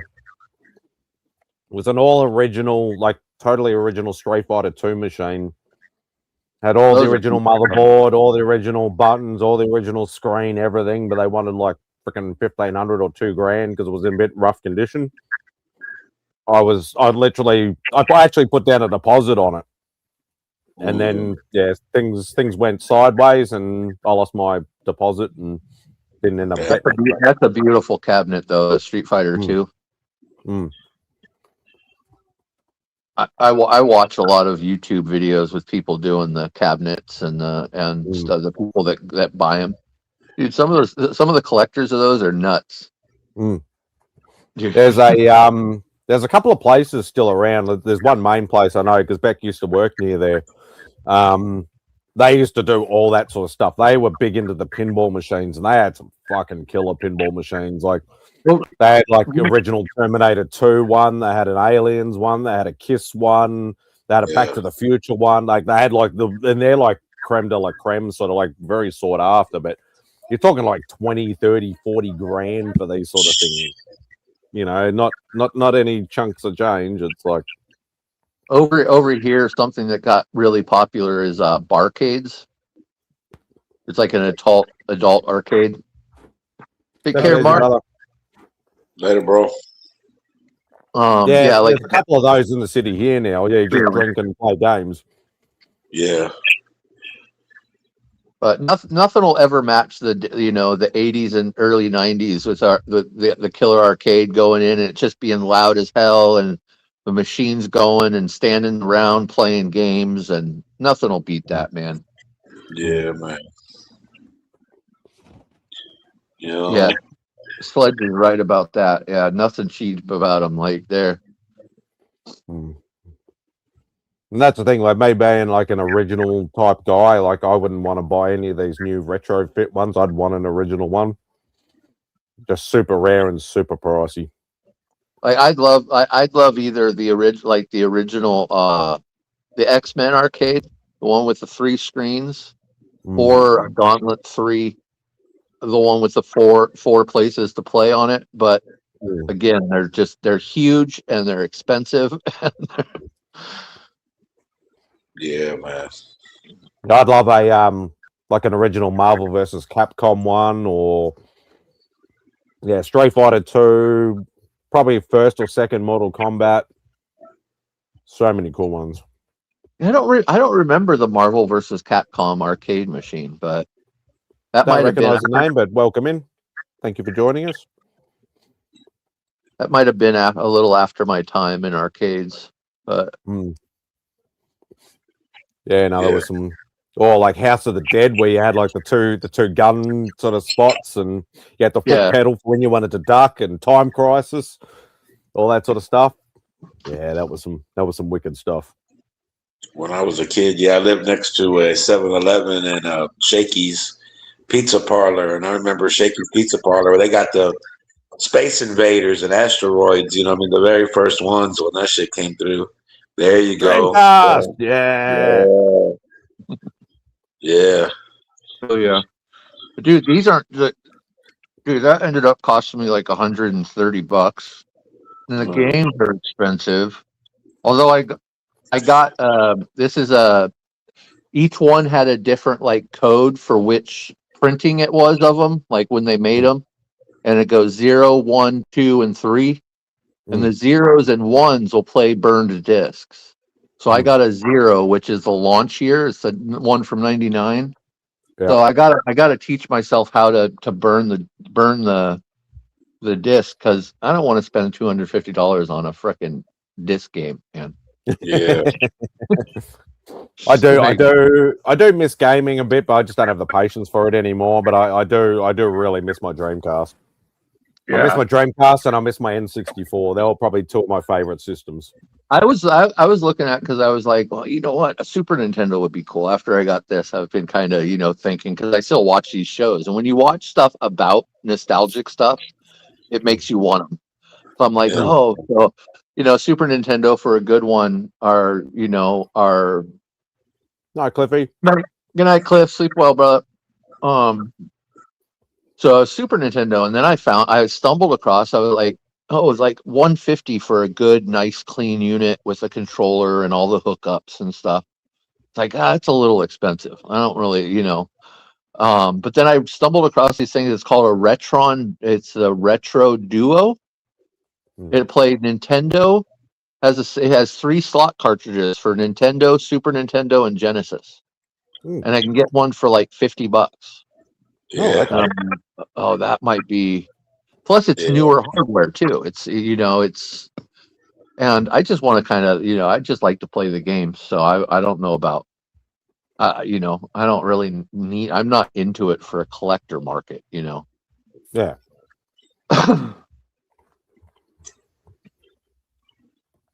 The nostalgia is better than the actual games. Very seldom. Definitely true on some, but some of them, dude, Super Nintendo is still really great.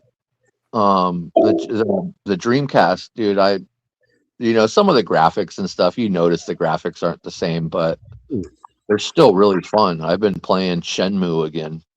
Oh. Dude, graphics are a little clunky and stuff, but the game itself is just as fun. Yeah. And that's the thing. Like I think I mentioned before, like obviously Beck's got the PS4. I haven't got anything at home, but we use it for like just all the streaming stuff is all done through the PlayStation 4. But we're like, she was a big fan of like Crash Bandicoot when it was around, so she bought the triple pack that came out, like the re-release or whatever. I played it for about an hour or whatever like that, and I'm like, no, I'm getting frustrated, and I just went, nah, I'm done. I'm not a gamer anymore. Yeah. But like it's like on here I can get I can't obviously get like Tony Hawk 4 or Tony Hawk American Wastelands and stuff like that, but it's got Tony Hawk 1 and 2, and again graphics are a little clunky, but it's got all the original music on it. Like when I bought the Switch version of Tony Hawk 1 and 2, that was like the remaster for the Switch. Different music. Yeah, it's all like it kind of reminds me of like the music people on YouTube use. It's like royalty free. Like it sounds like NoFX. Close, it's not NoFX. It sounds like Wu-Tang. It's not Wu-Tang. Like it's Wu-Tang, is it? Yeah. Wu-Tang and effects, no. Yeah, but Sledge, when you talk about to get a good gaming PC, especially right now, because GPUs, like the graphics processing units, are so freaking expensive right now because of tariffs, and then they use precious metal. And right now, all precious metals are through the roof. Damn so, it. So like to build a good gaming PC is. You're looking at, to get one that's like, you can get one that'll work for maybe, $2,000. But that's, and I was never I played the Commodore 64 back in the day, but I've never been a PC gamer. No, me neither. I like consoles. I don't. Yeah, I was always a console gamer. I was never a PC gamer. And that's the thing. Like, I didn't even really get my first computer until I was like in my mid to late 30s. I never bothered with PCs or anything like that. It was always just too expensive, too hard, and that's why I just went to consoles. I worked at a used computer shop, so I got my PC when I was like, I don't know, 16, 17 years old, but I never got into the gaming on them. Like, I don't know. I was just more into, I turning on my Genesis or my or my Nintendo or my PlayStation. Yeah, although when PlayStation came out, I went with the Dreamcast. I liked it a lot more. Like, PlayStation's cool, but yeah, and then now games, a lot of the newer games don't interest me. They're not as engrossing. I think Nintendo still puts out some pretty decent stuff, but like I'm not into like BioShock or Call of Duty, and they seem to go really towards that. Although the more recent Zelda was awesome. The Tears of the Kingdom was the reason I got everything's online based now, so it's like you have to dial into a server or you got to play with other people, and it's like, no, I just like playing games by myself. I just want to play like a 1 versus 1 fighting game, or I want a side scroller, or like a car racing game or whatever, but just play against the computer or against the machine, not against other people. And like, what's the thing? Like the Switch has a ton of good single player games, but on the Switch, like you put in a new game and it's like, oh, I got to do a download for the updates, and I'm like, I just want to put a cartridge in and start playing. Like, I just want to put it in, blow on it a little bit, put it in there. That's what she said. Yeah.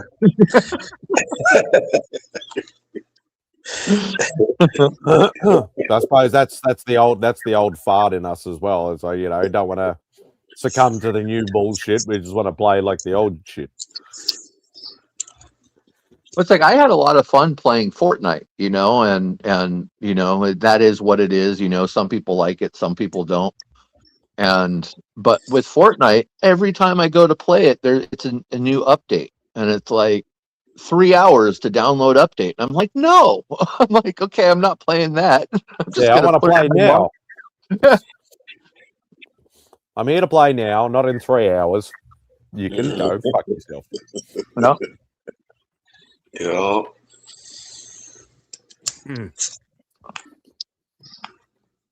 And I don't trust the digital stuff as far as, because they've already proven that they don't care about you. Like they're already like, oh, PlayStation, you can't, like the digital stuff for PlayStation 3, you can't even get on that network anymore. Like, but what happens? All those games I bought, like, are just gone. Like, man, I don't like that. Yeah, I don't like that at all. Yeah. I don't know if it's the same way with PC. I don't know if. I have a feeling that PC is probably a little better at doing that stuff, but. And it's like, what's the, like, the old school of like, okay, well, my internet's down, or I've got no Wi-Fi or whatever like that. How am I supposed to play games? Because it's all on a hard drive or through an online connection now. Whereas in the old school, you just like, I just grab a cartridge and chuck it in, or a CD and just chuck it in. Well, like I said, like even with something like, let's say they release a new, like, let's say you have like the Mario game, and they release a new update for it. Your Switch will straight up, it won't play it until you do the update. So if your internet's down or you're somewhere where there's no internet, you can't play. You can't even go, oh, I'll play it until I can get it downloaded. It's like, no, it's just frozen until then. And it's just, I don't know. Which I think that's kind. I think it's part of the downfall. And the thing is like, I can only speak from Switch because that's where I'm at. Is like Nintendo, dude. Their digital format of the game is the same as buying it physical, except for they never come down in price. Like right now, I can go on and buy like a Switch game that came out 5 years ago, and it's still $60 digitally. But I can go on eBay and buy a used copy of it for $35. Like, Right. Yeah, it's all a rot. I think that's part of the reason why like retro gaming now is so popular. Besides the nostalgia thing, obviously, it's some people just don't want to do the hard drive and the online. It's not even just gaming. All retro stuff is coming back. Like people are starting to collect VHS. People are starting. Yeah, don't get me started again on that. No, I know. But it's true though. Like all physical media is starting, even with the younger generation, like the Gen Z kids, are like they're grasping for anything that gives them like a real feeling, and so they're starting to go. But there's new companies now bringing out iPods again. Oh, okay. They're not really iPods. Weird. They're not iPods, obviously, but they look and they feel and they work like an iPod. A lot more memory and stuff, but it's just because people want that connection. They want that, it's that the digital world. So it's so cold, there's good things about it, but I think that there's just people that are wanting, a kid that's like, 22 right now. They want to go back to their childhood and have a little iPod that they used to play in the back seat of their parents' car. Like, yeah, no, we had the Walkman and shit. Yeah, you put the cassette in there. Yeah, Walkman, Discman. All of those things are becoming sought after now too. Crazy, man. Yeah.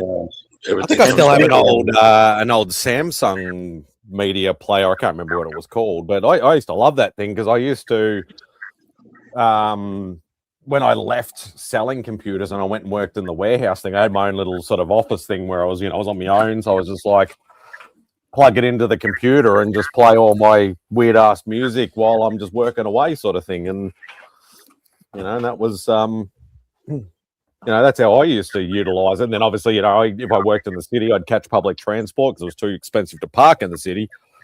So I just used that, to listen to something to and from work sort of thing as well. So it was perfect for what it was. Well, yeah, so, I had a Zune. I think I still got it around somewhere, but the Microsoft Zune. And I got that because it was 40 gigabytes as opposed to like 10 or whatever the iPod was. So I could have, I had like 30 or 40 albums on it. Yeah.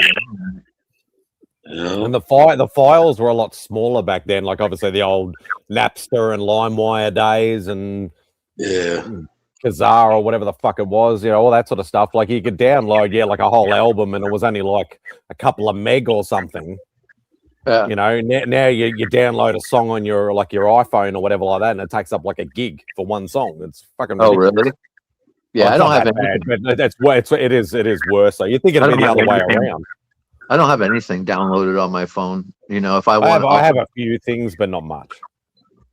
I'll just go onto Amazon Music or onto YouTube too. Just if I'm gonna do that, like I don't like the other one, like Pandora and stuff. Those ones are weird because they're like the weird algorithms that you're like, oh, we'll listen to some Led Zeppelin, and before you know it, there's Doors music in there, and there's like, and you're like, that's not. I wanted to listen to Led Zeppelin. Like, don't suggest music for me.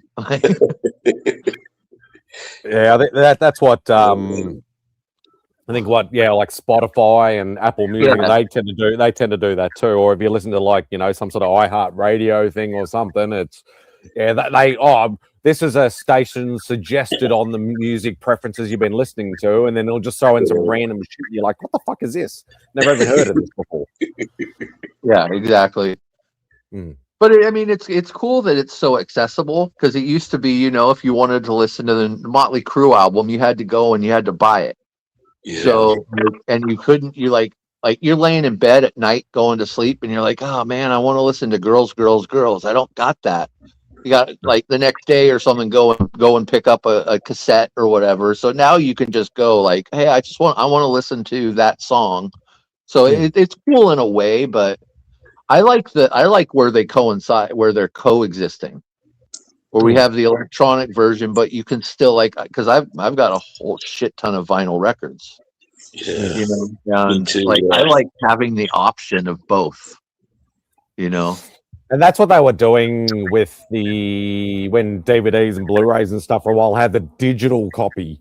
So you could download the digital copy off that onto your computer. So if you're like just traveling and you didn't have one, you don't want to carry players and stuff with you. You just download the digital because you own the physical.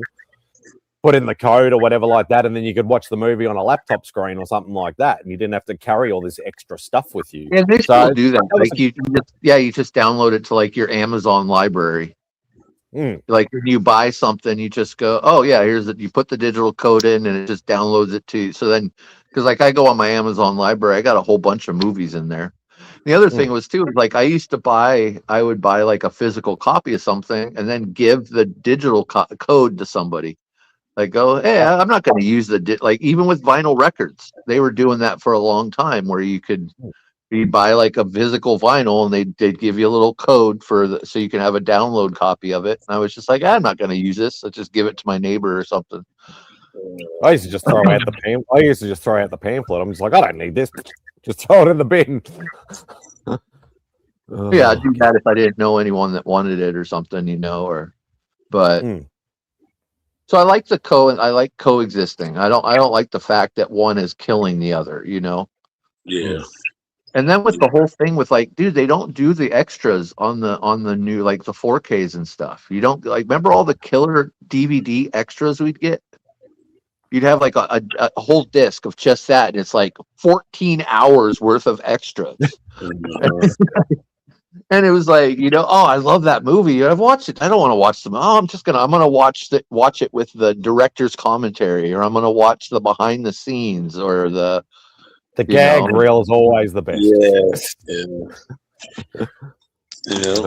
But, I never went to the 4K realm. Like obviously I buy an occasional movie. I don't buy as much as what I used to. I hardly buy any actually anymore. But you buy an occasional. I still buy, like, if it's like a series that I just want it, but I don't want to pay the extra for Blu-ray. I don't care about the quality. I just want it.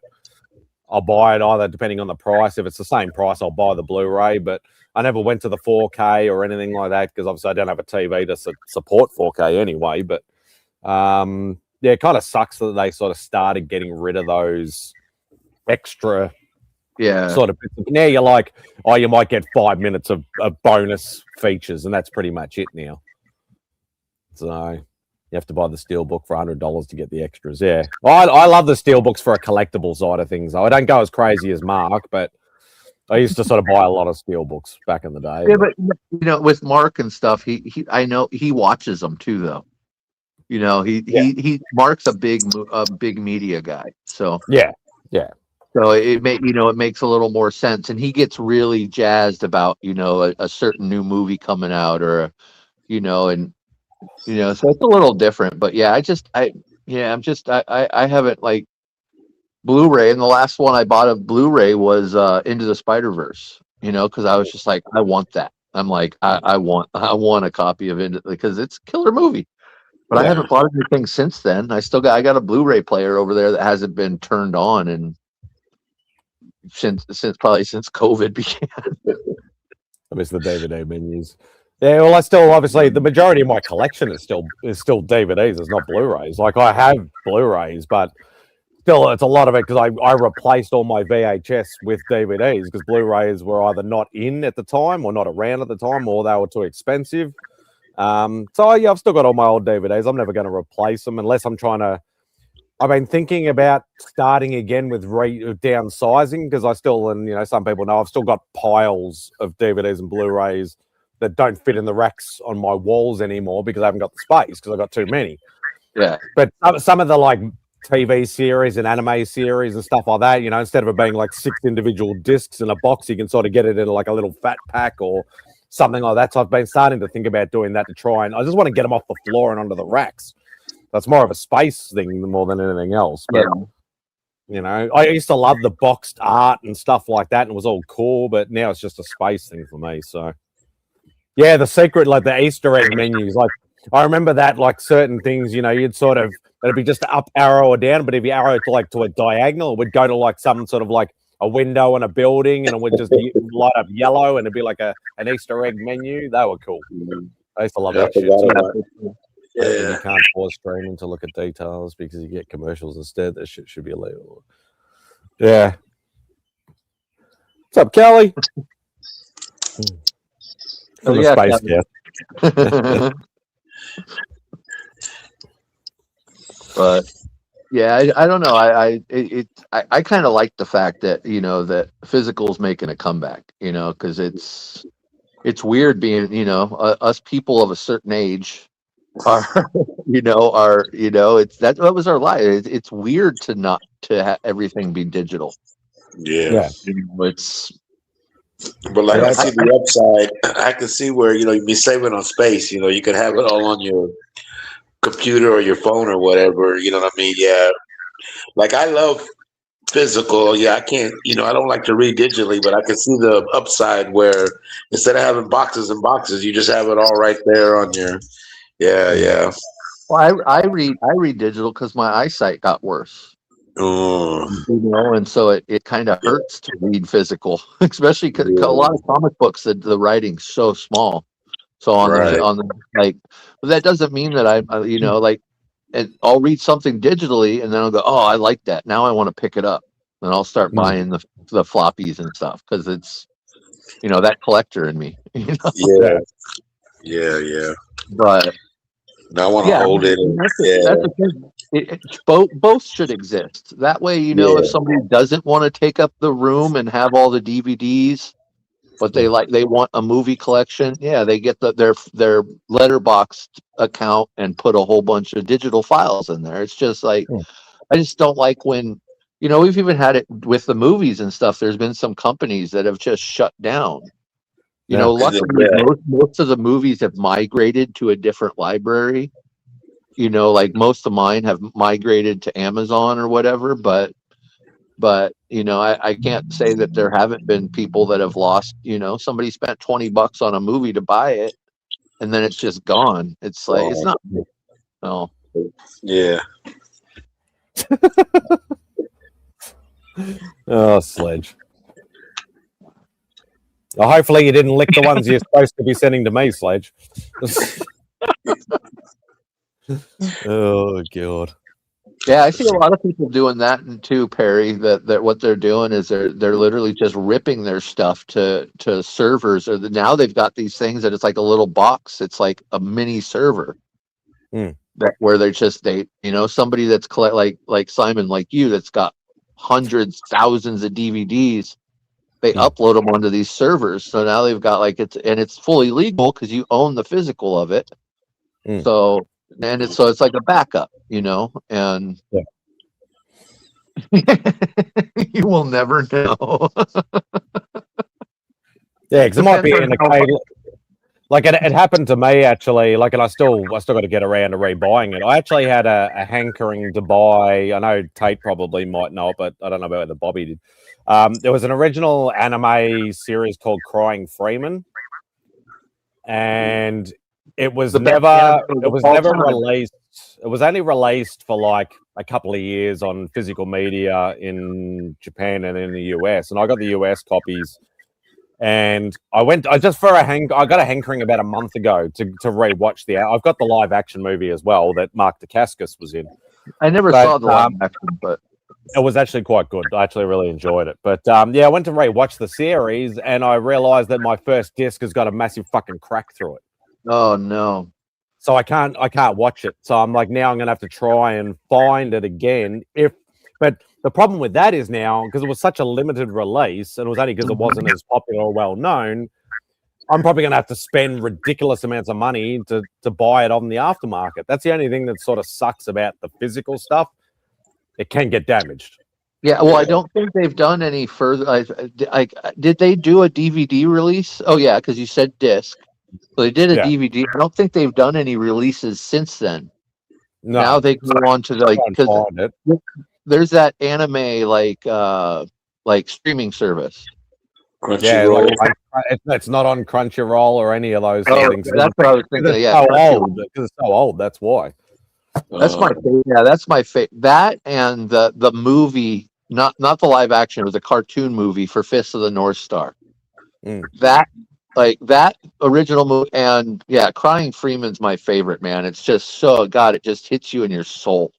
That one. Yeah. It's so good. Oh, what's going on here? Nah, get out of that. But it's weird that you wouldn't have there's one on eBay for $30, but that's over here. I was literally about to. You might be able to snag one for cheap because sometimes people don't know what they have too, and if it hasn't been realized that it's not been reprinted yet or been done to transfer to 4K or Blu-ray or whatever, people might not know that it's rare. Because I remember my first Crying Freeman were all VHS. There we go. Three volumes, $55 US to buy all 3 volumes. So should be able to pick up the replacement one that I need for like maybe $20 US or something. So not as bad as I think it is. So that should be all right. Probably because it's not as popular or not as well known. That's probably why. Which is sad because man, what a story! They even did comics of it, right? Yeah. There was it was originally from the manga, so yeah.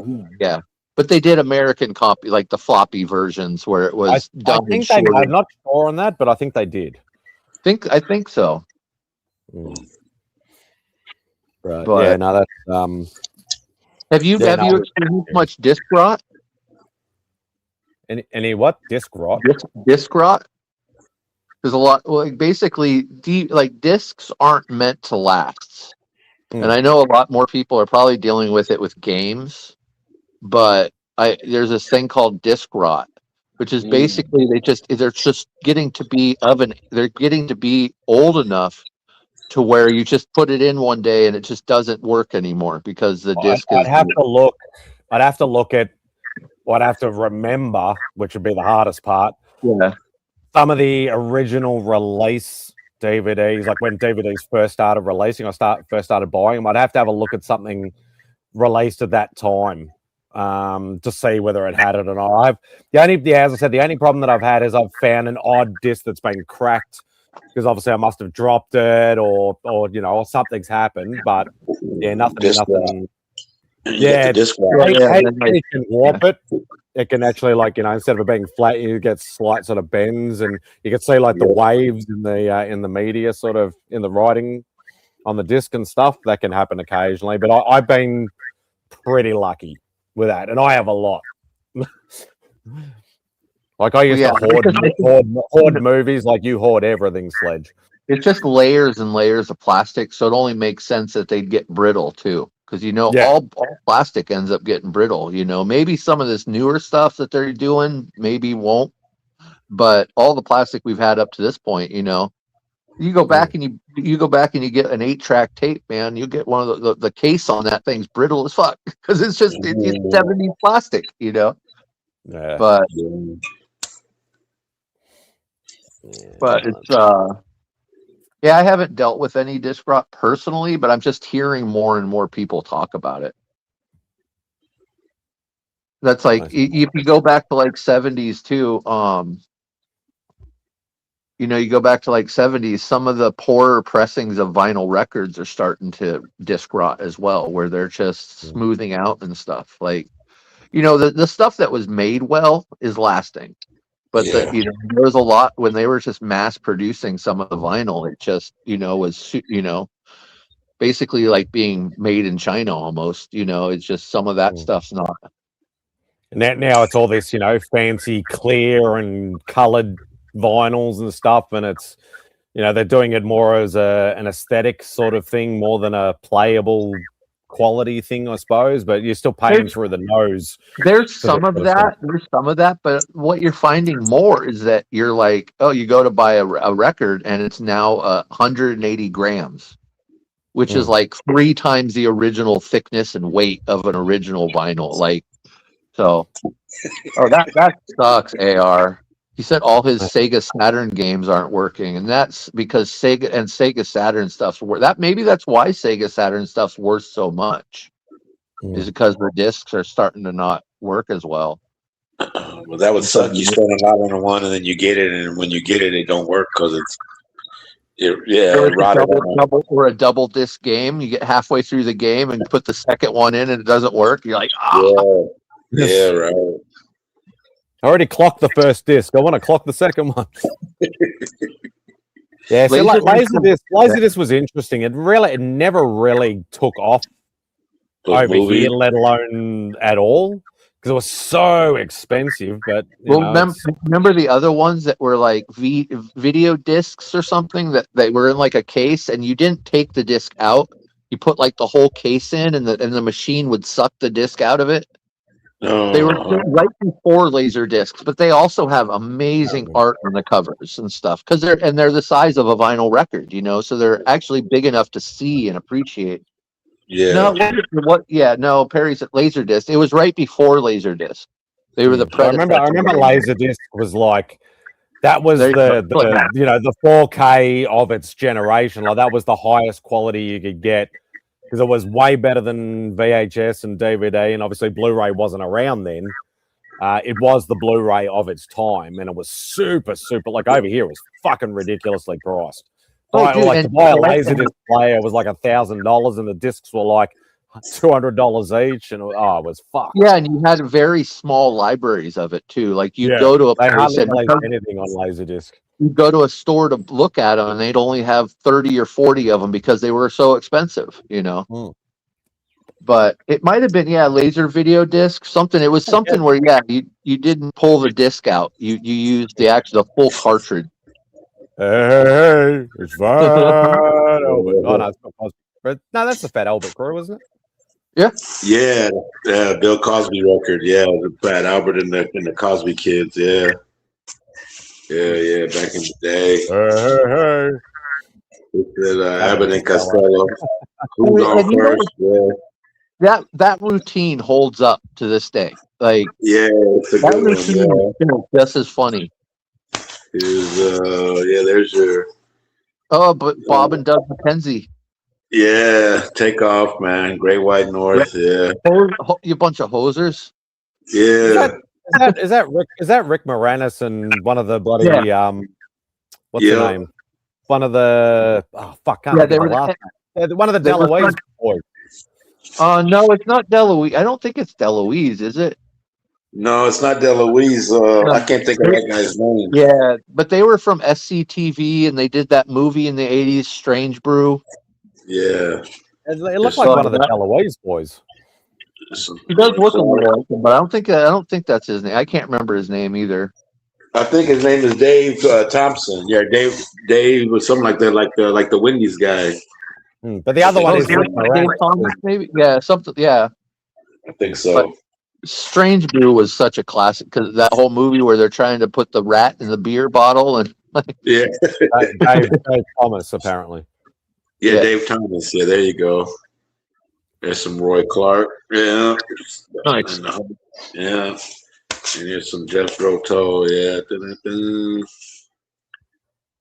Yeah, but I got a shitload of records too. I'm eclectic, so I like a lot of different stuff. I've got a whole bunch of older stuff, but then I've got a whole bunch of newer stuff, which is because I've only right now because they've got an app called Discogs, where you can scan your records in and put them into like a collection database. And I've put in like 97 of my records, and it's already up near $7,000 worth. Wow.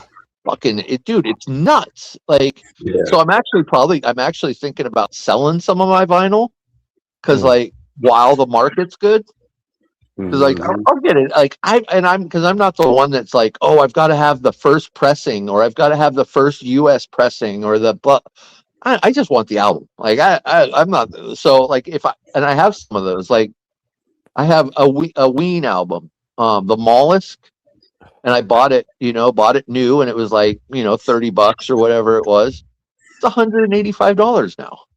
It's like, yeah, that shit's nuts.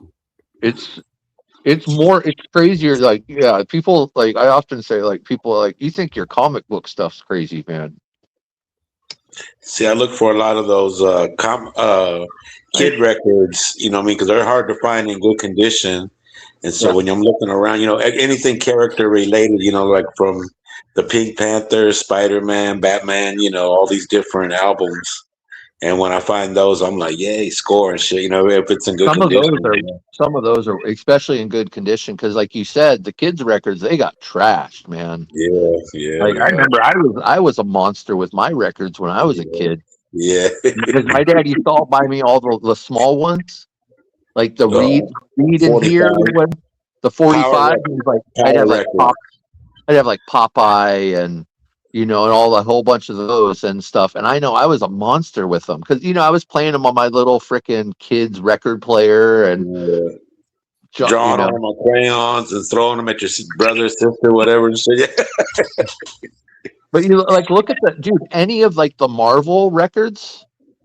Dude, that like doesn't matter. Like they could be the '80s ones or like the golden record reprints and stuff. They're all super expensive. Ninja Stars. Here, let me grab some of mine. Real quick. Hold on.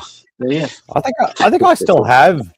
I never got big into vinyl, but I think I have a couple of vinyl floating around that I bought for some reason or I accumulated. I think I have like maybe 1 or 2 Kiss albums and something else. I think. Yeah, I don't know.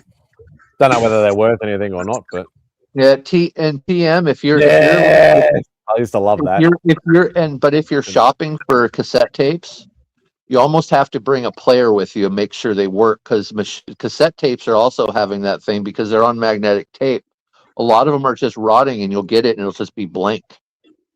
Like, I was thinking more like when he said, "Oh, I get some Chipmunk cassette tapes." I remember turning the speed up on the records, and making like Detroit Rock City sound like Chipmunks singing it and shit. Oh that was all of them, yeah. Or every once in a while, you get the other way around, so it'd be like. I used to love doing that shit. Oh fuck. That was hilarious. He said some cassette tapes. Just if you're buying cassettes, just make they're hard to buy on like eBay and stuff because a lot of people don't have a way to test them.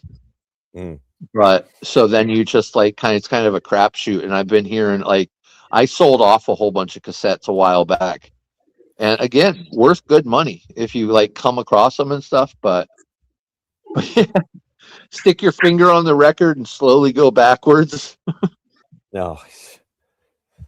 Summon the devil. Yeah. That was like the biggest urban myth. Well, it's called backmasking, and it's actually quite a process. So there wasn't actually much real backmasking, but there was some, But most of the people that did the backmasking, it was as a joke. It was making fun of that whole. The stuff is Dee Snider won his court case because they for Twisted Sister stuff. Twisted Sister, yeah. Nice, dude. Some Popeyes, yeah. Oh yeah, man. Yeah. I got a couple of those, yeah. And his name is T Dirty. Only TM. It's only if you believe. This is cool. This is Around the World in 80 Days, but that's some Wally Wood. Yeah. I've been really wanting to get, dude. Have you seen MF Doom's records? I have, man, but unfortunately, I don't have any. I have the CDs. I bought the CDs when I found those. Well, even those have the covers. But the records are because he hired cartoon artists to do his covers. Oh, that's nice. Yeah, man. Yeah, I found that one. I found a lot of these in thrift stores and stuff. Yeah, I remember buying this at Kmart though. That Conan. Yeah, I think that's Neil Adams. I think that's Neil Adams' artwork. There's a really famous Frank Frazetta one. The only one that I have that's done like comic book style that was done by an artist. I have the Cheap Thrills by Big Brother Holding Company. Yeah. Robert Crumb. It's our Crumb, and it was again not cheap, but I had to have it. I was like, dude, it's so cool because it's panels. I have one, but mine's in rough condition, but I have it. I'm glad I have it. Yeah. It's not, it's like $50. It's not like a super high, but to get a good clean copy of it. Cause again, even the adults didn't treat them the best, man. They were rolling joints on them and oh, that's badass. Yeah. These ones got a comic in it. Yeah. Yeah, that's cool. The closest thing I have is Disturbed albums. It's got David Finch cover art. Oh, that's cool. Well, it's like he did the design to the the guy, their main mascot guy or whatever like that. Well, you know who did the Korn albums? Yeah, that was it was McFarlane. And Addy Granoff did Tool. What? No, that's David Gray, or not David Gray. It's which? Yeah, no, that was God. His name is something Gray that did the. Tool album. Sorry, no, he did some of Tool's tour posters. Sorry, he did some of their tour posters. Yeah, well, even Tool, even right now, Tool and Pucifer and Perfect Circle, they're like Peach Momoko just did one of their tour posters. They're getting comic book artists to do their tour posters because every stop they've got a poster just for that stop. It's pretty cool. And Peach did one, dude, and it's one of the coolest Peach artworks. Yeah, nice. Some of my nice little collection of these. That's just a few, man. I got more, but yeah, those are. I was remember looking for those. Yeah, trying to find what I'm still on the lookout. Cool. They're hard to find. Yeah, you should get some sleeves for them. They've got Yeah, I need some- they got like plastic sleeve. You pick them up for like $20 for 100 of them, oh, yeah, I need and some of it's those. just like a comic. They just slide right in, and Yeah, you protect them, especially if you're keeping them boxed. Like if you're keeping them next to each other, so they're not rubbing on against each other. Because a lot of those have amazing art on them. yeah, man. Like I said, Neil Adams did a bunch of those comic book ones. Yeah, those DC ones. But no, TM he did he did the reason why he did that video is because he's the one that designed the whole Follow the Leader album cover. And because the original before that album, that Korn album, Follow the Leader, before it came out, on the back of a whole bunch of Spawn books, on the back of it, they would have a little picture and it says Korn is coming. So that, and they're really sought after now. That some of the old Spawn books had like pre-Korn. Yeah, that Joe Satriani, Surfing with the Alien, that's another one that's kind of hard to find. Like that's another one that I was looking at. Everyone knows that one. If you saw it, you know it instantly. Was that the one with the John Byrne Silver Surfer cover? It's Silver Surfer, but I don't think it's John Byrne though. Okay. Sam Keith. Oh, I didn't know Carrie Andrews did a Beta Band's album. Hey, where's the rest of the fucking list? Well, do I have to press? Oh, next. There we go. Dickhead. Those websites that are just half ads. Oh, that's right. Dennis Cowan, did the Jizz's album, Liquid Swords. I remember that. Meth Ghost from Raekwon. Yeah, it's Lock. Yeah, there you go. David Finch at Serbs, Indestructible. I see. I always knew the Cannibal Corpse were comic book artists. Like I never like knew who it was and stuff. But yeah, that's that one. So I'm a little behind because I look at my TV to be able to see it. That's all right. Barry Windsor Smith did a Birds album. Neil Adams, The Mighty Groundhogs. Never heard of them. This is a good list. Bill Sinkovich did Bobby Digital. I remember that. Well, and some of them too, they didn't do it for the album, but the album. Alex Ross did an Anthrax album. See, that's the thing. I don't know if Alex Ross actually did an Anthrax album, but they obviously bought the art to use on their album. So not all of it was done for the album. The stuff that I really like was the stuff that was done expressly for it. Yeah, I know. Frazetta did those Molly Hatchet. Those Frazetta Molly Hatchet Death Dealer ones. Those are expensive, dude. But that's like anything Frazetta is expensive. Like you can't even buy the comic books anymore for less than $10. You know. Wow. You know. Greg Capullo, Korn's Follow the Leader. Yeah, that should say Todd, and because Todd was doing them too with them. Bernie Wrightson, Meatloaf. But Todd and Capullo are kind of linked. Yeah, I think what's his name? Richard Corbin, I think, did some Meatloaf. That Bat Out of Hell. Yeah, he did. I think he did. He might have done both of them. The second one too. There's some more comedy. Some George Carlin. George Carlin. Yeah. The Master. A very young George Carlin. My personal heroes. Yeah. Yeah. What's the issue? This is the first one. Sorry, this is a dog bark. Hey, I got that one too. Mine's pretty beat up, but I got that too. Has the giant rolling paper in it? No, this one doesn't. The Big Bamboo was the one with the rolling paper. Well, I think there was something in this one too that something that came in that one too. Let me see. This is the one that had the rolling paper. Yeah.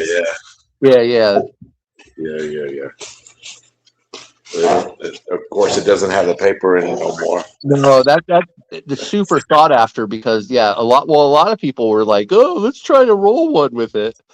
And then the other ones, it just it was flimsy, cheap paper. Nice. That's a cool. I like that cover.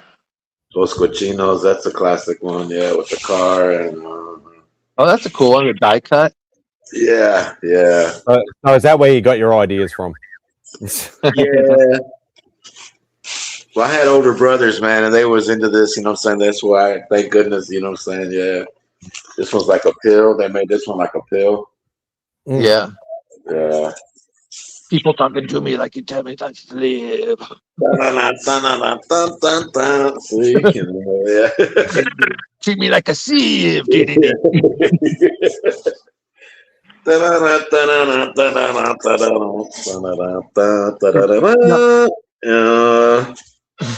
It's a like, classic one.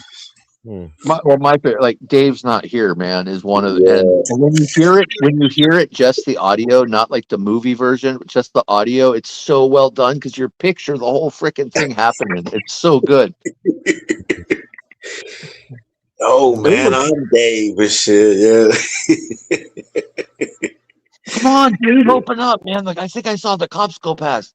Yeah. Dave's not here, man. Oh man, I got to stop. Yeah. Yo, it brings it back. Never like that. You know, people can try to make stoner movies, and there's some good other stoner movies, you know, but nothing like Cheech and Chong, man. They were they're aliens, man. Yeah, and they were doing it. You know what I mean? That shit wasn't legal back then. They were doing. You know what I'm saying? They was. Yeah. And it wasn't popular either. You know, it was popular with a certain crowd, but it wasn't. You know, it wasn't like popular mainstream. Yeah. It was like to make it big, you had to make it like you had to be funny, man, and they were funny. I kind of wish they had done more movies because they don't. Like when you go and look at the movies, it's only a small amount. You know, I only really liked the first two. After that, they kind of I don't know. Yeah, they lost the magic. Years later, Tommy Chong did that movie Far Out, man. Yeah, that one was fun, dude. It felt like a Cheech, even though Cheech wasn't in it. It felt like a Cheech and Chong movie. Like it had that same humor. It was like, and they're back. They're touring again, but they're old as dirt now. But yeah, they're old as dirt. But now they got like their own brand, you know, of they got their own. Yeah, they're doing all right. You know, they did all right. They're doing better than all right. Yeah, yeah, that's what I'm saying. They make people laugh. You know what I mean? They, you know, when they say when you love your job, you never really work a day in your life. So yeah, man, they did it good. The fact that they got, because they had like a falling outs, you know, as a lot of people did, you know, and so they, like, for years they didn't speak, and then so just the fact that they came back together, they're friends again, and they're having fun, and you know, and stuff like that is just cool. And I don't even smoke anymore, but I still love those guys. Like you know. Yeah. As you're smoking right now, you don't even smoke anymore. I don't smoke. I don't smoke the good stuff anymore. I only smoke the government. I only smoke the government psyop, man. That's why. Is that why I'm losing my memory? Yeah, man. Well, no, the government doesn't want us living forever. They don't want to keep paying for us. I know it, man. I was supposed to go at 25, but the joke's on them, man. I'm still kicking. Yeah. Oh yeah. Oh yeah. Well, not only that, but none of us thought we were gonna live to 25. Like all of us, like I remember going like, "There's no way I'll ever make it to 30," and then I hit 30. I'm like, "Holy shit, man! I made it." Then I hit 50. Then I hit 60. Oh shit! What happened? Yeah. Dude, I'm about to hit 52 this year, and it still weirds me out every freaking day. It's like, yeah. I mean, I can only imagine. Like you're a little older, but it doesn't probably get any more like calm. It just gets weirder and weirder, right? I remember one time I forgot like a whole year. Like I'm turning 55. But wait a minute, I did I'm gonna be 56. What happened? I did that. So now I figured I'm the same age as the Super Bowl. So it's Super Bowl 60. Yeah. So nice. I'm 60. Yeah. So I just look at that. You know, what Super Bowl is it? Okay, that's how old I am. Oh, and I just look at the times we grew up were so much better too. I would hate to be growing up now, man. Growing up now has got to be terrible. Like just the fact that we grew up and we got to watch Wonder Woman and Hulk on TV, and we got to watch Three's Company and Cheers, and we got to watch, like, you know what I'm saying? Yeah. Like, We got If they we come got out with Incredible Hulk or Wonder Woman nowadays, everybody like, boo, we hate this. What the hell? This ain't the Hulk and shit. You know that? But I dude, it want to watch. was I want to watch the amazing. Kardashians or Jersey Yeah. Shore or one of them fucking stupid things. But even that, I'm starting to get nostalgia because like now like next month, the final Jackass movie's coming out. That's And crazy. I'm Yeah. getting nostalgic for Jackass. Like, Yeah. Them guys got to be And, getting and too they're, old they're to be dumb getting as beat shit. up. They're Though, all in you their know? 50s. huh? They're all in their 50s, and they're going to be just Yeah. breaking every fucking bone in their body and being Right. dumb. Well, and Johnny Knoxville hasn't been the same since he did a stunt with the bull. Yeah, I remember The that. bull hit him, he shattered his pelvis, and so he hasn't Yeah. been. And then Bam Margera's been lost into drugs for years. They lost Ryan Dunn in that car wreck. That really destroyed a lot of them, including Bam. Just mentally and shit. So, but I'm just like, it's like because they're doing their final movie, and it's like it's the best and last or something is what it's called, and I'm like, yeah, it makes me nostalgic to go. Like, we don't even have TV now where you can turn on your TV and watch hours of Jackass. Like, it just doesn't like. You can't just turn on the TV anymore and just like zone out to TV. Like, Yeah. you know, I know it, man. I'm thankful for I grew up with the time that I did, and where I did, man. Yeah, I had a good, like I said, I had a good time, good life. Yeah. yeah, it was fun, man. Out running around. Our parents, like my parents, like my parents didn't say you have to be home by this time. My parents were like, you can't be home before this time. It was like, and we were out doing adult shit when we were like 10 years old. We're out like running around the whole town, like figuring out how to get free hot dogs, like, fucking having BB gun wars. Like, yeah, you can't do that nowadays. Yeah. man. Yeah, listening to us talking shit for 5-6 hours. That's pretty much zoning out. But it's not the same as zoning out to like or even before the MTV shifted. When MTV, you just used to turn MTV on and watch like music videos all day. It didn't matter what the music video was. You would just put it on, just fucking like do your work or zone out or whatever, and it's noise. just just background noise. Like now, like to watch YouTube videos, you got to press play and you got to skip the commercials. Back when the TV, we just turned it on. That was all. Maybe you had to flip around if you wanted to find something, but that was about it. Like there was no work to it. Yeah, if you wanted to fall asleep, you just listen to some Enya on MTV, and then you'd be right. And now I just put on like Tubi. I go back and I do every night. I go to sleep to either Andy Griffith's show or the Dick Van Dyke Show. Nice. Like, because I've seen them so many times, they don't like keep me interested to where I could fall asleep. But then Tubi's great. Tubi's kind of closer to that, where you could just put something on and it just auto plays. So it's like one show, so you're not getting like coming up at 7:00, Family Matters. Like, it's because I hate going on streaming services and trying to find something. Like I'll do that for 2 hours and then end up not watching something because But and sometimes like I feel like, oh, have you seen this yet? Have you seen that yet? And I'm like, I'm not really ready or couldn't be bothered like concentrating to watch something new that everybody's talking about. Like people are talking about, obviously The Boys, final season or whatever like that. And I'm like, I want to watch it, but I'm not ready to watch it yet. I haven't watched The Boys and Invincible. They're both free on Amazon Prime because I pay for Prime, so I get on. But then there's other stuff like, oh, did you watch Punisher? I'm like, no, I'm not paying for Disney Plus. Get the fuck out of here. That's the most worthless fucking streaming service. Like, unless you're really into watching Disney movies or something. It's made for kids. It's a horrible streaming service. I know now I think you get it with Hulu and all that stuff. But then again, I get in there and I'm going through stuff and I never end up watching anything. Yeah, it's fucked. All right, boys, I'm going to give it a call because I'm fading really quick. Yeah, for sure. Good conversation as always. Yeah. Otherwise, we'll keep going for another fucking 5 hours, like Tate and I usually do backstage. Yeah. But But yeah, no, thank you to everybody who's been on the panel tonight, and my fucking StreamYard has gone funny. Greatly appreciate you guys being on the panel. Love all you guys. Thank you to everybody who's been on in the chat. Thank you to Jay and to Patel for the super chats for my ASM1 fund. I'm not doing a biggie thing. It's just an ongoing joke. But I love it all the same. No, but if you really do put it away every time you get it, man, put it like cash it out and put it in a jar, man. It builds up. Yeah, it builds up and then I spend it, and then anyway. Yeah, I know. I pay that shit, but I can't do it either. So. But yeah, thank you everyone. Please be kind, please be safe, and just take care of each other.